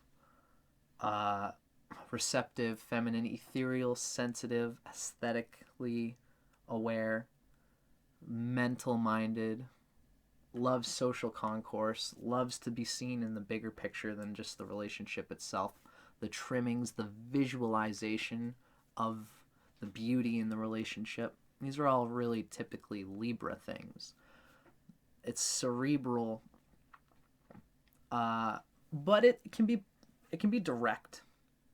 You know, it's not below a Libra man to be the noble gentleman that comes up and kneels down and says, "Oh, hello, would you like to," I don't know, in some corny sort of way, to present himself like a nobleman, or just learn to dance and wrap his arm, show a little bit of arm, get the Taurus lady moving. And this all works for Taurus woman's like comfort and luxury senses, which is good.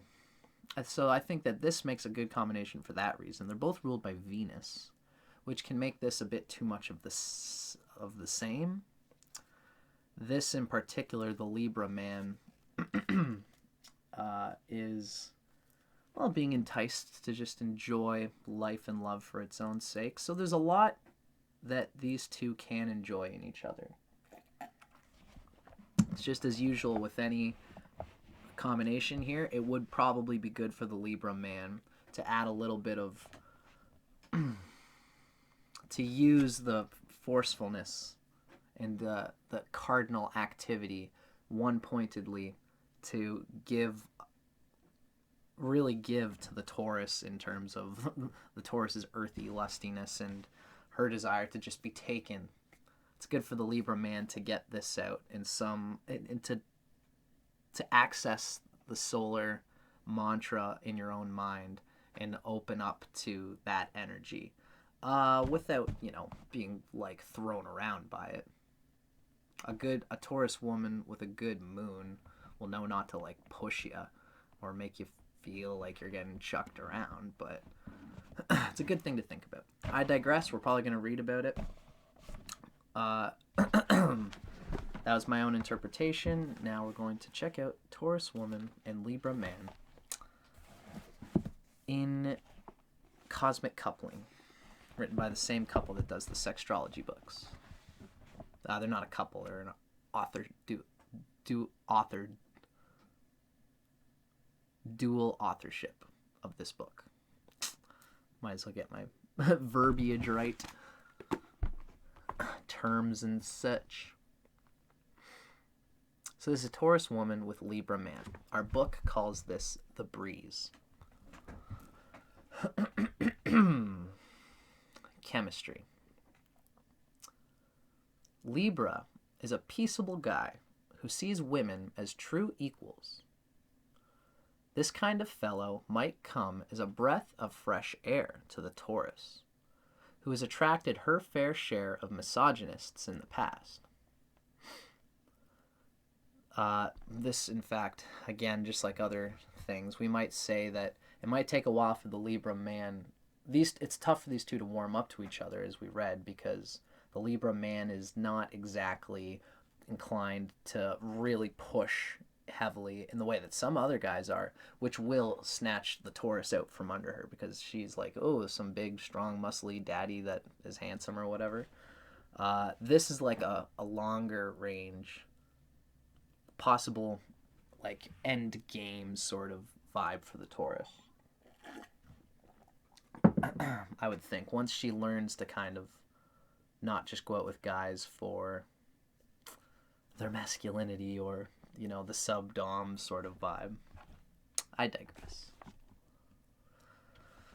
I guess misogynism does not necessarily correlate with a sub-dom thing, but Taurus is often bound to just pick up misogynists, as we've read, because of the submissive nature that they often just love to live through.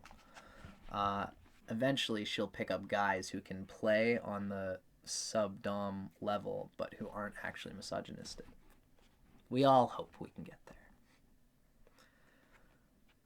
The brand of Taurus, who in turn catches the Libra man's eye, is a gentle, childlike creature. When these individuals come together, they are probably one of the more humbling and unassuming albeit highly ambitious, couples on the astrological block. Generally creative types, they often bond over artistic interests. Regardless, they take their time getting to know each other, even though they're fairly inseparable from the first spark of shared interest. Both signs being ruled by Venus, representing the energy of union in astrology.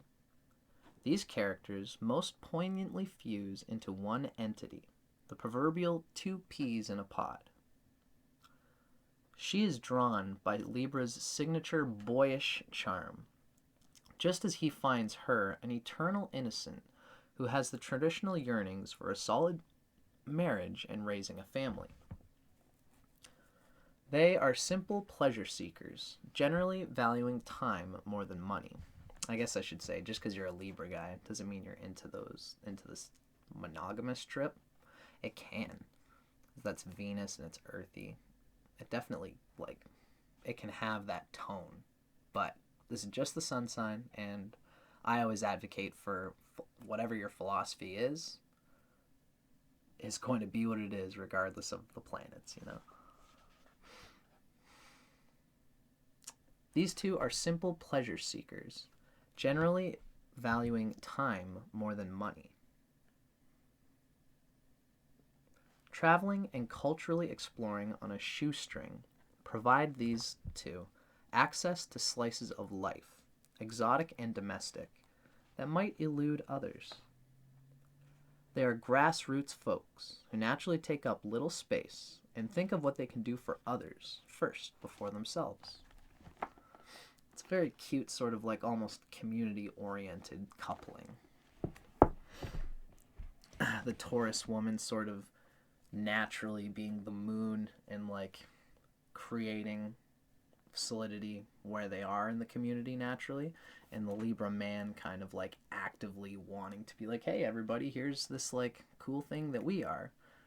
The Taurus woman holds a center of identity and vibe for themselves in the relationship, and then the Libra guy socializes and spreads it out to others. It's kind of cool. So this seems to be one of the prized connections in this book. Compatibility. Theirs is an enviable bond. Although they don't buy into gender stereotypes, they maintain a conventional core that provides ballast, even if living unpredictable lives of rock stars or undiscovered artistes.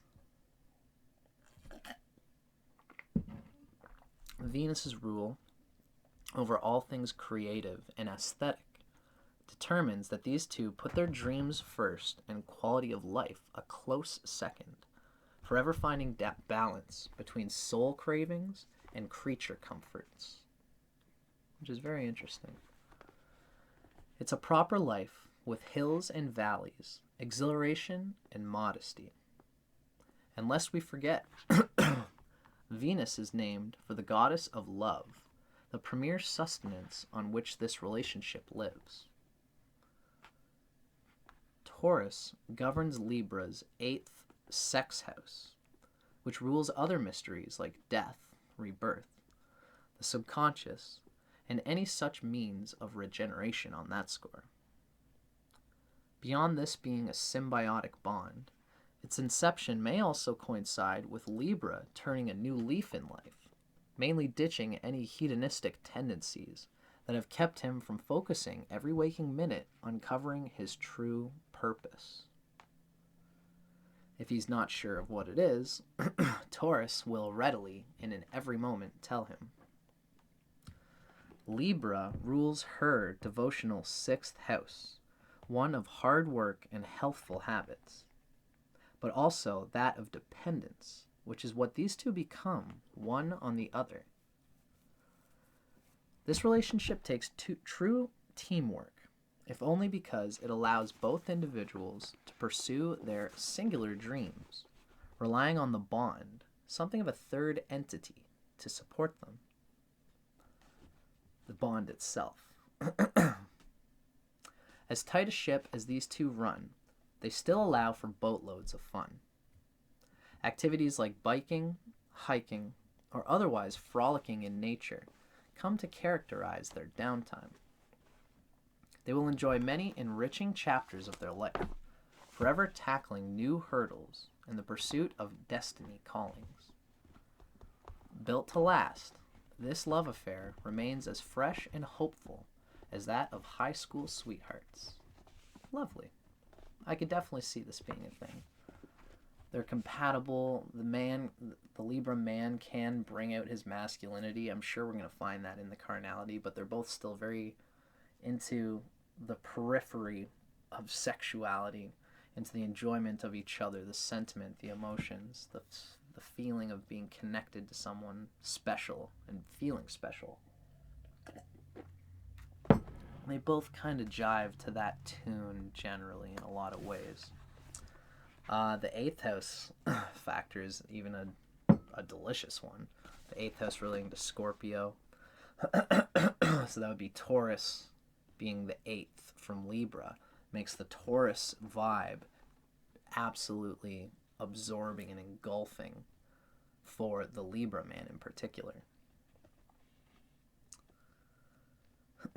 Now, carnality.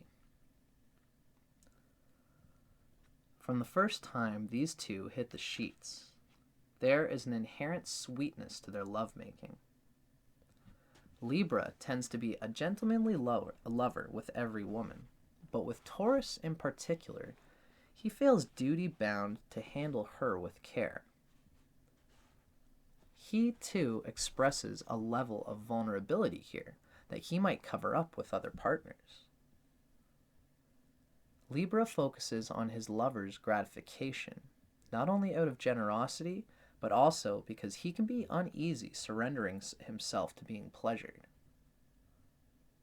Certain such sensations can be so acute as to be nearly painful for a Libra guy. But with the bull girl, his guard is naturally down, and over time he'll only sink more and more into the experience, such that sex for him smacks of increasingly profound variations on the feels like the first time theme. She does like to take it slow, which can be exciting but excruciating to the more animated Libra. Ecstasy for him stems from gradually letting go of any sense of urgency in bed.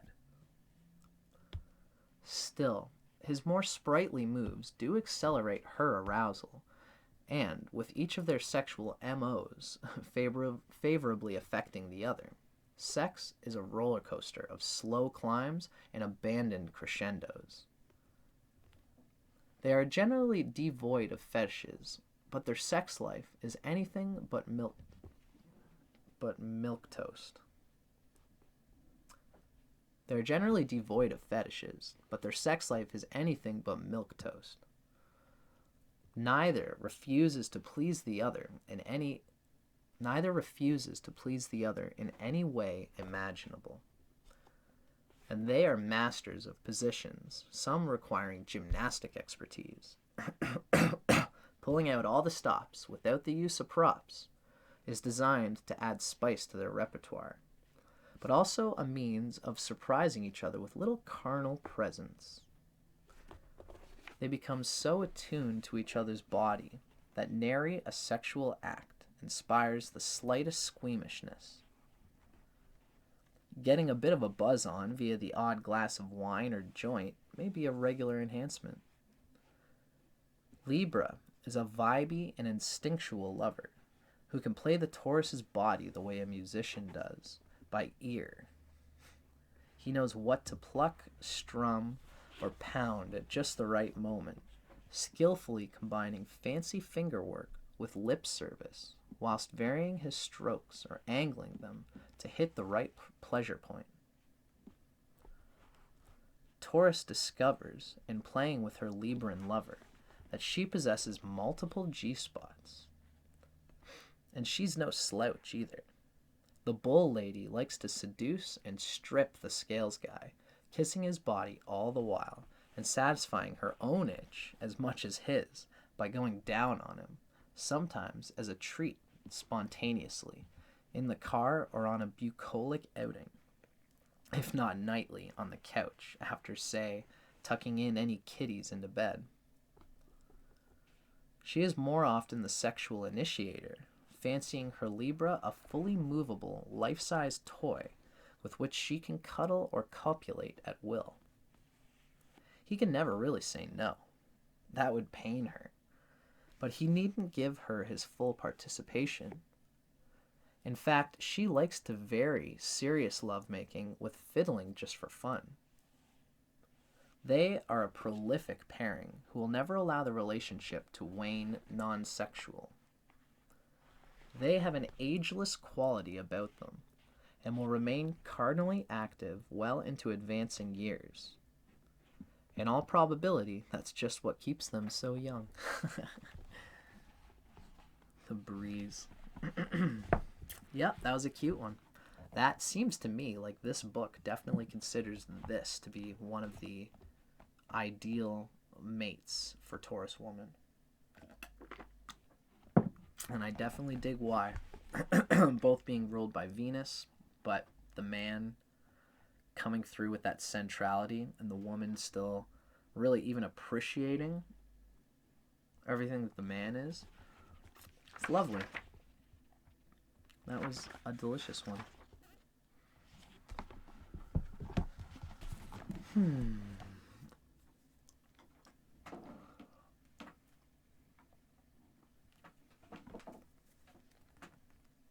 Oh, well. I've been excited for this one. Next up, ladies and gentlemen, reading Cosmic Couplings. This part of the episode, we are going to be talking about Taurus woman with Scorpio man. I'm a Scorpio myself. I'm a Leo rising, and the sun, which is my ascendant lord, is in Scorpio with Mars. So there's a whole lot of Scorpio energy coming through me. And anyway, I like to talk about these things. So this should be fun. Here we have Taurus woman with Scorpio man. As I've been saying, these books are predicated on the sun, but there are themes interrelated in these books with the moon or with the ascendant, if you choose to use these books as a reading for that. I think these writers had the sun signs in mind, but the knowledge is still there. I've been going out with a girl who is a Taurus moon. Awesome placement because the moon's exalted in Taurus. So I love the combination of the Taurus with the Scorpio. My Scorpio placements being opposite her Taurus placements, right? So, first thing we're going to do, we're going to read a little bit from the original Sextrology book, Sex and the Sexes by Starsky and Cox, because this book has little gumballs, little condensed figures for all the Taurus woman relationships, and then we're actually going to read from the Cosmic Coupling book. So, this... Yeah, I'll say this first, and then we'll chat about it. Taurus woman with Scorpio man.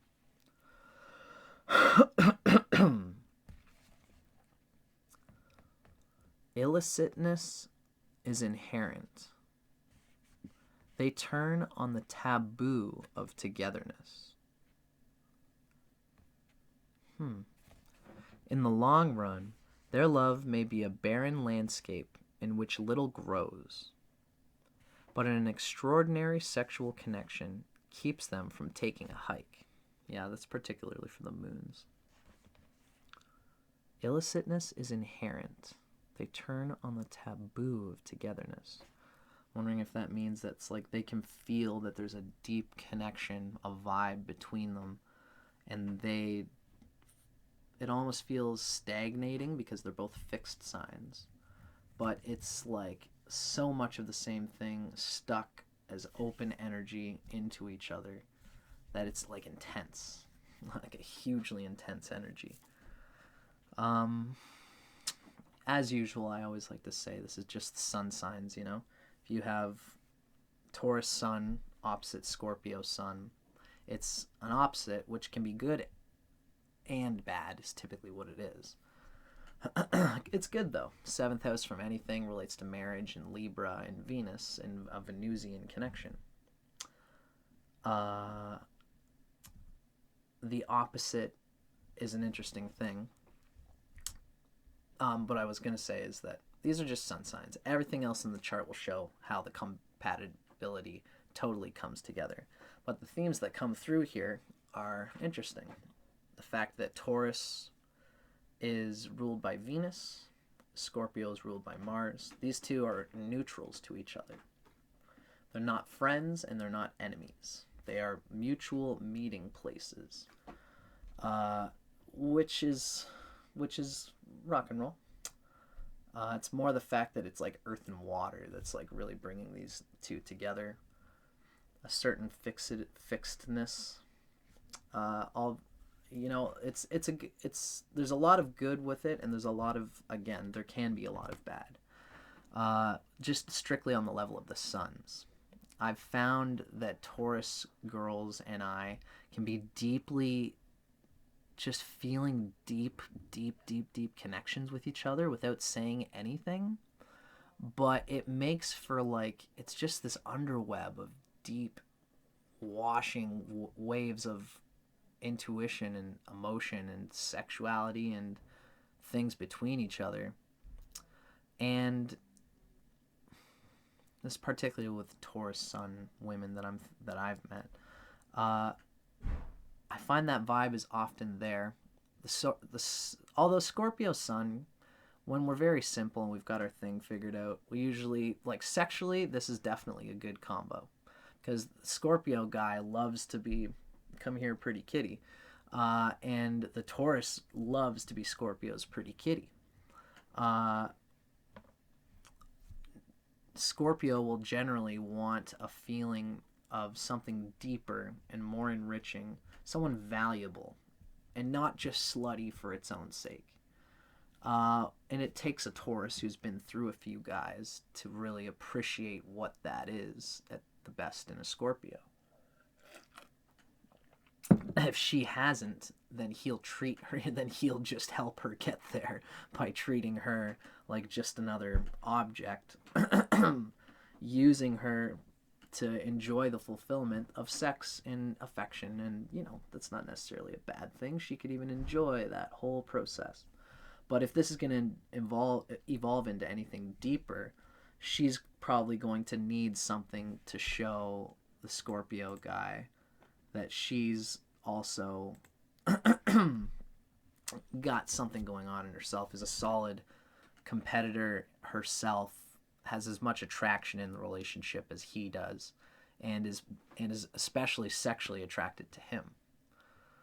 The combinations of both of those, because he wants to be able at some level to feel like he can lean on her and love her, and that she's worth loving, and that she's emotionally connected to him, and these sorts of things.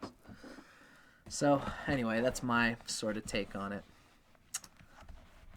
Good sexual match and lots of like headroom for other vibes and content between each other. So that was my rendition of it. I'm gonna just stop rambling now, and because I always love reading these books. We're going to get into cosmic coupling and see what Starsky and Cox think about Taurus woman with Scorpio man. This book has these little titles, and this one's called The Lure.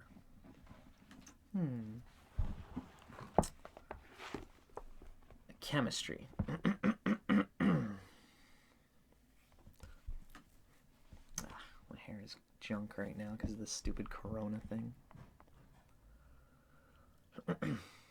Taurus is the only fixed earth sign in the zodiac, recalling a garden, Eden, the female bull drawing on the archetype of Eve, while Scorpio, if anything, is something akin to that snake in the grass, the serpent being an additional totem of the sign of Scorpio.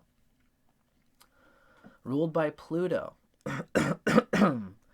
named for the god of the underworld, who likewise seduced the goddess of springtime come queen Persephone. Scorpio is notoriously attracted to bouncy babes, which describes most Taurus women.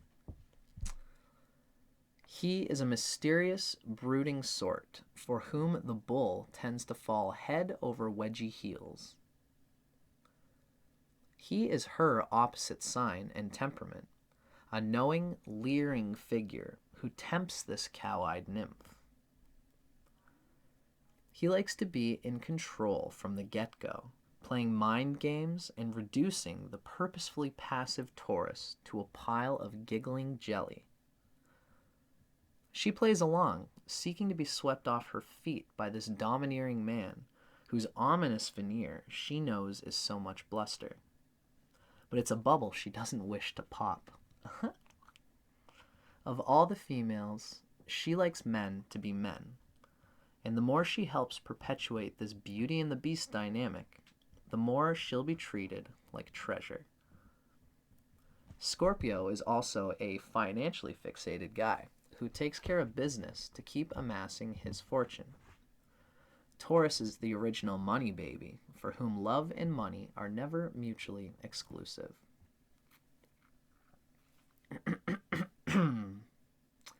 Lots of positive connections here between these two.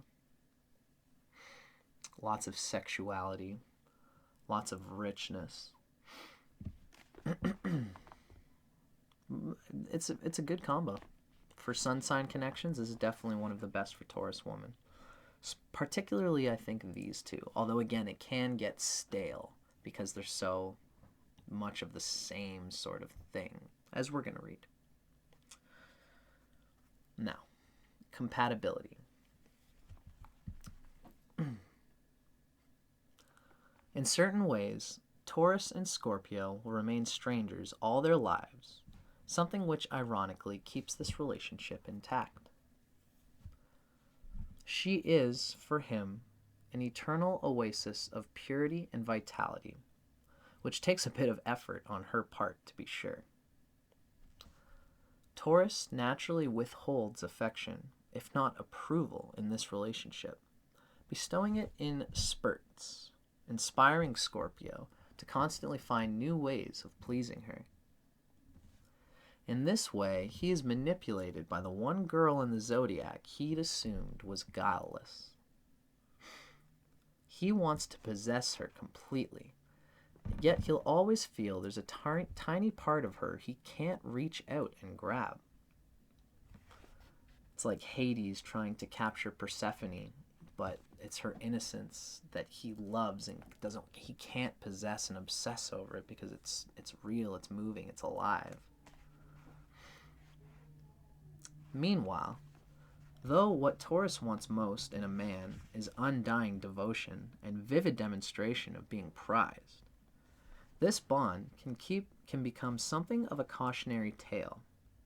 Scorpio is so over-the-top attentive that Taurus might feel like she's kept under glass, love objectified to the point of paralysis. It's like Beauty and the Beast. Consciously or not, Scorpio may seek to keep her friends and even relations at bay, sometimes removing himself and his mate to a remote location to resettle. He might shower her with presents, trips, and other such distractions, which does the trick, at least for a while. These signs rule each other's astrological 7th house, directly opposite the 1st house of self on the cosmic wheel. The 7th house is thus the house of the non-self, or other, and also of marriage, which historically was arranged and between strangers. It works on Taurus's heartstrings, as she can't help but consider sullen Scorpio to be hurt and lonely, a testament to his own subliminal manipulation of the metaphorically myopic bull. Here, managerial Taurus is disallowed to dig in and help her man with his worldly endeavors.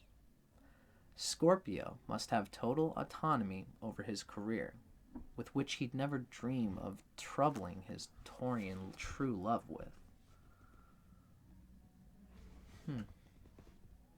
It's interesting. They're really have two separate lives, these two. And they kind of just have it that way when it comes to Scorpio being me with all my things, with my projects, and the Taurus just, also having her own thing. But yet when they do come together, it has the marriage vibe with it. A deep bonding and blending at a certain level that you can't get with any other sun connection.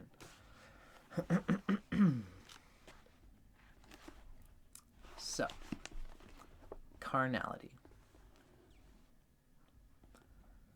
The element of temptation must remain intact in this relationship. I've circled that in my own reading of this chapter. Scorpio, whose sign motto is I desire, will feel himself torn between wanting to drag the Taurus down into his self-perceived depths of carnal degradation and wanting her to remain eternally unsullied. She must aid in that endeavor, ever feigning to refuse some act or another, protesting against it as part and parcel of her full participation. And she better be convincing, not perfunctory in her performance. What this book is saying here. Scorpio rarely wants what he can easily acquire, and her knowledge of this fact is especially poignant in the bedroom. It's just part of just what Scorpio is hoping that the person that they're with has some constant little bit that they haven't shown you fully just yet, or there's still more for you to uncover about the juiciness inside of my heart for you. I'm only just breaking the surface. That's what Scorpio kind of wants to feel all the time. And with Taurus, the thing is that Taurus is at a deep level is guileless. She's just got this nature in herself, and she doesn't want to put too much of a circus around jumping through hoops in order to keep her man happy, because she's very natural. Although she will do that. I think that the Taurus will change and do all sorts of things to please the Scorpio man for sure. And that's definitely good. It's just that the Scorpio wants to feel at some level that he's still contending with someone, still contending with somebody who has their own sense of things and won't just comply with every single bit of your will to the Scorpio's will. Scorpio rarely wants what he can easily acquire, and her knowledge of this fact is especially poignant in the bedroom. Even some half-hearted no-nos on her part will go a long way to fuel his particular penchant for plowing new pastures, something the passive Taurus welcomes, but must be careful not to solicit for yet another reason. Often when Scorpio settles into relationships, he loses his sexual edge and becomes Mr. Sensitive Guy, or as we're wont to label him, the male lesbian of the zodiac. Sounds like me. That would never do for Taurus, who insists upon unapologetic virility in this partner, not one who will empathize with her menstrual cramps. I love that line. Every Scorpio is at some level that girl on the inside, but there are ways of relating still deeply to that which the Scorpio wants to express in their masculinity. Because all Scorpios do still want to be the daddy at some level. So, in her perpetuating the myth that he's a dirty devil struggling with his own conscience and corrupting her, he'll continue to see himself that way as well, and thus resist the urge to curl up with her and watch the Wii channel. His focus will thus remain on gingerly urging her to the dark side, unaware she has to keep herself from racing there ahead of him. He occasionally loves to orally please this spring-fresh female, probing her with his serpentine tongue, and letting it occasionally snake ever lower, no, not yet, eating at the Y for such prolonged durations as will see her rising and falling several times. When she returns the favor, it's with great appreciation on his part, marveling at her ever-increasing ability to accommodate his signature elongation, as she knows to only reveal such talent over time. When it comes to the main event, they both prefer traditional positions. As he tends to boast impressive staying power, her own infamous insatiability can be surmounted without her having to prime the pump, as it were. Few couples can go all night as this one can, and there's always something new for her to make him feel he's introducing. Of all things fetishy, bondage is foremost on his agenda, though he'll restrain her loosely with soft or silken fetters amid mutterings of reassurance. For the submissive bull, this sort of play is a little slice of heaven. So long as her supplication is his idea, all is right with the world. That is super cute. She may ruminate on extracurricular activity, wanting to express her more wanton nature, but she'll have to keep such thoughts in the realm of fantasy. It's kind of, for a Scorpio, it's all but impossible for him to entertain sharing her, even with the sexiest female third. Although again, this is just sun signs A and B. I always say, you can always make a certain philosophy work. I'm a polyamorous guy. And I've been dealing with that vibe. Scorpio can be very jealous, but if you rule by philosophy, then you can work it out. So far as I've seen. I'm going to talk about that later in my own show. Contrary to popular belief about this supposed sex fiend Scorpio, unless in love, most Scorpio men can scarcely get it up. In this pairing, that tends not to be a problem. Yeah, that's cute. For me, I love connecting with somebody, getting a real, a hot matchstick attraction vibe going between the two of us. And then, letting it sort of kind of consume and burn, and, just thinking about all the sweet things that we say to each other, texting, all these things is what really turns me as a Scorpio on. It's just me thinking about that slutty little thing that she left to text, that little peach with the little, the peach and the eggplant thing. All these little things just adds up to Scorpio thinking and feeling, and really, we have to really love the person. It's like we're devotional no matter what.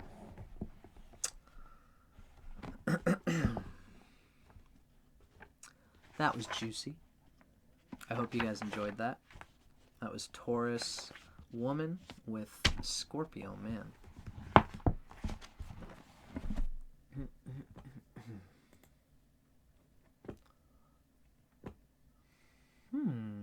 Hey guys, nice to see you. I'm just noticing that I've got some viewers now. Thomas 2003, Defi Smacks. I'm not live every night, but I'm live every Tuesday at 4 p.m. Eastern Standard Time. That's Canadian. So thank you guys for watching. Appreciate you guys. If you have any comments, any questions, anything, feel free to mention it, and I'll try to speak to it when I can. Okay, we're going to keep on rolling, and then I'm just going to take a bathroom break after this one here. So, excuse me.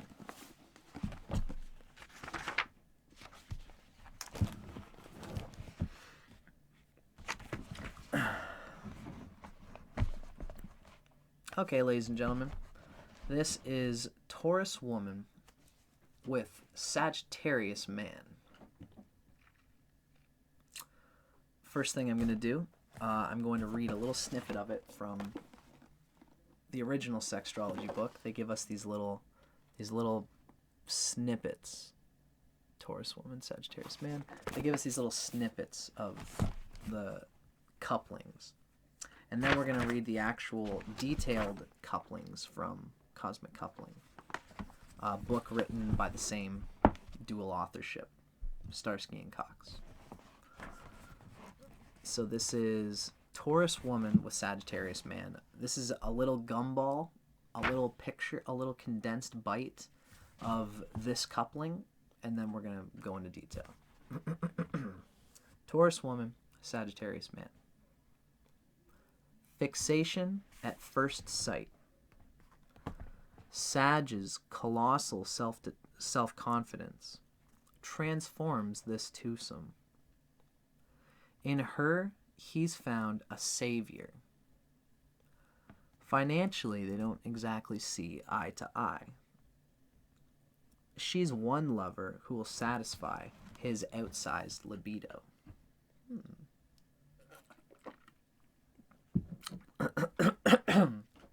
I've just been saying recently in these videos that I'm coming to find that I can really read my girlfriend right now has Taurus Moon, and I read her very deeply, her psyche very deeply in a lot of these. So I'm thinking that like maybe it's possible that the moon for anybody really comes through here. She's Taurus Moon and I'm Sagittarius Moon. So I'm thinking about that. But I always say that whenever I mention that, I do say that I think that the intentions of these authors was sun sign astrology. Not just the signs, but the sun in the signs. I think. It's hard to say. But I digress. Just that's a context to be considered. Taurus Woman and Sagittarius Man. In my impression, there is a big 6th and 8th house vibe happening here. Sagittarius is the 8th house from Taurus. So the Sagittarius Man represents a very sexual undertone, a visceral, absorbing undertone, an obsessive, scorpionic sexuality that just fully absorbs the Taurus woman. And the Taurus woman can act as a 6th house lover to the man, meaning that she can really help with the things he's got to do, help him get into proper routines, habits, give him the capacity to see himself as a contender amongst his enemies and adversaries. These are all things that the Taurus can bring out of the Sagittarius, possibly through their deep sexuality. There could be a real hot, obsessive quality to this combination. Very sexual. We have to mention that here we have Sagittarius is ruled by Jupiter. I'm a Vedic guy, and I like to think about things in the Vedic sense. Sagittarius is ruled by Jupiter. Taurus is ruled by Venus. What happens when you get these two together is that Jupiter delights Venus, but Venus starves Jupiter whenever you see them together as planets. Now, these two aren't planets, but this angle, this vibe of the sun coming through these signs can indicate that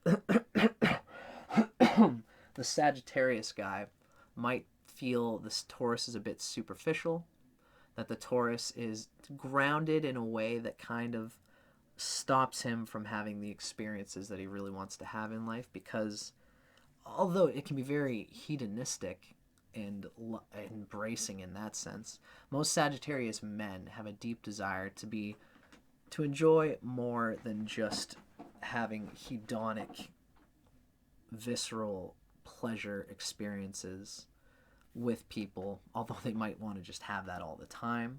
And a Taurus woman can be that for Sagittarius man if it's a good coupling. The Sagittarius man will stay true to what his sun and his noble instincts are for what he wants to do, and the Taurus woman will make sure that he enjoys the earthly delights available to him on earth as much as he can all along the while. But the Sagittarius man might often feel that he has desires and dreams that are different from what the Taurus woman's dreams are. He might want this sense of adventure or responsibility or enjoyable performance or cultural instigator or some kind of field of responsibility, philosophy, government, these sorts of things. But the Taurus woman will support that no matter what. So I think this should be a good pairing. That's my whole shtick on it. Now, this is the red interpretation of Cosmic Coupling by Starsky and Cox. This is Taurus woman with Sagittarius man. It's called The Trip. Chemistry. Taurus may feel daunted and a bit trepidatious upon first meeting Sagittarius, who nonetheless stirs a certain call of the wild inside her. The zodiac's Dionysus, Sag, is a veritable demigod of disorder. But like that deity, he is at his most calm amid chaos, of which he may arguably be the cause. The Taurus nymph will be entranced like a bacchanal in a frenzy by the outre excitement Sag is wont to generate, only to pull back into her signature practicality. She keeps a mental list of requisites in a would-be mate, and Sag, who might not inspire a single check, can send the bull's preconceived notions of partnership straight out the window. Sag finds himself cast early on in a big daddy role, part seducer, part protector. And he revels in Taurus's traditional femaledom as it creates a delicious tension in counterpoint to his own liberal, libertarian, if not libertine ways. Taurus takes the stuff of life quite seriously, but the centaur is cavalier. She will either see things his way or show him the highway. She can't tame this feral fellow, no matter how hard she tries. And although she may never herself embody his maverick approach to life, for this bond to work, she must at least be willing to encourage his expansive, heady moves and suspend a need for certainty and sustainable stability. Because the Sag guy, that's part of that sort of my living in the heat of the dharma, of truth, of action, of just living to flick reality at its rawest. These are the kind of things that Sagittarius loves to do, which Taurus woman can do on a whim, but she ultimately likes things to be chill and groovy. Jupiter's much more uppity.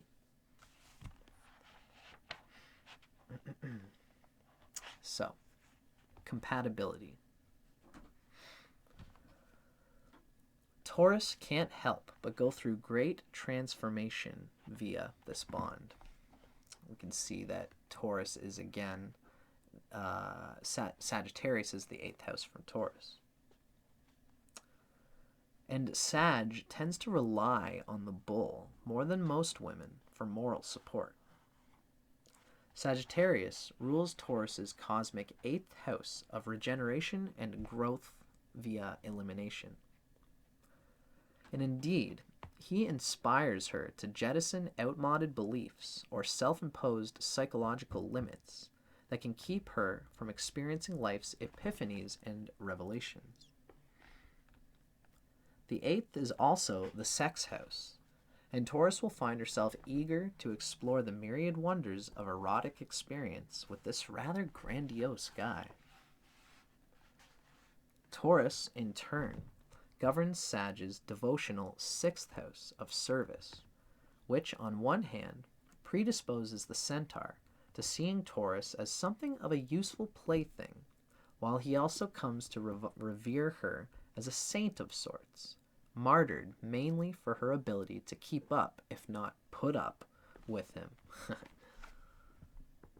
That's interesting. Sag can be risk-taking to the point of being reckless, while she forever errs on the side of safety. Here, she can learn to increasingly let go of fears, particularly of failure and lack, and freefall, taking a more stream of consciousness approach to life, especially if she's called to that. Meanwhile, Sag expects this bullish lady to maintain an eye on their bottom line, just as he attempts to soar their lifestyle to increasingly new heights. The far-reaching Sagittarius can wax Icarian, there's a pun there, and at such times, Taurus does well to dig in her heels and keep the relationship grounded. Signature over-extravagance on Sag's part can be a deal breaker, no matter how he tries to laugh off losses in their financial portfolio. Right. He's not so much an idealist as a fantasist, and she is all about reality. Often, though, he creates solid manifestations from his vivid imaginings, and thus major leaps of faith in this man on Taurus's part can have great material and emotional payoff.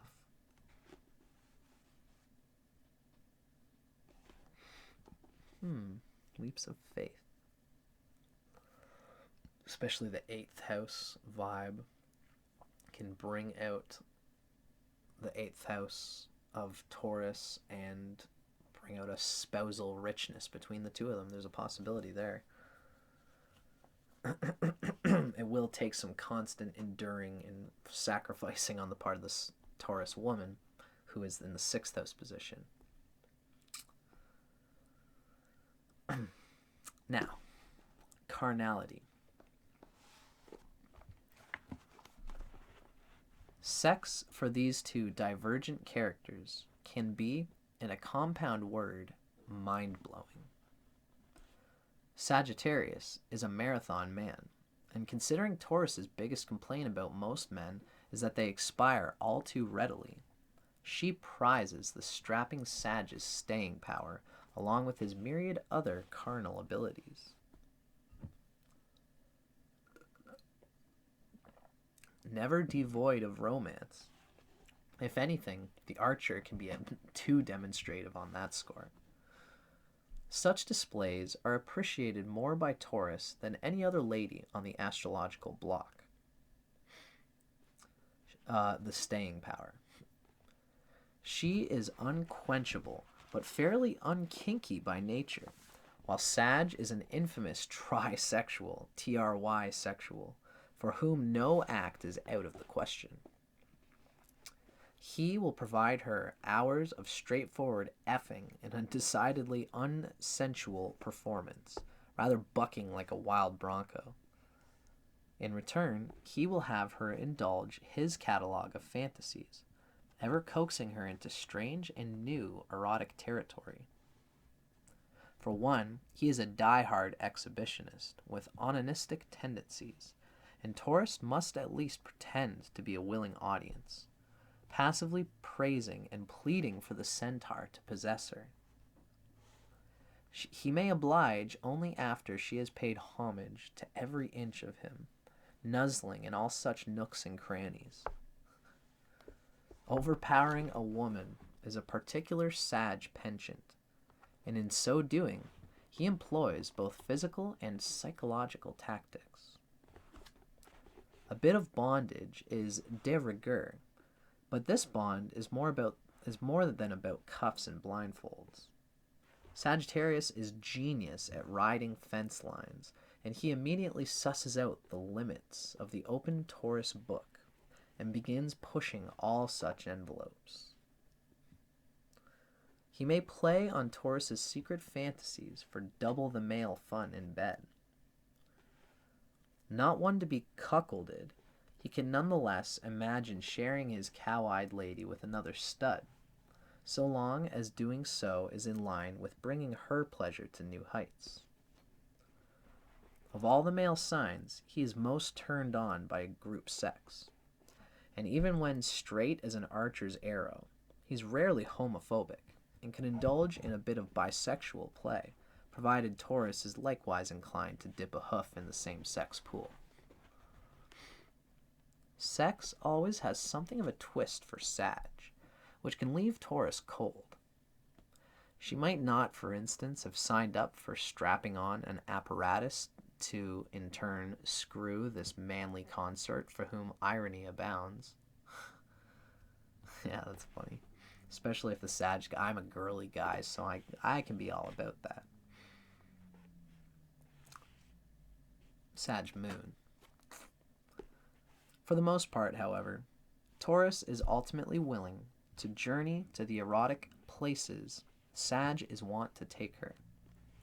And Sag, for whom sex should be a daily occurrence, is forever egged on by Taurus's signature insatiability. Acts that may make Taurus squeamish at the outset of the relationship could become those she craves and ultimately begs for. Indeed, effecting such a transformational shift in dynamic is Sag's goal and greatest sexual accomplishment. Taurus may feel like something of a blow-up doll much of the time, loath to admit that this fulfills her desires just as much as it does those of her imposing Sag man. Love for these two is inextricably linked to purest lust, and for that reason they must strive to cultivate a shared emotional life should certain prowess fade. Then again, there's always Viagra. Very cute. And definitely true. But I love that idea that the Sagittarius is this probing, playful monster, which the Taurus woman is just like slowly, eventually. I mean, there's, this Jupiter does delight Venus, and so the Venus is getting all these imagined scenarios and just ideas from the Sagittarius nature in this guy, playing on all these different places for his own exploration's sake, and it brings out a richness of her experience, which is something Venus deeply enjoys and loves ultimately. It's just that the Taurus tends to go by what's familiar, which is part of the kinky thing that this relationship's all about. I mean, once these two start breaking out collars and stuff like this, the Sagittarius is going to revel in pushing her past her limits. But especially if he's a good dude and he's like, it's all consensual. If you've got a good Taurus girl who's really into all the proceedings, then she's going to look for that consent, see it, and then rock and roll, baby. I got the collar and you're coming with me. Which both will enjoy. I like this combination. I think it's ultimately good. I think it's good for the guy. It's very pleasing in my own personal experience because the 6th house, 8th house vibe going on there makes for some juicy stuff, ladies and gentlemen. Juice-tastic.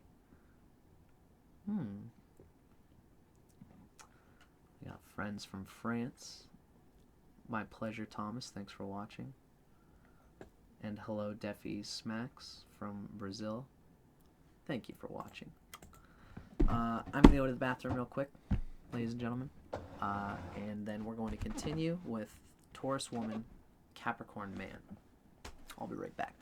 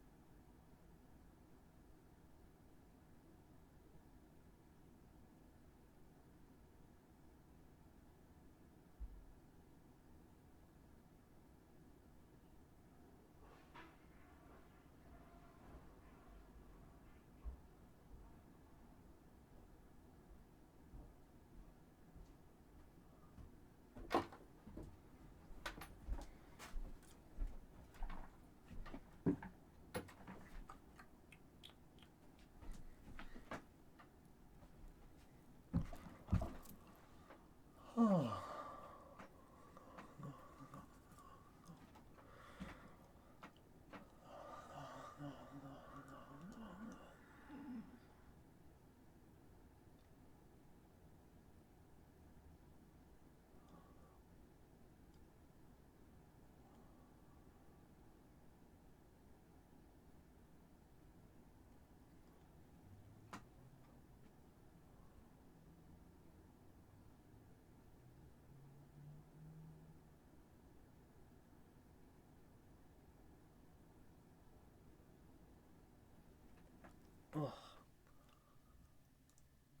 Gonna be due for some yoga after all of this.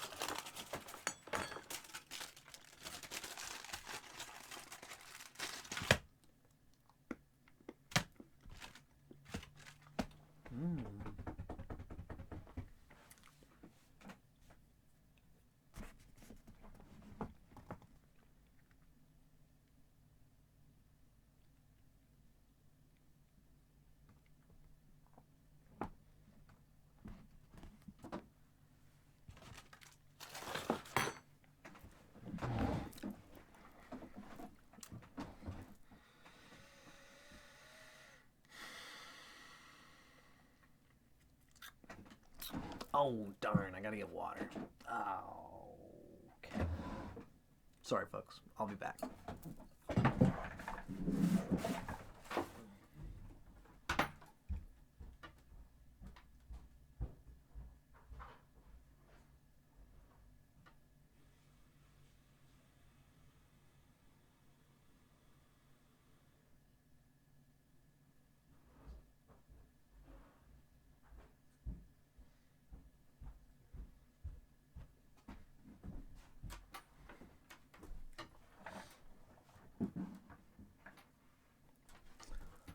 Oh, thank you for your patience, folks.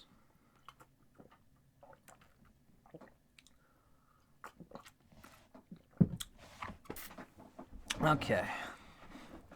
Now we have Taurus Woman with Capricorn Man.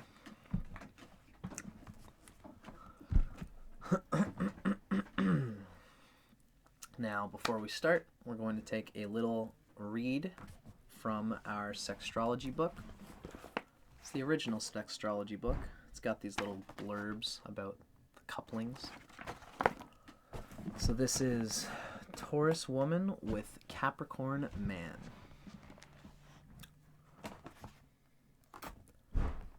He often keeps his women undercover. Not so now. She's a classy piece of arm candy. She exists to create a stable environment in which he might thrive. Life together is hot everything. Only the best will do. It's hot. Haute. Whatever that's all about. I guess either pricey or new or trendy or whatever. So, Taurus woman with Capricorn man. This is one of the ideal relationships for a Taurus woman. Not only because they're in a trine. Any trine signifies just good vibes because they're both tuned to the same element, which makes them similar in the right way, but different modality. So they're similar in the right way, but different also in the right way, at least by the sun's reckoning. This is sun sign astrology, after all. Not only that, but a trine also insinuates that Venus, which rules Taurus woman, is very good friends naturally with Saturn, which rules the Capricorn man. They're part of the denser side of human consciousness, more linked to outside, to culture, to the world around them, to social reckonings, to mental, cerebral realities, and physical manifestation and realities, statistics, data, values. These are all things that these two jive on together in a shared way, but in different ways.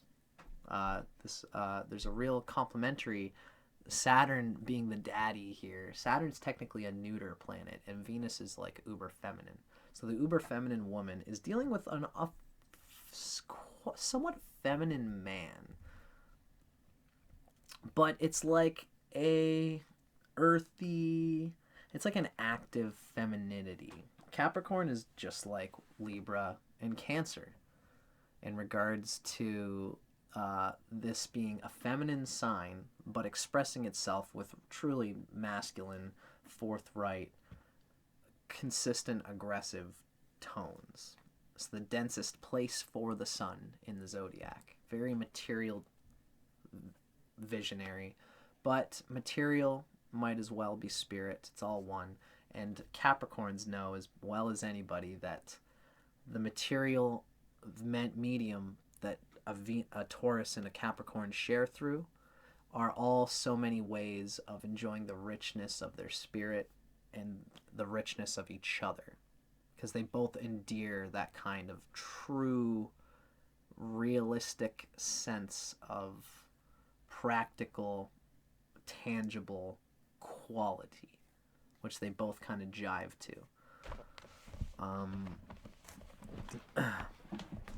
And even in their sense of humor, their sense of love, their sense of enjoyment, even if they don't need to be rich, they just need to enjoy, they do enjoy things in the world in the same way, and they're complementary. So I think this is obviously one of the best combos for Taurus woman. This is Taurus woman and Capricorn man from our Cosmic Coupling book by Starsky and Cox. The book has labels for each coupling. This one's called The Upside. Chemistry. Taurus and Cap are true traditionalists. He can be chauvinistic, whilst she is the least likely of women to burn her bra. Her own cost a fortune. Her own bras cost a fortune. So she's very earthy, and she won't just be submissive just for its own sake per se, but she does like a true lived masculinity in her partner. Taurus loves a man's man, and Cap tends to know his way around the boys' club. He is charmed by her signature wiles, eye batting and hair flipping, all being ammunition she readily employs.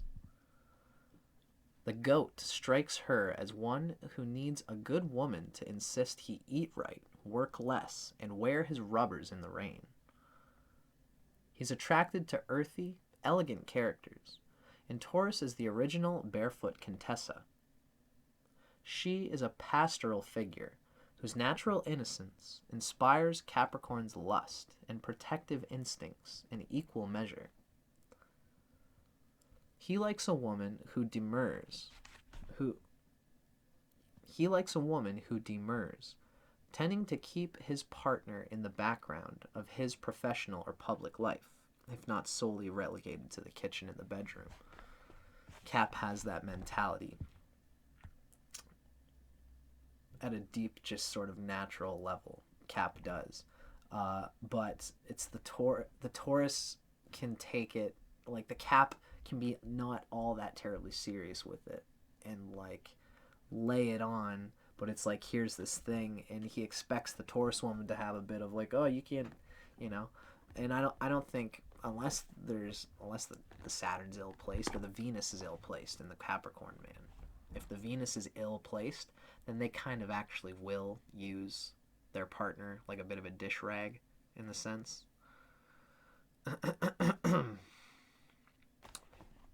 Because Cap can do that and be chauvinistic to the extreme in the wrong way, and a ill-placed Venus in him will probably attract an ill-placed Venus woman. But if both their Venuses are good and they attract each other and they're vibing well, then this chauvinism in the Cap will be played on with the Taurus woman with much relish, but not too much realness. She'll still communicate that she's just as dignified and equal as he is, and she should, because fuck that shit. But Cap kind of wants that, is the point that we're getting at. Cap kind of wants you to actually, okay, bud, relax, to be at that real level with them. Although to also let a little bit in. Cap's like Leo in that way. It's like, I'm going to be this thing, play with it a little bit with me, let me kind of do it a little bit, but also don't let me smother you with it. Even when Taurus is herself a head of industry, she too enjoys playing a conventional, some might say archaic, gender role, especially that of love object. First contact of these fellow earth signs can be ultra flirtatious, just as they may very well do it on the first date. Taurus senses she can be her naughtiest with the randy old goat, with abandon, having remained rather chaste with other men. Cap eats it up, deciding what pleasurable punishment to impose on her. And he can't wait to.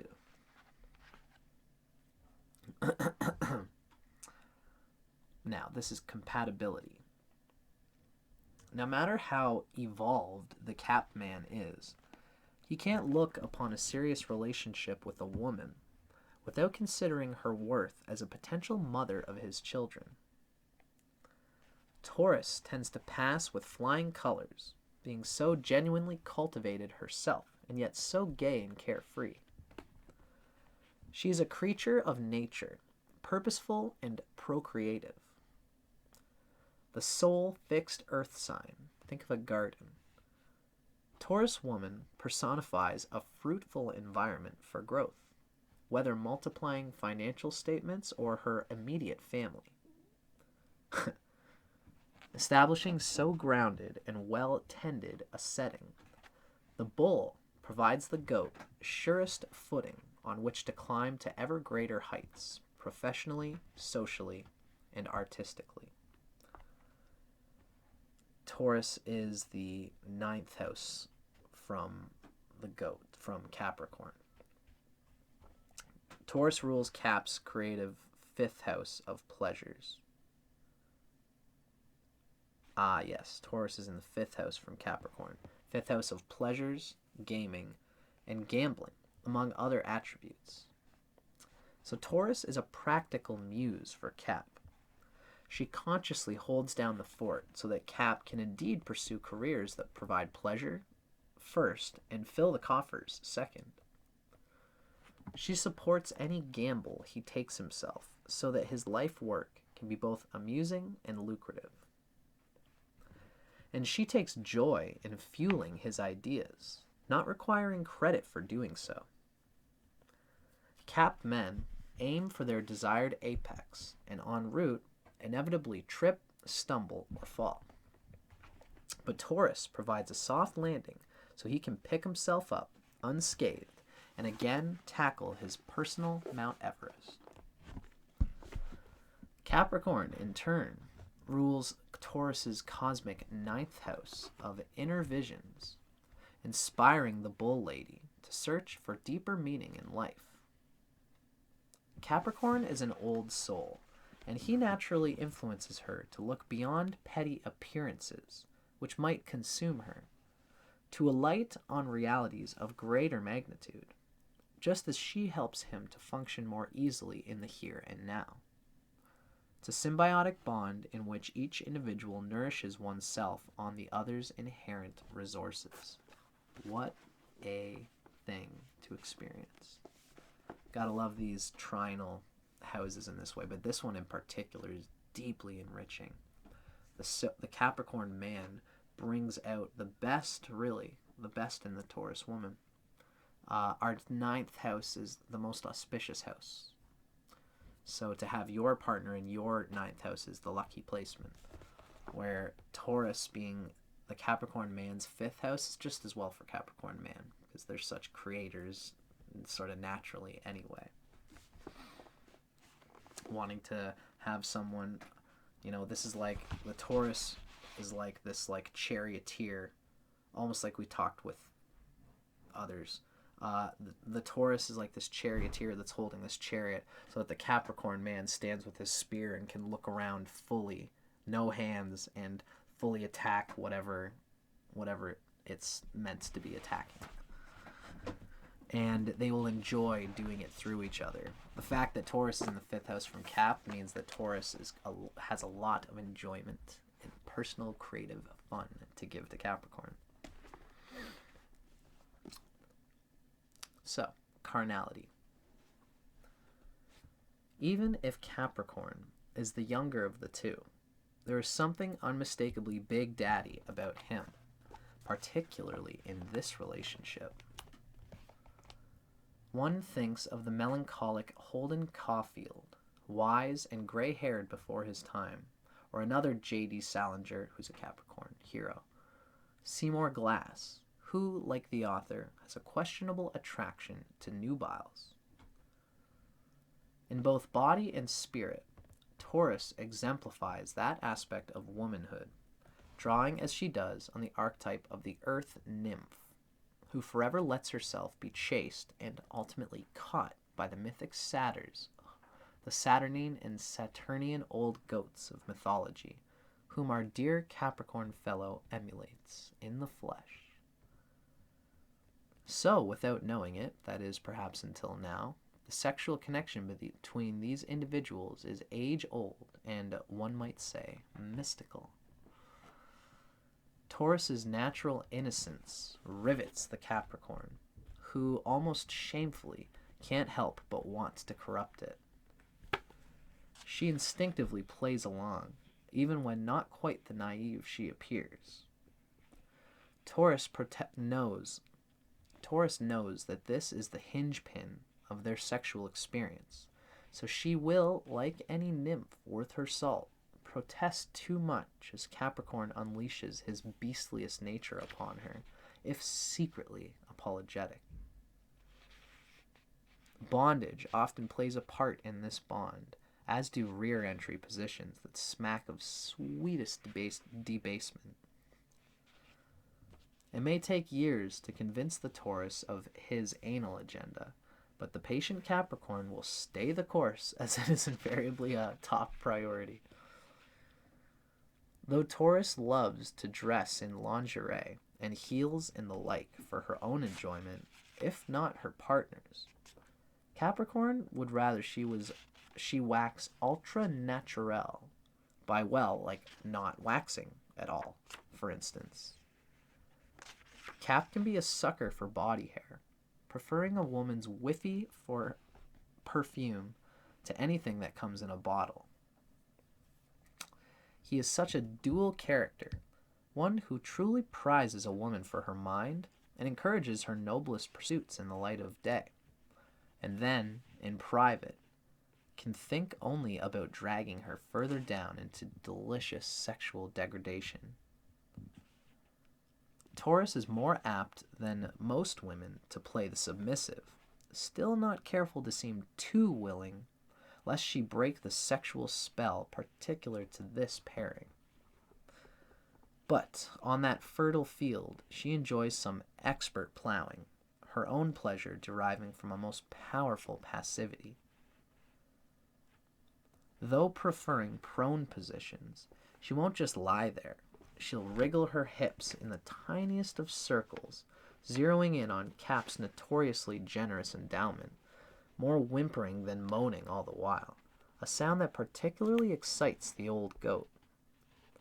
He will tease her with his member, allowing it to knock on her back door, whereby even her blatant refusal of him will increase his time-honored tumescence.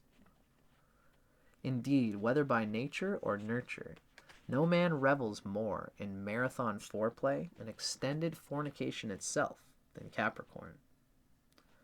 Sex with him may become something of an out-of-body experience for the otherwise typically insatiable Taurus. Here she may utter for the first time no more, instead of her usual protestation, no, comma, more, please. Damn. Saying a lot. That Capricorn man sure knows how to get the most out of Taurus, but these are the nature of the trines. Damn, that was a hot one. I almost want to be a Capricorn just to have this experience with a Taurus woman. Because I get that the Capricorn is shaped perfectly for the Taurus woman in the way that they are. Lovely. That was a hot one.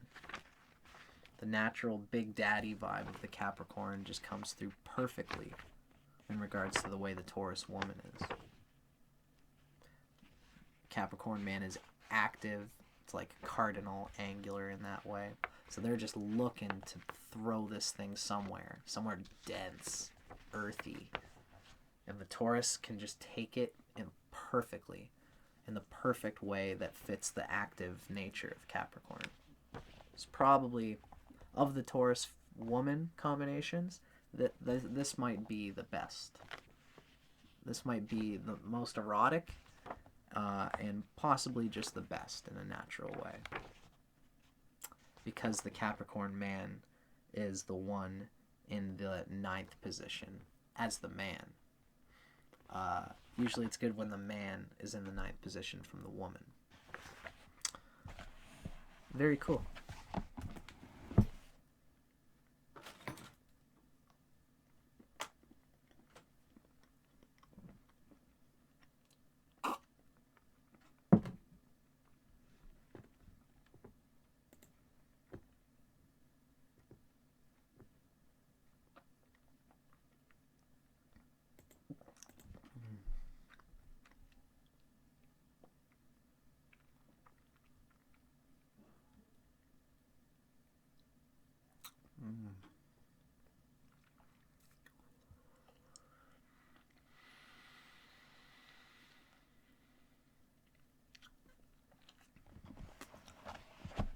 It's a long one today.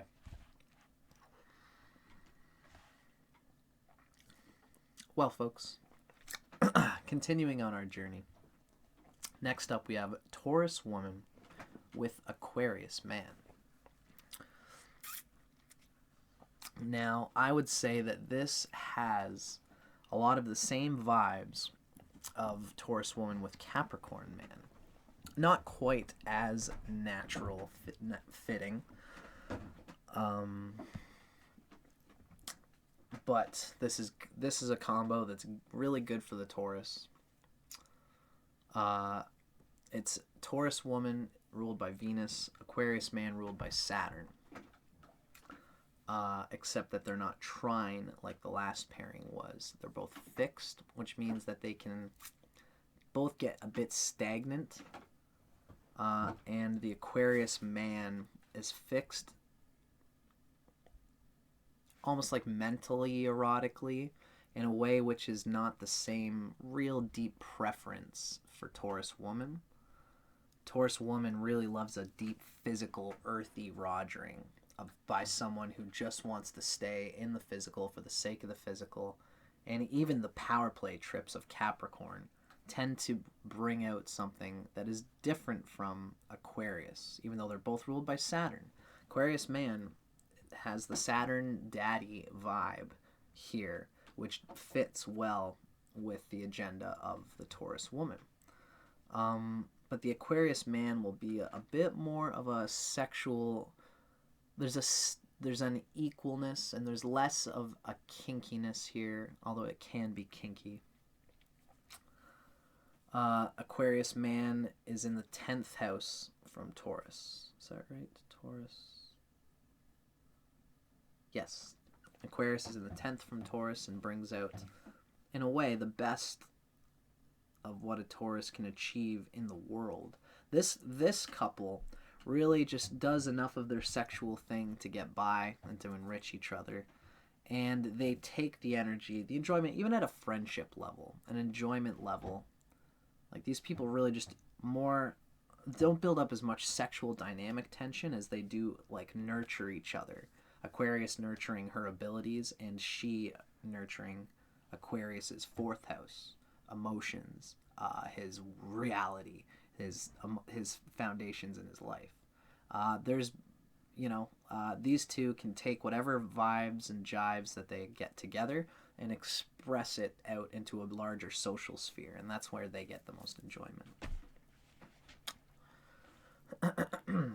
So this is Taurus man, Taurus woman with Aquarius man. First thing we're going to do is read from Sextrology. This is the original Sextrology book from the start of this episode. It gives a little taste tester, a little gumball of each of the coupling we're about to read, and then we're actually going to read from Cosmic Coupling by Starsky and Cox. So this is Taurus woman with Aquarius man. Lurking tension requires exploration. She must clear her mind of prior expectations. For him, it's time to get real. Another caveat: they might be careful not to constantly contradict each other. Saving grace, the sex is stellar. Cool. Good to know. They might be careful not to constantly contradict each other. For him, it's time to get real. Because her sun is coming through Aquarius's 4th house, which is just like the root of yourself, the root of what you are in the world and how you relate with the world. So she is going to cause him to get real with himself and with their social interactions. Taurus woman with Aquarius man. This is from Cosmic Coupling. This book gives each couple a little label to sort of pinhole what they're going to kind of talk about. This couple is called The Mission, interestingly. Now, chemistry.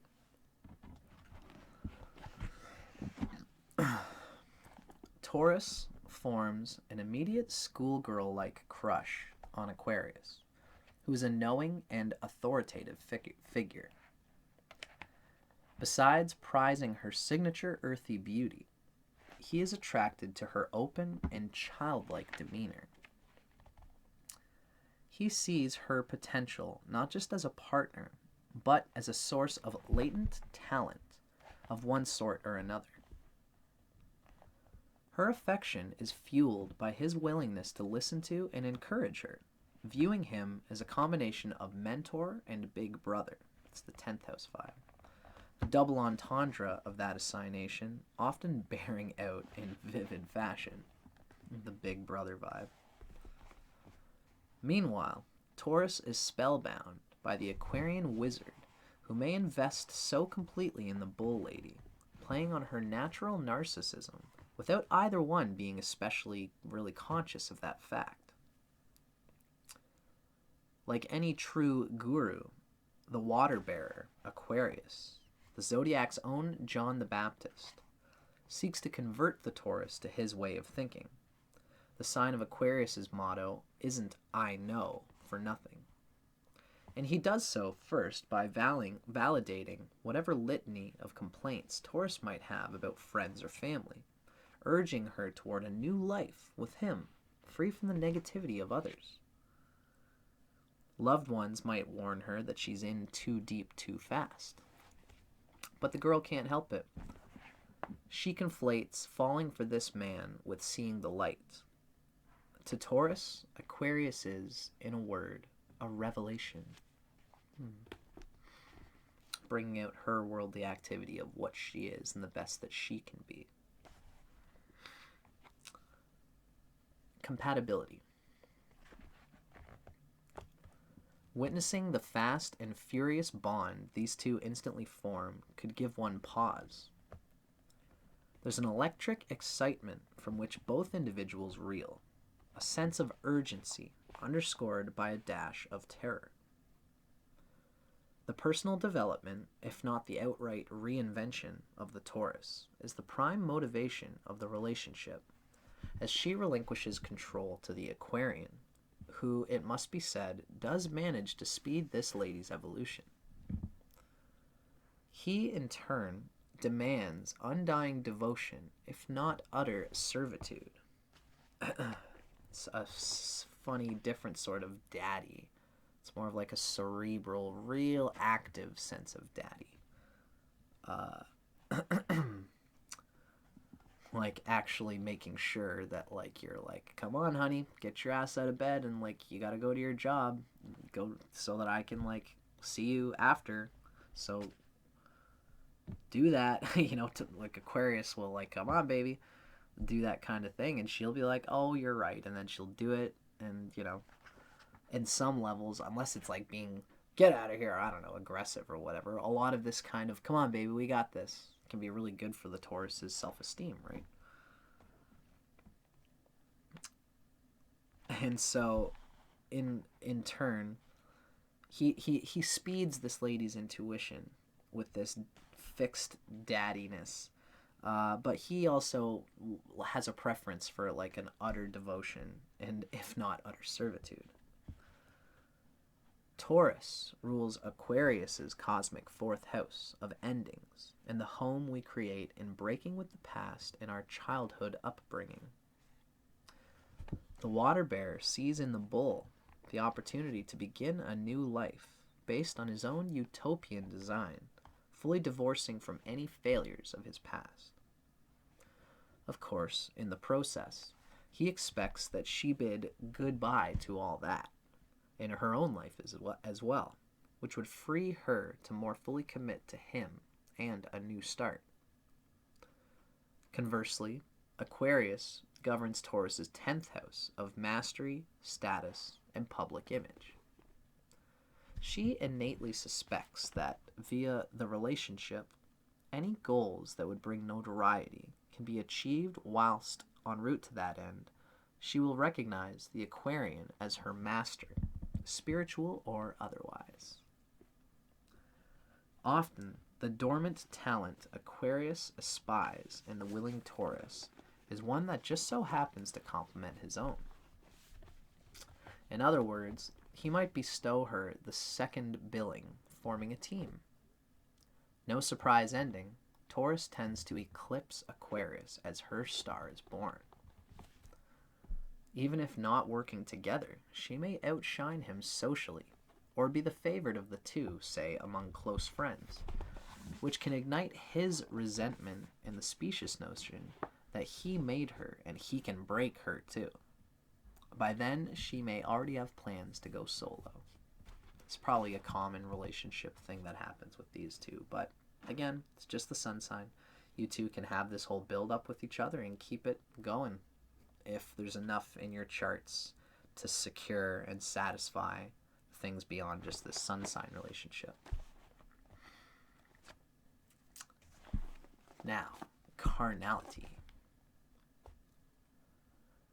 This tends not to be the most sexual of relationships, due to the fact that so much energy goes into defining the ideology of the bond and distinguishing the couple's individual roles therein. Aquarius may even seek to control and redirect the sexual behavior of the Taurus, who is more naturally eager to bed the water bearer, at least at the onset of the so-called romance. Aquarius is fairly conceptual when it comes to sex, and more so in this bond, where his partner is so devoid of psychology in her own approach to the act. That said, she fancies herself the zodiac's geisha, self-taught in the art of pleasing a man. And he, one of the most expectant of men, definitely seeks to be served. He can be a real master of mind games, blatantly withholding himself from her, making her beg, calling her demeaning names in the process. This excites her to some degree, until she realizes that this form of role play is not exactly optional, nor is it just for fun. Not to say he's incapable of straightforward shagging, but there always seems to be some mental block or emotional inhibition to plain old having it off. And she's such a natural at sex that she may feel she's missing out on the purely physical and sensual satisfaction that might be had with a more physically proactive character. Ironic that Aquarians do often boast a fairly big hang, making it feel like more of a waste for the Taurus.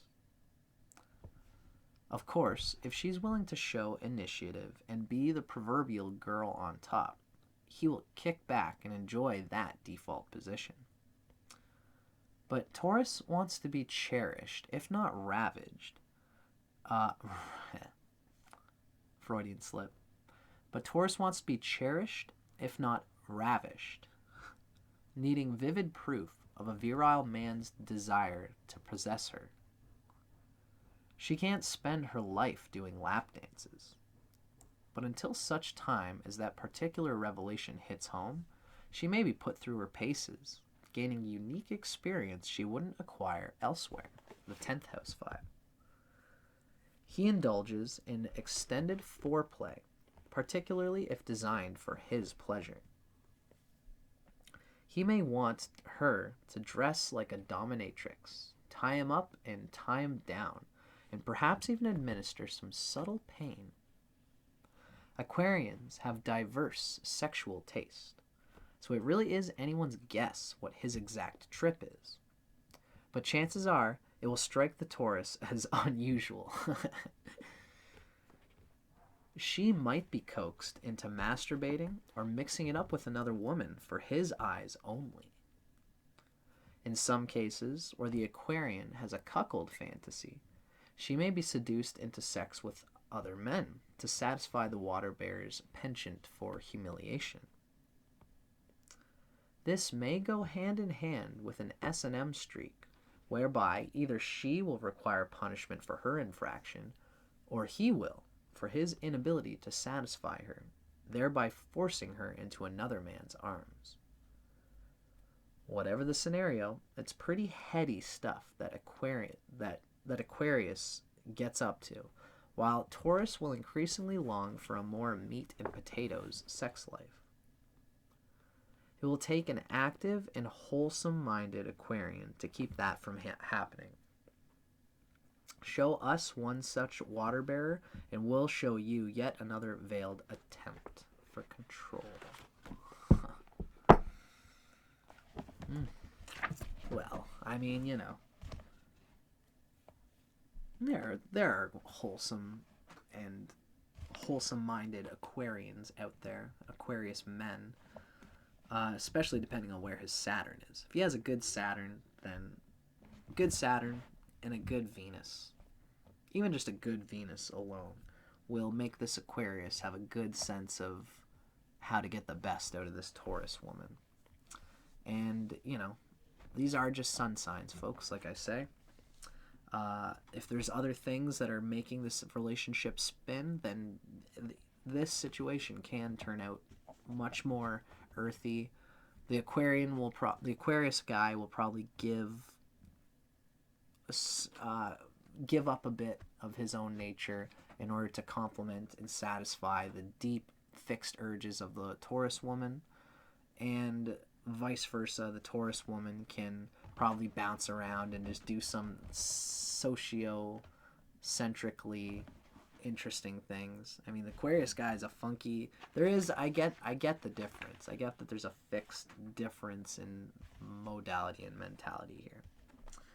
But I think that their leading planets are still best of friends, even though they're fixed and square at an angle to each other. I think this can still make a good couple.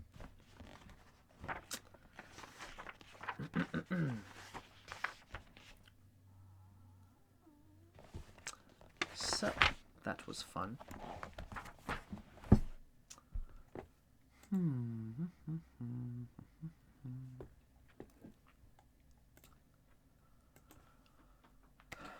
Well, ladies and gentlemen, we have one more combination left to go for tonight.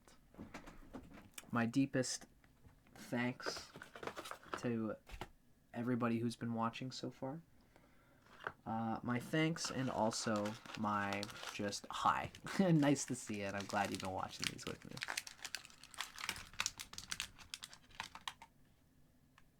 I do love doing this stuff.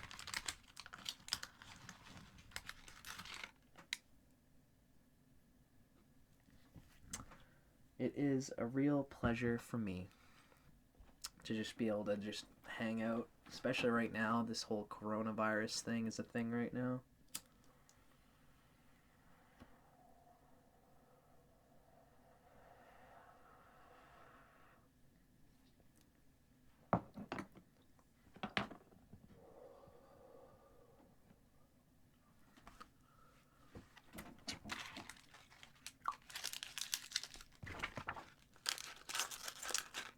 Okay, so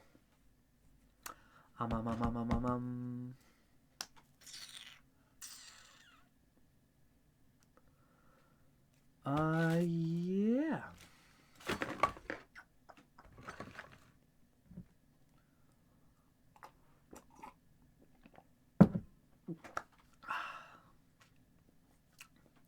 Greetings, folks. I'm Dustin Cormier, How to Rock Astrology. It's my last reading for the night, at least for tonight. We are going to be looking at Taurus woman with Pisces man when this couple gets together. First thing I'm going to do, we're going to read a little blurb from the original Sextrology book. They have a little bit on each coupling, and then we're actually going to read from Coupling, a book that expands on each individual zodiac pairing. First, a little gumball, a little condensed picture of the couple. This is Taurus woman with Pisces man. Allies. An emotional attachment develops instantly. He's ready to commit. If she exceeds, life will be peaceful and productive. In bed, the focus is on entertainment. Both require plenty of playful attention. And they can really enjoy each other through that. This is another typical situation where the Pisces is ruled by Jupiter and Taurus is ruled by Venus.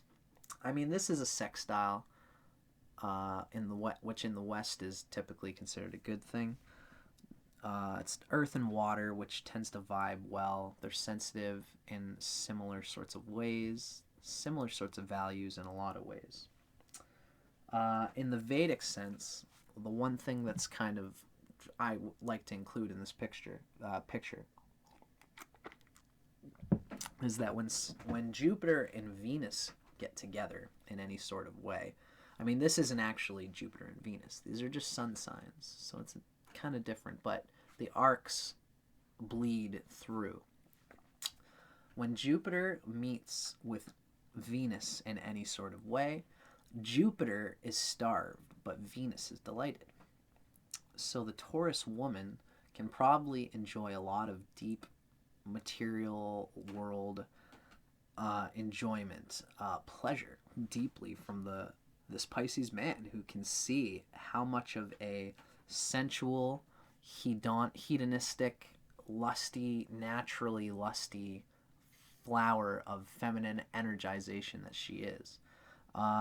And he sees all of this and is it for him, he wants to give to that. But Pisces is a good place for the sun, especially for a man. It's got good dignity. Jupiter is the sun's friend. So this is probably a man who has a good swing. It's very close to the exaltation point of Aries. So Pisces sun men typically have a good sense of themselves and to be guided by their own sense of direction. Now, this is a Pisces man who can sense whether Taurus is like evolved or at the place of evolution that would make him bring out the best of his sun qualities. This is a man who is sensitive to the sun, sensitive to his own expression through Jupiter, especially if his Jupiter is well placed, like close to Cancer, close to the first house, good aspects. So this Pisces man, especially if his Jupiter is well placed, will have a good sense of how to bring out the best of his manliness, but also bring out the best of what he is as a sensitive, intellectual type, philosophical, poetic, artistic, and emotional even type, self-expressive and all these things. And it's possible that he might be turned off in some ways by how much the Taurus woman's attention and affection almost can feel like a distraction for him. It's an 11th house level of distraction for Pisces. Actually, no, sorry. I got that twisted, ironically. Taurus is in the 3rd house from Pisces. So it's this sort of sensual, attention-grabbing sense of wonder. The book calls this couple the wonder, where the Pisces gets to work out the 3rd house of earthly wonder and exploration at a very sensual, rajasic level. And the Pisces man just has to make sure that it's not all of that for its own sake. The Pisces man will totally be willing to give to a Taurus woman that he finds jives with his purpose, with his ecological mind, with his sensitivity, with the social sphere that he is looking to build. The Taurus needs to be able to build on all these things and not just be a sweet little subby dirty girl who just wants to please all of him at all the sexual levels, which Taurus isn't inherently. But this vibe between these two in particular can come through, which is enjoyable in the short term. But what always kind of tends to happen here is that as the relationship goes on, these two really learn what they're looking for in a mate. And they could be that for each other if they just communicate their mutual desires. Because what's always going to come through is that the Taurus is going to always love whatever the Pisces throws at her, because Venus is delighted by Jupiter. And this man can have a wonderful woman because the sun in Taurus is one of the best places, and it can really help his reputation in an ego way, because the 11th house is an egoic, grand gains in fame and reputation and very good vibes socially and everything for the Pisces. Can bring out his desires, and she can do all these things for him. So it's bound to be mutually supportive no matter what. This is definitely a good combination. And sexually speaking, I always like to say, Pisces, I'm a Scorpio. I know all the water guys love to be able to be feminine and to give of themselves in devotional surrender and juicy feminine sentimentality. But they always appreciate when the lover loves, like, we all appreciate Taurus woman because she does love a manly man, but she's Venus. She'll take you as you are if she just loves you, no matter what. But there is something in her that just begs for a good, deep fucking. And all the water guys love their masculinity being seduced out of them by just the erotic intelligence of the Taurus woman. That's how I'll put it.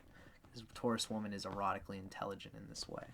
And the sensitive Pisces man will see what she's sensitive to and bring out the richness of the masculinity of the Pisces guy, which will feel like a good thing for his sun, for his inspiration, for the Jupiter in him. A truly intelligent Taurus woman will have all of that, and that's what will endear the Pisces guy to her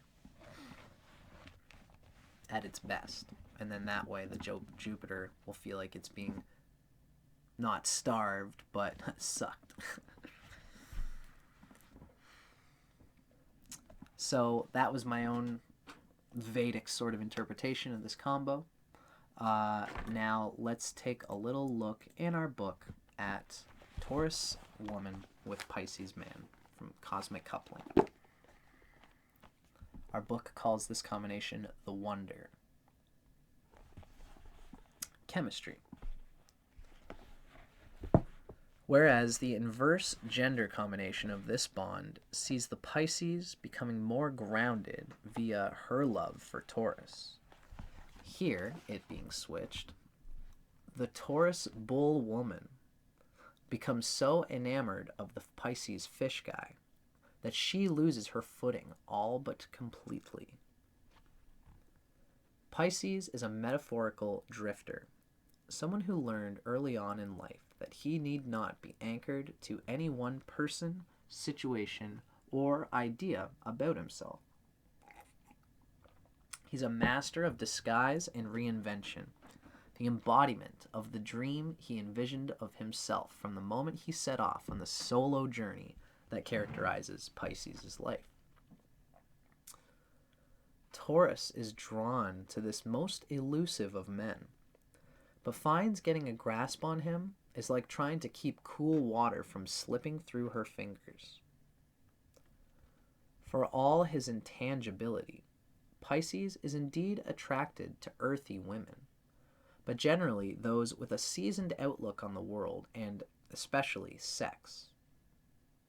As Taurus tends to read innocent, she may have to actively prove to Pisces that she's no neophyte when it comes to carnal knowledge.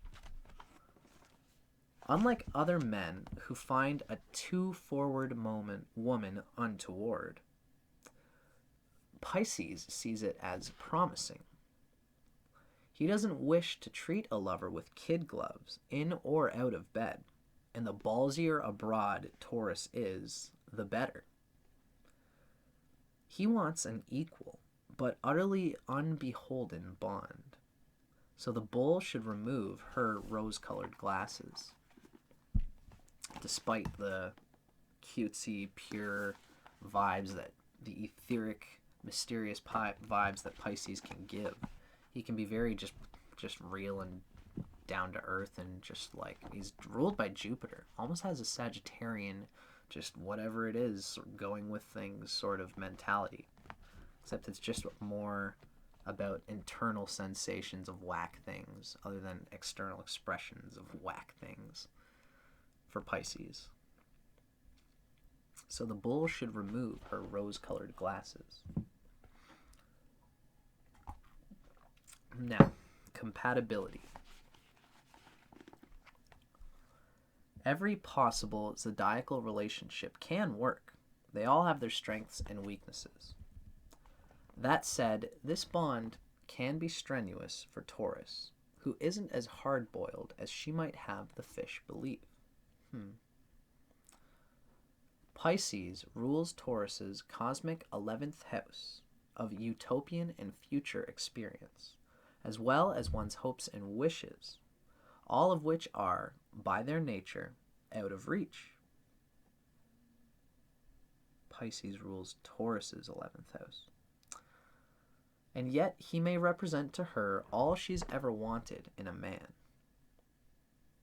So often, Taurus convinces herself that this bond will change and become more solid, unable as she is to transcend her fixed earth sign need for tangible experience. Nor should she. Pisces is, by his very nature, very aloof. And the more Taurus tries to pin him down, the more he'll recede, literally and emotionally, from the partnership. But there is a silver lining. Taurus, in turn, governs Pisces' third house of sibling-like relationships, intellectual interaction, and deal-making. He sees in her a sisterly figure, first and foremost, with whom love is a meeting of the minds, the bond being something of a bargain whereby each can benefit.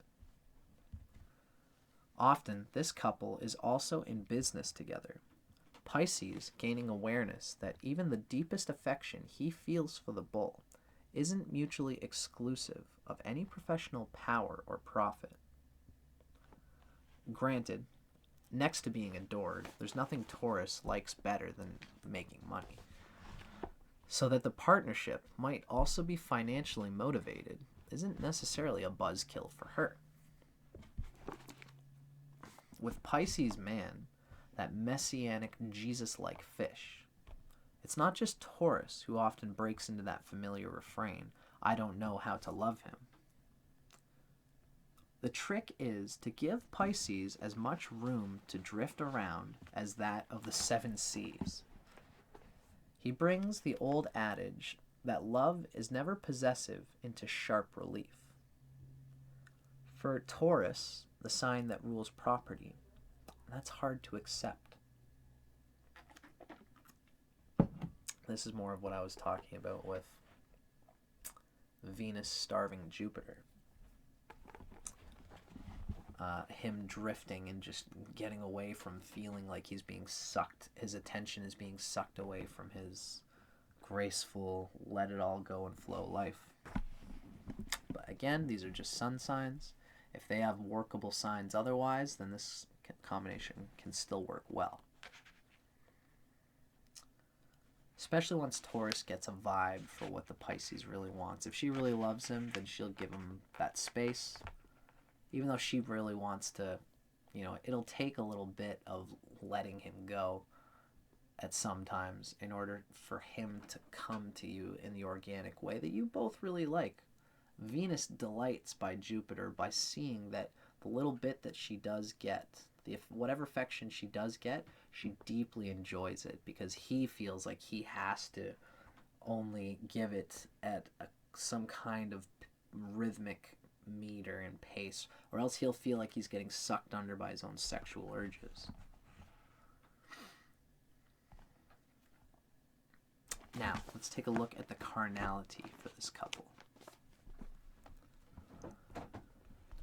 Those opposite-facing fish of Pisces depict the paradoxical nature of the sign, including the sexual nature of its natives. Pisces man can seem sexless, or rather beyond sex. Again, that Christ-like image one projects on this guy. Kurt Cobain, George Harrison, Jack Kerouac, Michelangelo, Lou Reed, Rudolf Nureyev, Pisces all. This casts them in a transcendent light. And yes, the fish isn't usually a gritty sexual character who exudes animal heat. Still, what most people don't realize is that this fish has a flip side that urges him to experience, or at least witness, sexual scenarios most of us will never glimpse, typically doing so in secret. Taurus woman, by contrast, is a most forthright sexual creature, for whom the simplest form of fornication, boy on girl with no bells and whistles, provides endless possibilities for pleasure. On some level, Pisces men feel they can't compete with the he-men of the zodiac, who, in the blink of an eye, drop their drawers and give a woman a proper shagging. Pisces must have his fantasy life engaged, not just occasionally, but most of the time. If not, he might read as asexual to his lover. This is why a more seasoned female, one who will take the reins and never scoff at the sexual suggestions Pisces puts forth. This is a woman that makes the perfect mate for Pisces. In perusing an even fuller list of Pisces men, many of them being such fuss budgets that they can be read as fagiles, one might remark on just how ironically saucy, if not slutty, their female mates tend to be. Taurus, in general, doesn't necessarily fit into that category of women. Sure, she'll indulge Pisces' penchant for dressing up in corsets, garters, and stockings. She might even play the prostitute, his biggest turn-on. But Taurus won't generally enter the kinkier corners of his desired behavior, such as picking up strangers to bed for his viewing pleasure, or indulging in water sports, infantilism, rubber and latex, or extreme bondage. She is also not wont to visit sex parties or to swing with other couples, nor does she welcome the notion of rimming him or erotically groveling at his feet.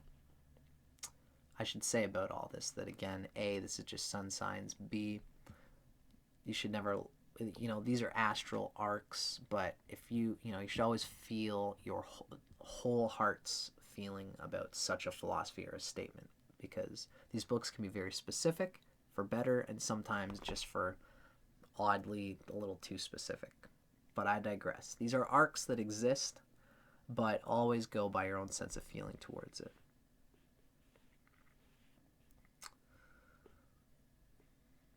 So this is not to say that all Pisces men are pushing the boundaries of sexual expression. But let's just put it this way. Of the men out there doing so, Pisces will be in the majority. Taurus might not believe that her poetic Piscean Prince of Peace, who seems to her so ethereal a character that she can barely pin him down, is also capable, indeed demanding, of erotic encounters that border on the bizarre.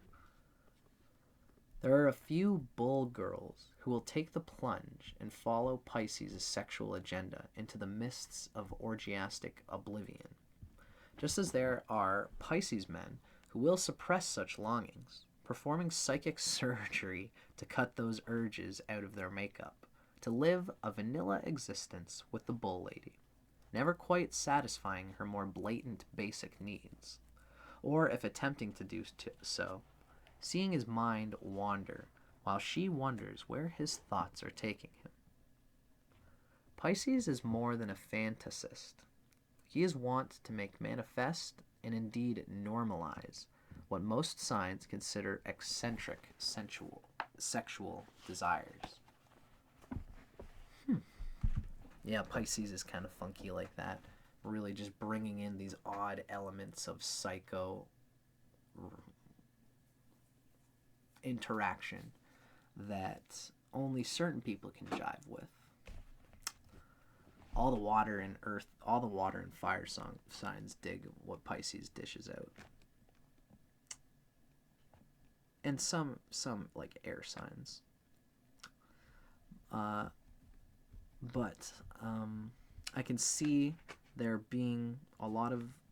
I think that this book paints it uglier than it really is. I think that these two can get a good vibe on, although the Pisces man is that sensitive guy, and I can see why it might not necessarily jive with Taurus woman. But these are just sun signs. Take them for what they are. Take them with all the grain of salt you need, but do take them. These books are very cool, and I love what the writers of these books always dish out. So, ladies and gentlemen, it's been a real slice. I'm going to go and have sex with my fridge now. It's going to be a great time. Might smoke some weed before I do that. I meant that sexually because, I love doing these things with you guys. It always turns me on a little bit. Maybe I'll send my girlfriend a text or something. Tell her I like her butt. My girlfriend right now is a Taurus Moon woman, and I feel like I've been learning a lot about her. So, things to do. But first I'm going to have sex with my fridge and all the food inside of it. So I'm going to go do that. But I hope you guys enjoyed this. I hope you guys dig me hanging out like this with you in this organic sort of way. I'm going to try to do this weekly for as long as possible, at least till we get all the sextrology out of the way. Until then, ladies and gentlemen, I'm Dustin Cormier for How to Rock Astrology. I'll see you guys in the next one. Thanks for watching. Stay tuned every Tuesday at 4 o'clock.